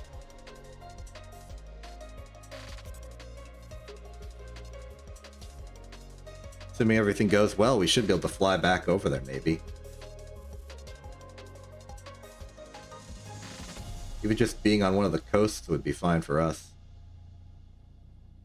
Though, it's unfortunate that the interior is the same as the exterior. I was hoping it would be cooler. Yep, there's the plasma blackout, as expected. We should expect to decelerate, and then once we're like below Mach 1, curb net access should be restored. Because I'm pretty sure we are still well within network capabilities, though yeah, look, we have line of sight to curb and we should be fine. This is the plasma blackout.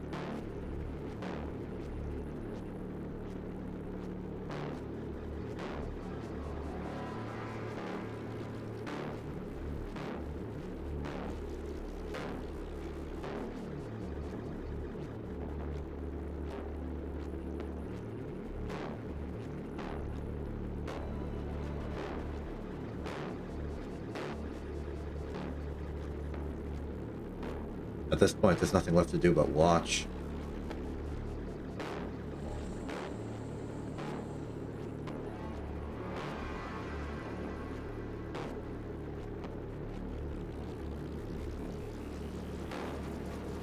We've moved pretty far from the cool crater land, but the terrain below us is still interesting and has fluid.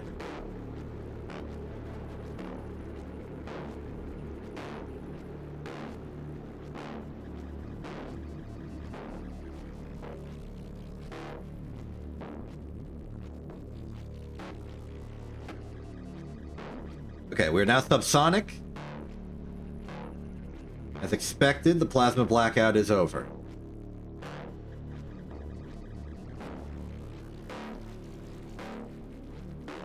It is at this point that I think we are ready to proceed.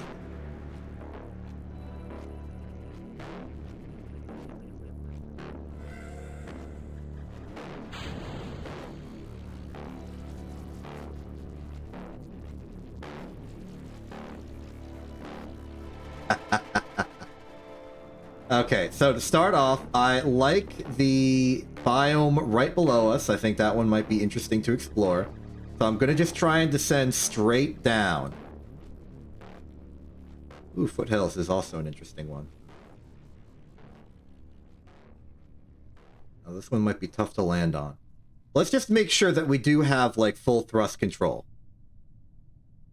It does look like we are decelerating. That is very good news.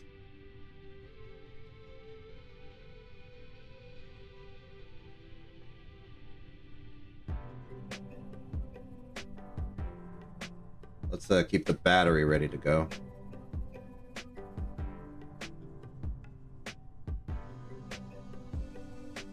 This is a very good sign. This is a very, very good sign. Hey, let's do some science while we're up here.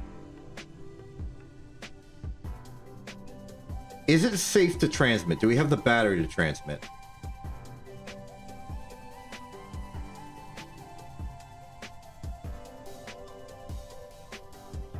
It's going to be close, I think.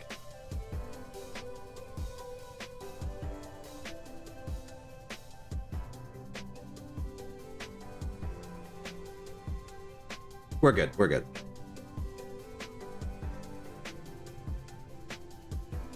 That's the worst case scenario of scientific experiments. So the fact that we have enough for that is a very good sign.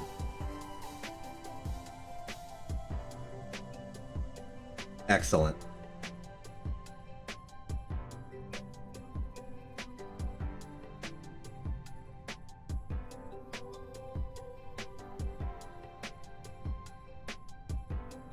Kind of wish I could very conveniently zero out the crosshair, but that's what this grid is for.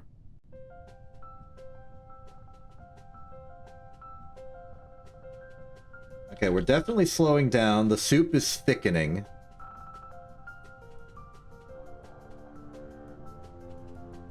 I anticipate no problems. Okay, now we're flying over. Let's keep that for now. Gravity data is irrelevant. Seismic is irrelevant. Barometer is just flying at Eve.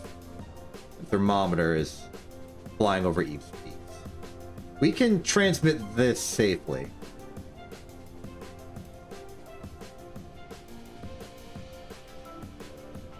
Okay, get our radar altimeter.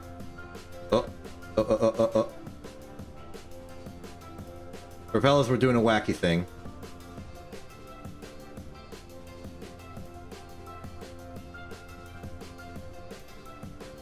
Looks like we may want to re-engage toggle holding the propellers in place. That would just provide some thrust in the other direction.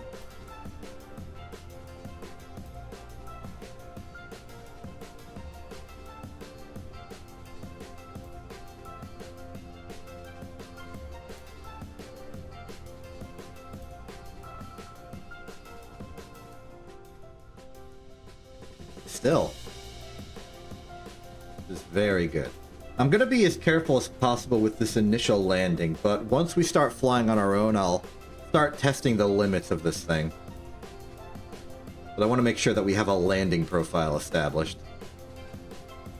Speaking of a landing profile, I think I want to adjust our trajectory that way.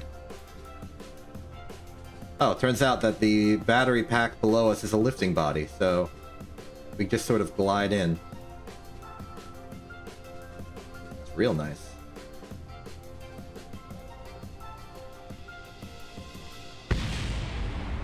I think that was the heat shield landing.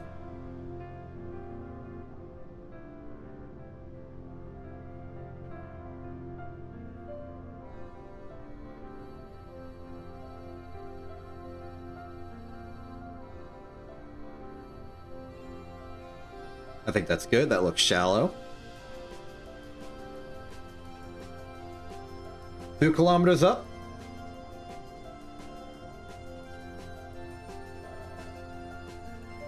We're already in, like, drogue shoot territory.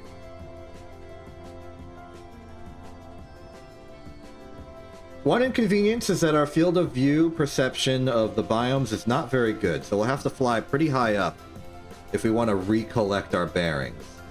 Though at this point, I think it'd just be as easy as going downhill. There's some water over there. I would probably want to aim for that, just whenever we're flying next. Okay, we're sub 1,000. Let's start inducing power and thrust.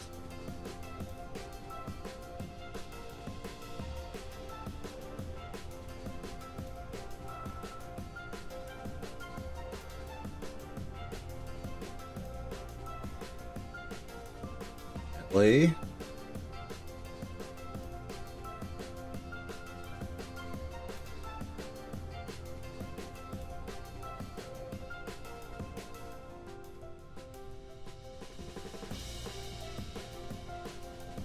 I like the speed.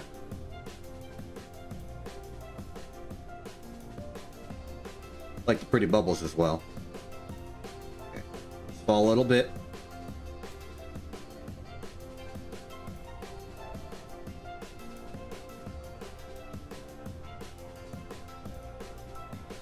Very specific controls, a little finicky. When we touch down, I'm slamming the brakes. Brakes? Hello and welcome to a powered landing on Eve.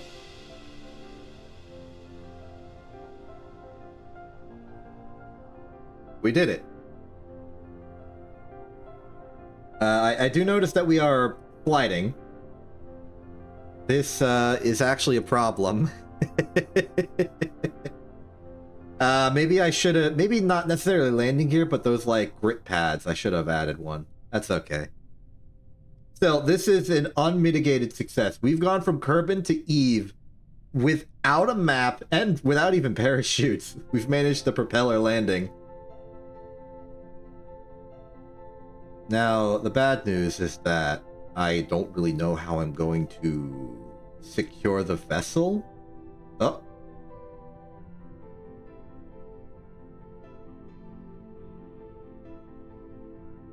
It's kind of hooked on a rock a little bit. Okay, well, this doesn't matter. We're on the surface. We've landed. I'm going to time warp to recharge the battery, and then we're going to transmit some science, and then we're going to do some science, and then we're going to transmit more science. So, first off, transmit what we have.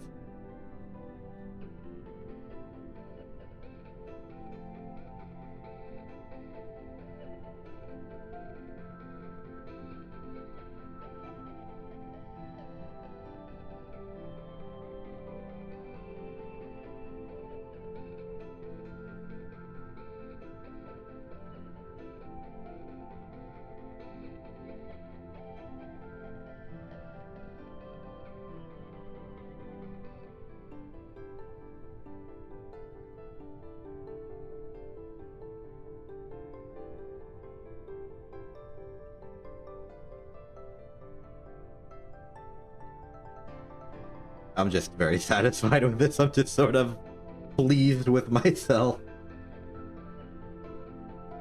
Okay, that's transmission of the science. Let's time warp to recharge the battery again. We are in no rush with our science. Ooh, it's nighttime. Be warned of that. Also, I'm doing this completely impractically. I should be extending our solar panels. That's what we have them for. There we go.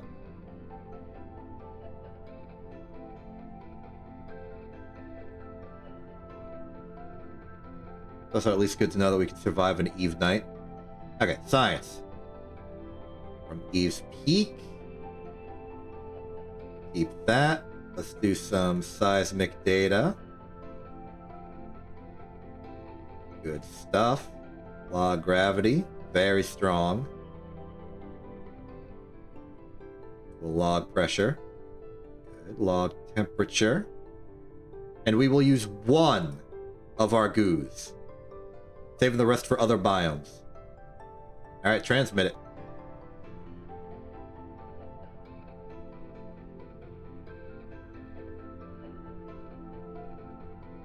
Very happy about all this.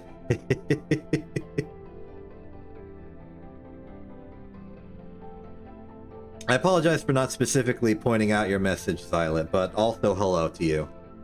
Sorry, I was a little distracted by the moment.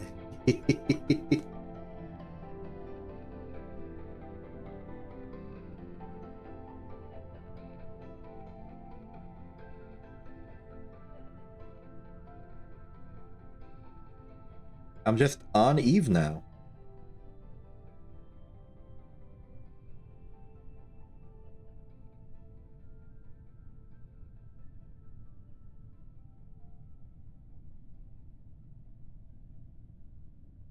Ooh, battery's getting a little low. I think the Gravioli does a bit more to the data requirements than I thought.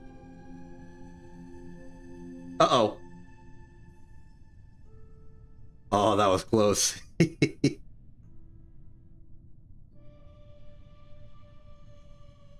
Okay, so that's data here.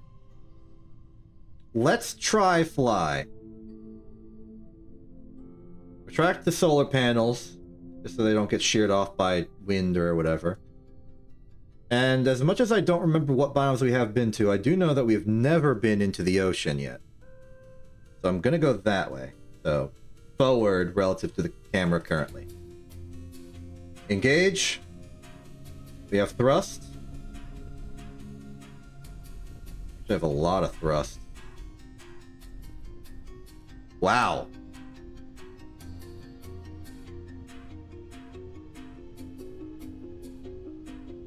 And this is like almost net neutral on power. The only problem is that our actual velocity is kind of lagging a bit. We're gonna have to stay mostly vertical and just like keep level. But that is fine though. Okay, keep an eye on the curb net. I know we're very low to the ground, but we know we're at the peaks right now. We should expect... Okay, max speed here is basically the same max speed I remember seeing on Kerbin. I'm going for higher elevation just so I can get better view with curb net.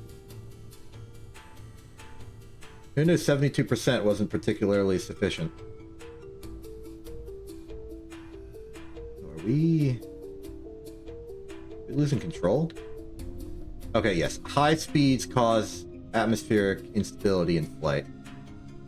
We are going to have to keep our speed relatively low. Not too low, though. At least we're learning this.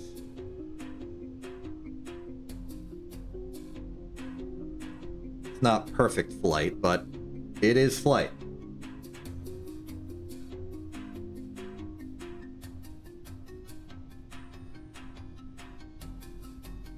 This thing looks really goofy.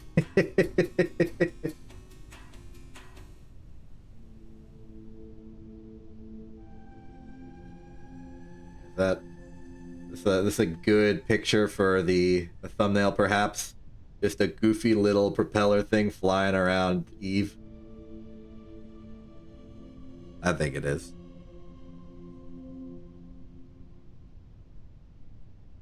Okay, keeping an eye on CurbNet. Our altitude is very good. It is rising again.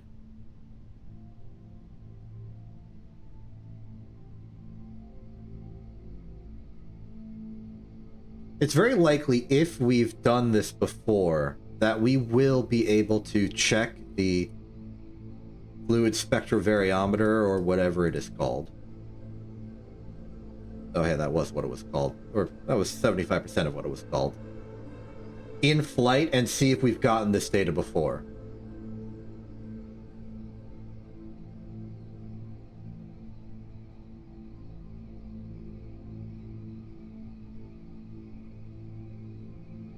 Oh.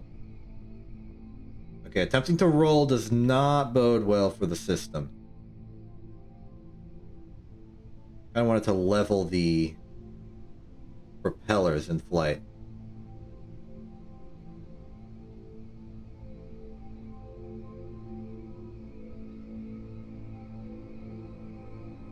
Thermometer also might have. Still over the peaks.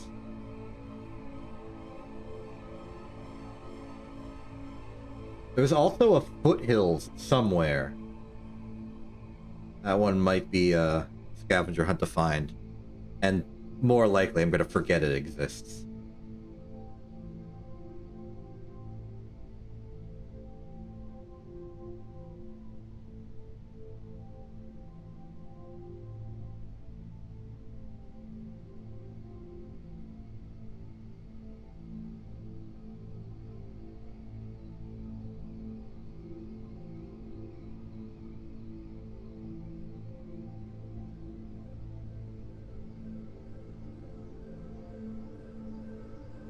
Peaks. So this is Highlands.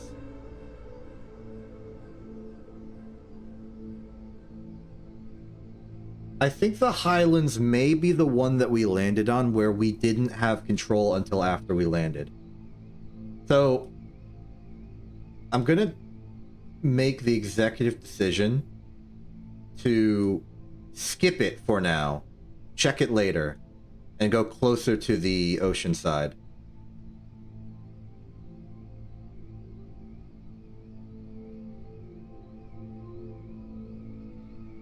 Reversal rate of this thing is not very fast. That is a weakness of it.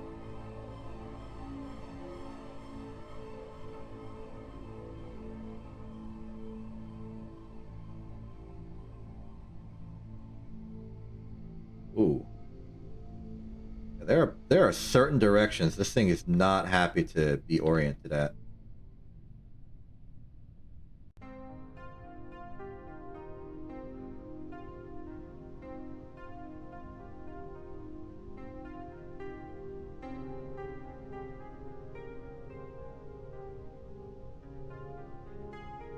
But I think it's fine.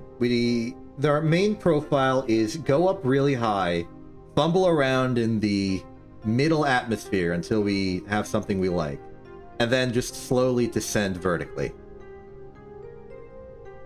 So as much as we're dealing with a lot of atmospheric goofs up here, it's for the most part fine. So this is the Midlands we're about to approach.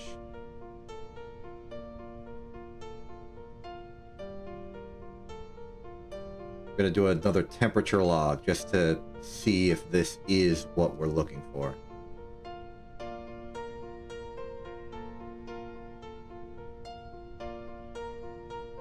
Okay, it's another potential new one. So let's drop in.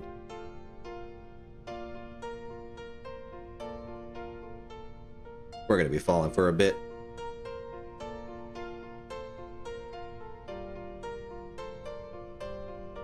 And then what are these? Midlands, lowlands, shallows. I assume that extends for a little bit, unless this is just not part of the Explodium Sea. Interesting.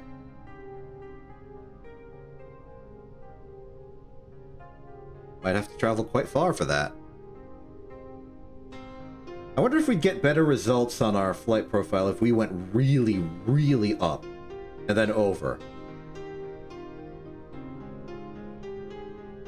I also wonder just how much resilience these solar panels can receive.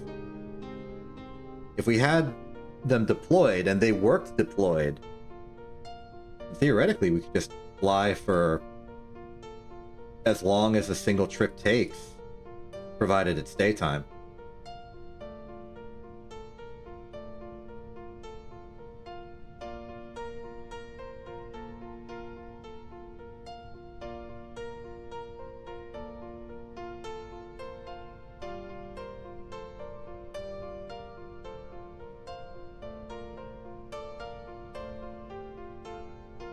I think I want to re-enable. I'm doing action group stuff.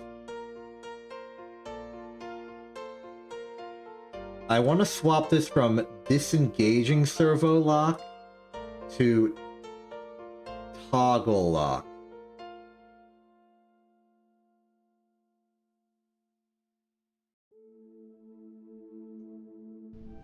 Because that way I can do this and keep them secure, allowing me to physics warp without the rotation of them causing anything disastrous.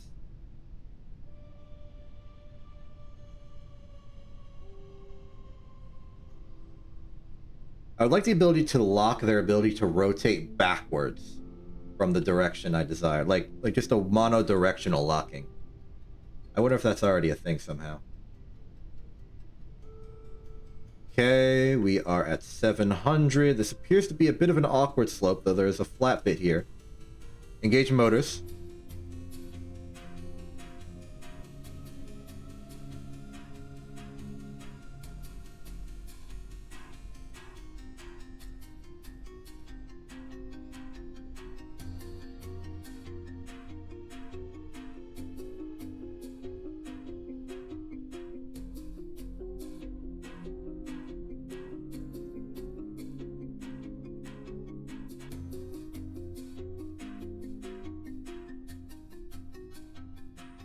Billion. Successful landing. I don't know why we're spinning, but we landed, so that's fine. Okay, so first off, we're going to need to carefully transmit this data.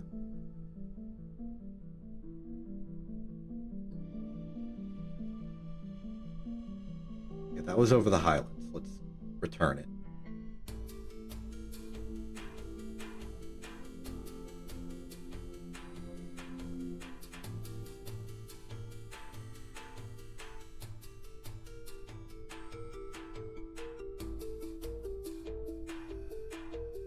Great.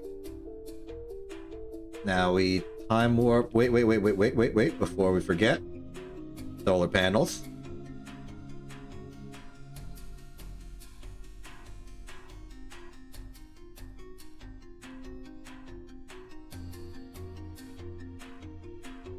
Much faster recharge.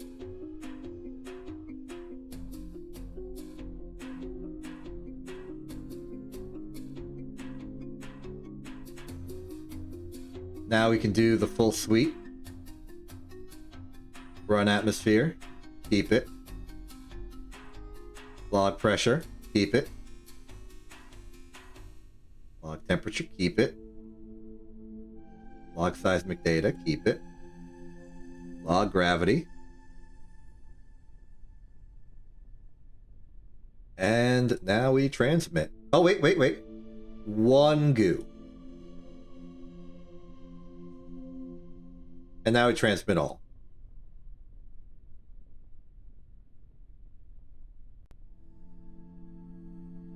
Put it up to 2 times speed.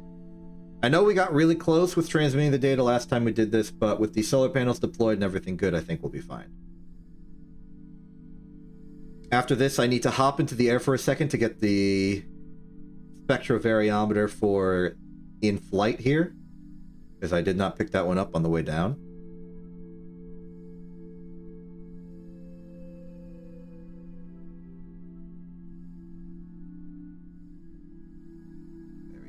That, and we can time warp for a long time, recharge the battery.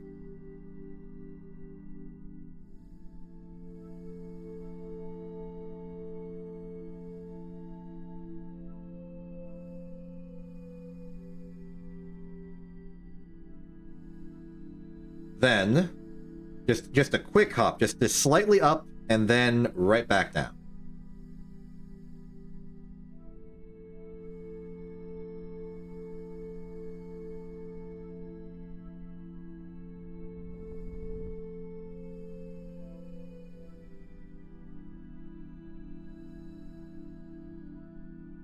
That actually worked extremely well.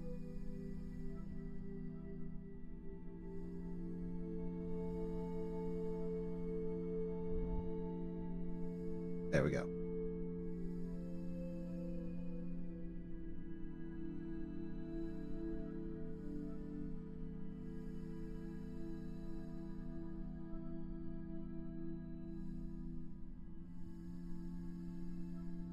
All right, this is actually a very, very casual affair. We're just proceeding. This will probably end up being one of the most successful scientific expeditions we've done so far here at the Ferostradus Astrometric Expedition. The FAE becomes more powerful than ever, which is to say we know more things.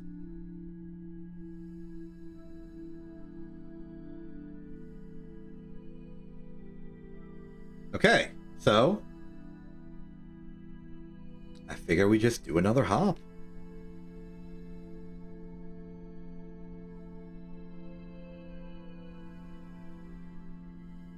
Don't need to overthink this one. It shouldn't take much. We just need to get over to the lowlands, provided that's a place we haven't already been. It might be. Sounds like a place that might be a place that we've already been to.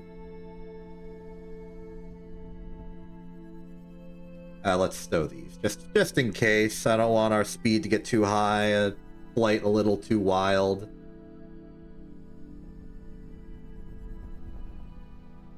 We'll just keep an eye on the curb net system for any spontaneous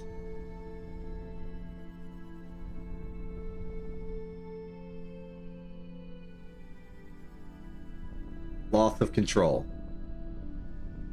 Not what I was going to say, but we did lose control temporarily.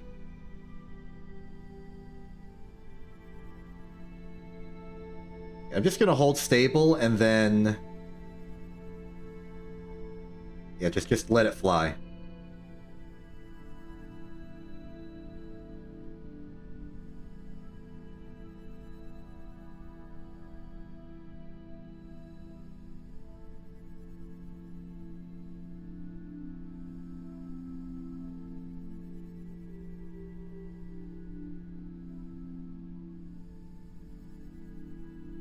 Like to ensure we're ascending. So, in my suspicion, the Highlands is the one where we landed and did everything there. So this is... the lowlands may be the one where we...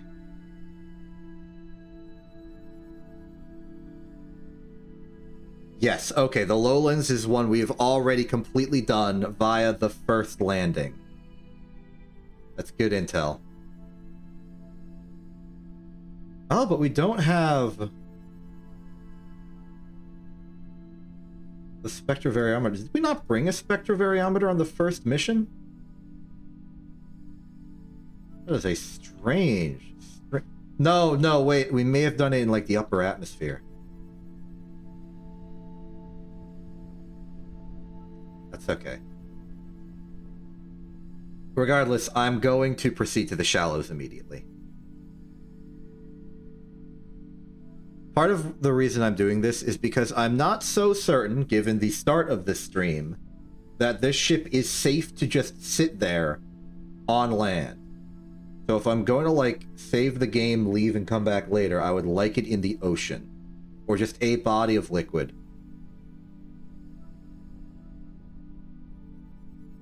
Okay, we're now at the shallows. We want to run atmospheric analysis for the shallows. Keep that for now. Log temperature. We can transmit that immediately.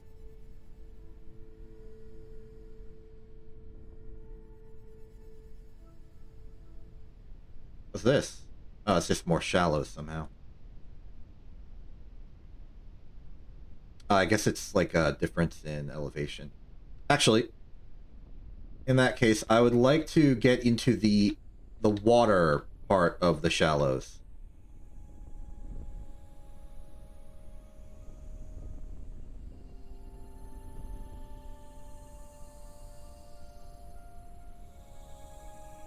And the Tubine has a bit of a personality, if I'm being perfectly honest.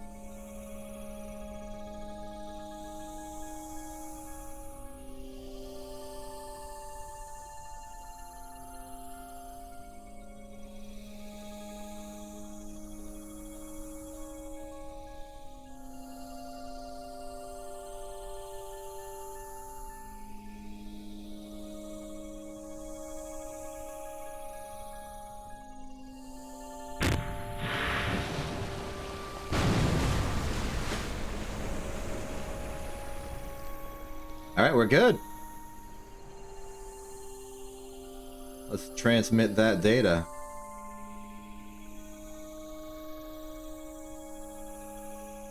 This one's flying.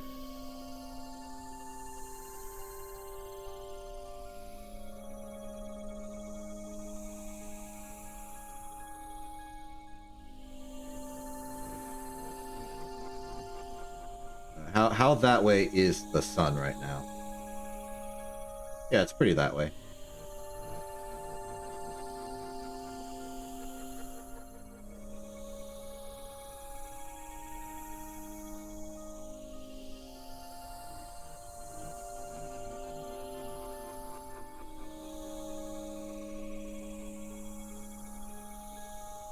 And the time warp seems much faster when you over water and it, like, time warps the water.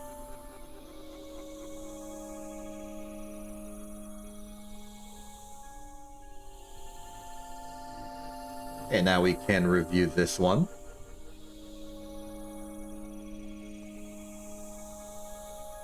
I'll let this one play out normally.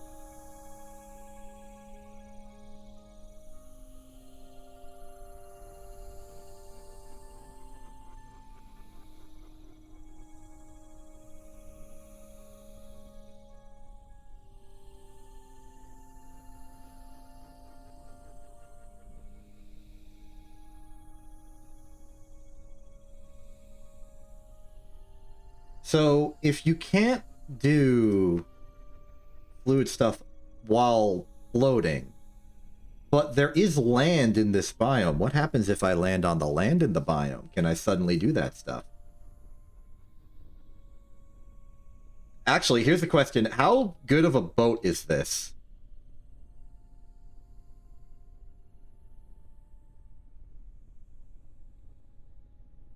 Okay, so this is our forward.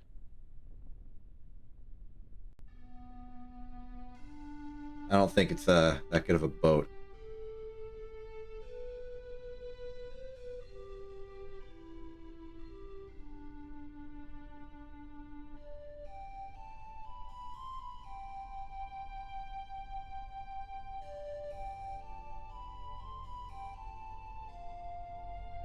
Okay, I think explodium's a very thick liquid. We're just gonna ascend up and just do a very small hop over to the land.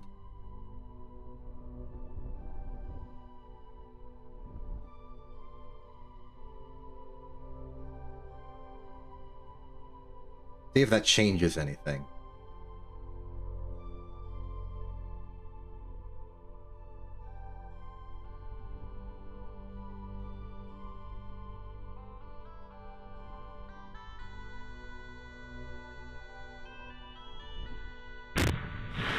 Just short, just short.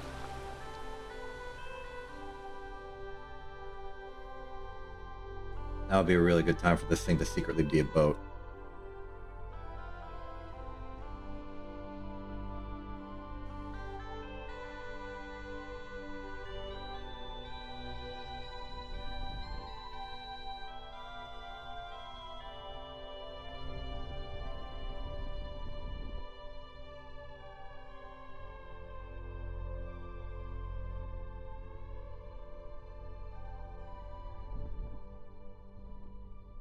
All right, now we're on land. What happens?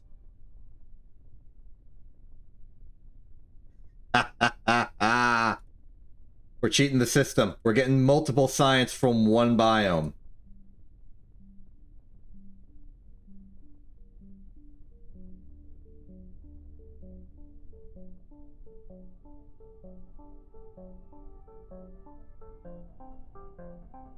Very good. And even better, we can go back into the shallows again and do another goo, because I don't think I remembered to do one.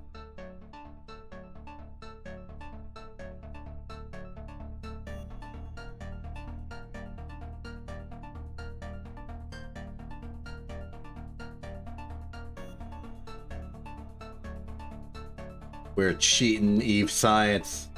We are not cheating Eve science. This is all like valid scientific investigation.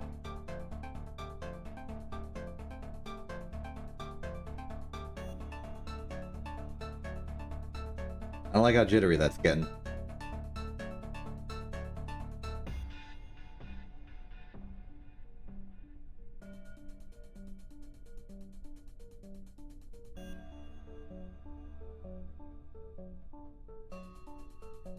Close one, but again, we did it.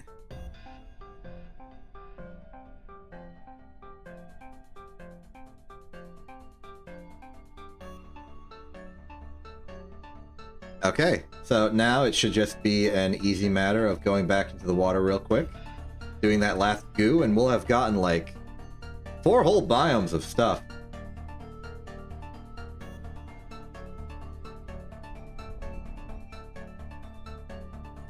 Do not forget to close that.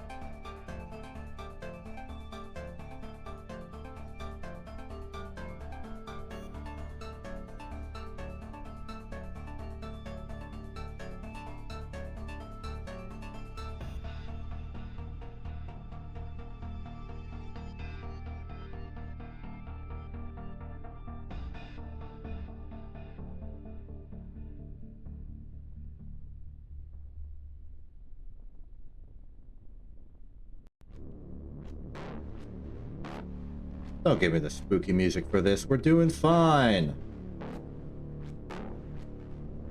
See, look, that was a textbook landing. Do not give me the spooky music for this.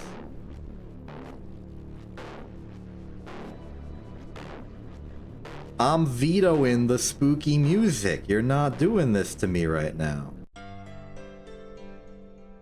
Okay, acceptable.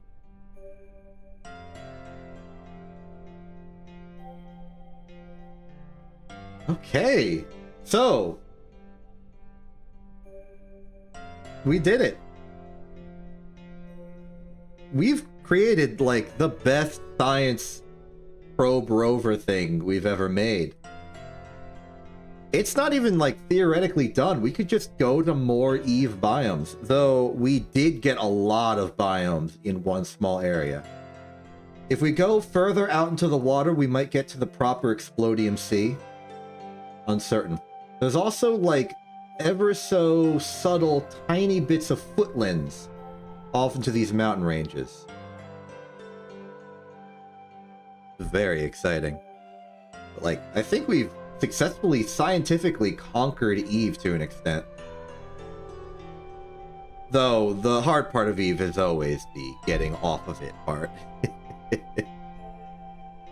We have definitely not done that.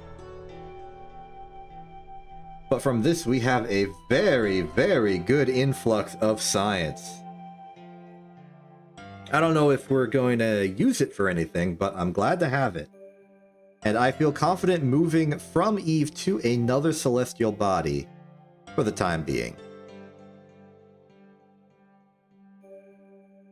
We may also do more, like, helicoptering around with that vessel. Get more science. More casual setting. I know we've been, like, piercing forward in progress in every single way for the KSP Without a Map series, or I just call it Mapless. But eventually we're going to have to go wide. We're going to have to do more casual, infrastructure-y things. Just making it nice and good, just driving a rover around for several hours. And we can enjoy that. Because that's still enjoyable in Kerbal Space Program in general. Look at the science we have! 1325, that was nearly all of it from that mission. We are looking good on science now. So this means that we can get any single 1000, we can get some of the 160s. We can actually get 2 of the 160s, which is to say exactly these 2. And then one of the 1000s. Or we can get this 300, which...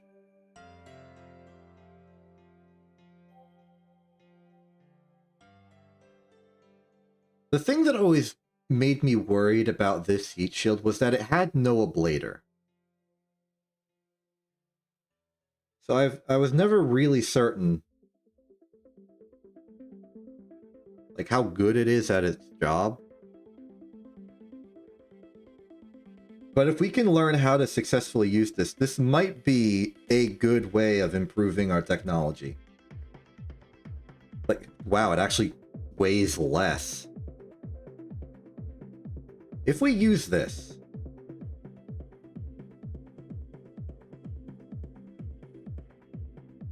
we could get a really, really big object down onto another planet, like safely. We could just build it huge. That's tempting. That is really tempting.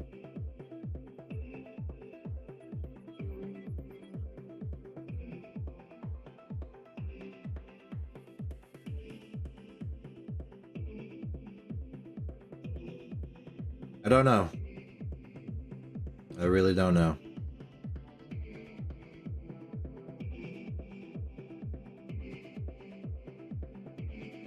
As far as the 1000s options, large probe gives us some pretty interesting options, I suggest. No, it was suppose and guess. That's what I was doing. Those are alright. We haven't done much in material science, which is to say mining and refining. So the value of these is uncertain.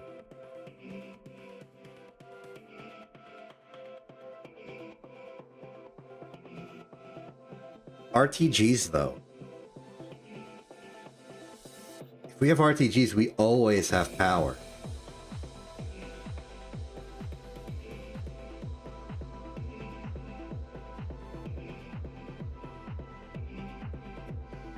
I'm making my choice. We're getting the RTGs. We have mastered energy. I think we've earned it. As for what else we get,